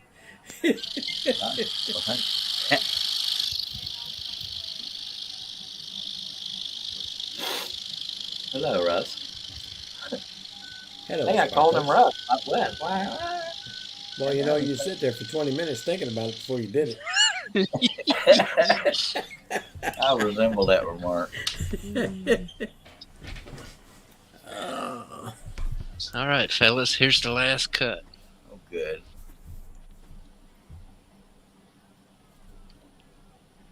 I know I was telling Russ earlier, after we did our little scroll off yesterday, if you go back and look at the video, you'll see where this piece was sitting right back over here, propped up against the wall behind my camera.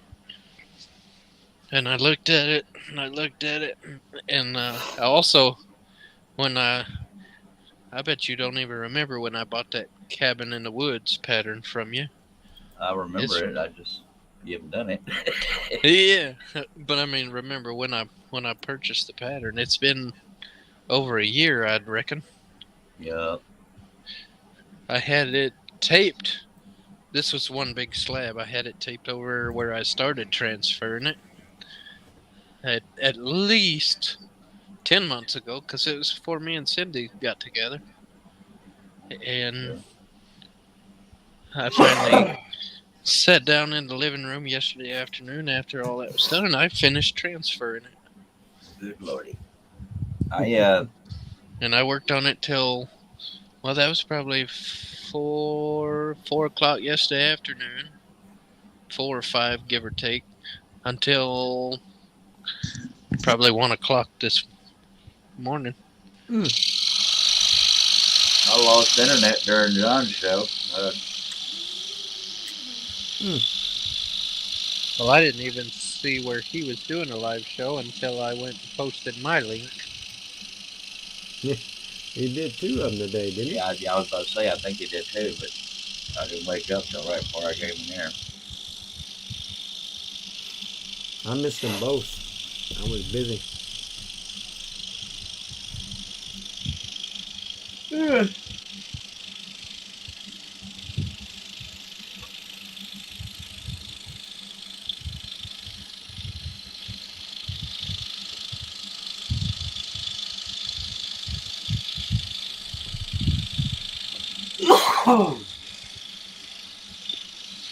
Okay, straight line.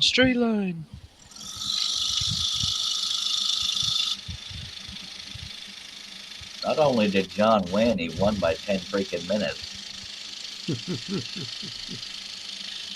He beat you better than Shay did. Yeah. And Doug was kicking butt. That's surprising. I still say that he had already done that one and he just pulled it out. So John No way said, he "Go could be. go back and watch, man. Yeah. You'll No see. way. It stays on the camera the whole time." I was gonna say his camera must have malfunctioned.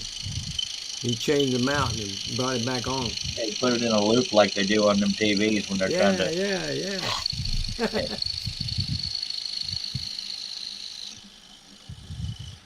But There's with no way he West could be Benedict, that fast. with West Benedict 3 of them, he probably would have beat us all. So he's not allowed to. Yeah, that's what we think. Well, I really figured that was probably a 30 to 45 minute piece if I had done just a single. I suck at guesstimating how long is something. Whose design is that? I assume it's yours. It is, yes. Show off. Just kidding. Congratulations. Now I gotta sweep the shop floor. Well, you have a shot back if use it for its design purpose. There she is. I believe it. And my shop cat who sleeps in the litter box. All right. If that was a shared litter box, you probably wouldn't sleep in it. Ah, there that is. And the wonderful dumpster diving frame that will accommodate that. Nice. It is nice. You should name that cat Splinter or something since it hangs out in the shop. I should name it what? Splinter or something.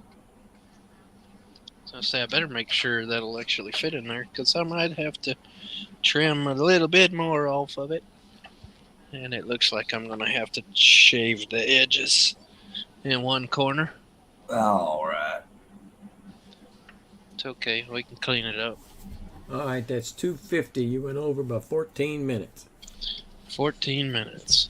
2 hours and 14 minutes is what you took. That was not bad. Not bad at all. Not bad at all. That does put my edge right there at the corner. Mm-hmm. And just to clean that up just a little bit more, I might even end up staining the bottom edge to match that frame. Mm-hmm. Or actually, I kind of messed over here. The Dallas It's Cowboys close. actually played pretty good, by the way. Did they? Cooper Rush. Who's Comes that? right in. The Dallas Cowboys. That's football, Mr. Shirley man. Yeah. Now this pattern's only been sitting here ready to cut for about 2 years. Well, that's slacking. I got no room to talk. Other than these last 3 scroll offs, I haven't touched my scroll saw. I actually haven't been motivated to do nothing. You sound like me. Reels. Let's see. There she is. Ah, sweet. Nifty and stuff. I keep saying she. There he is. Yeah, I don't see your signature in the cut piece.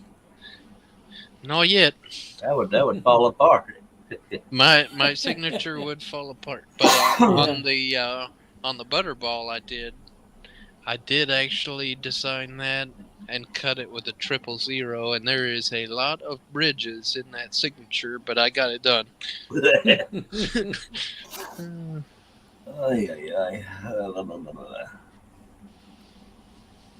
Oh, she looks There we good. are. I mean, it's a nice 5 cut. hours. 5 hours and what did we say? 40 minutes? 40 something. 47, 58 now. 45, 48 right now. So you were. I used to be able to be A live little that long. Well, there's a gander at the next piece. Holy monkey. Yeah, no kidding. And he's got a signature in it. I did. You left just enough space over there in your drawing that I only had to cut out 2 pieces of grass You to are get welcome. my signature in there. Did you count the holes? Not yet, Holy but hell. the other thing is I altered it, and I cut probably 300 or 400 of your cuts out of it, Why just to first? give me a little bit of skyline up there at the top. I'll He allow likes a it. little bit of sky in his, you see. Yeah, Mm-hmm. that's per day. Wow, man, that's a lot of cuts. I'm really guessing that there's probably 800. I was gonna say about 1,100. I was thinking 1,000. Let's go with 33, 220,000 million. No, that's the elk. And that is also 16 by 20. But I'm gonna go ahead and cut this live stream off, and we'll stay in the chat and just visit. And frolic and you talk about our shop bags. Alrighty. Turn Mine's purple. full.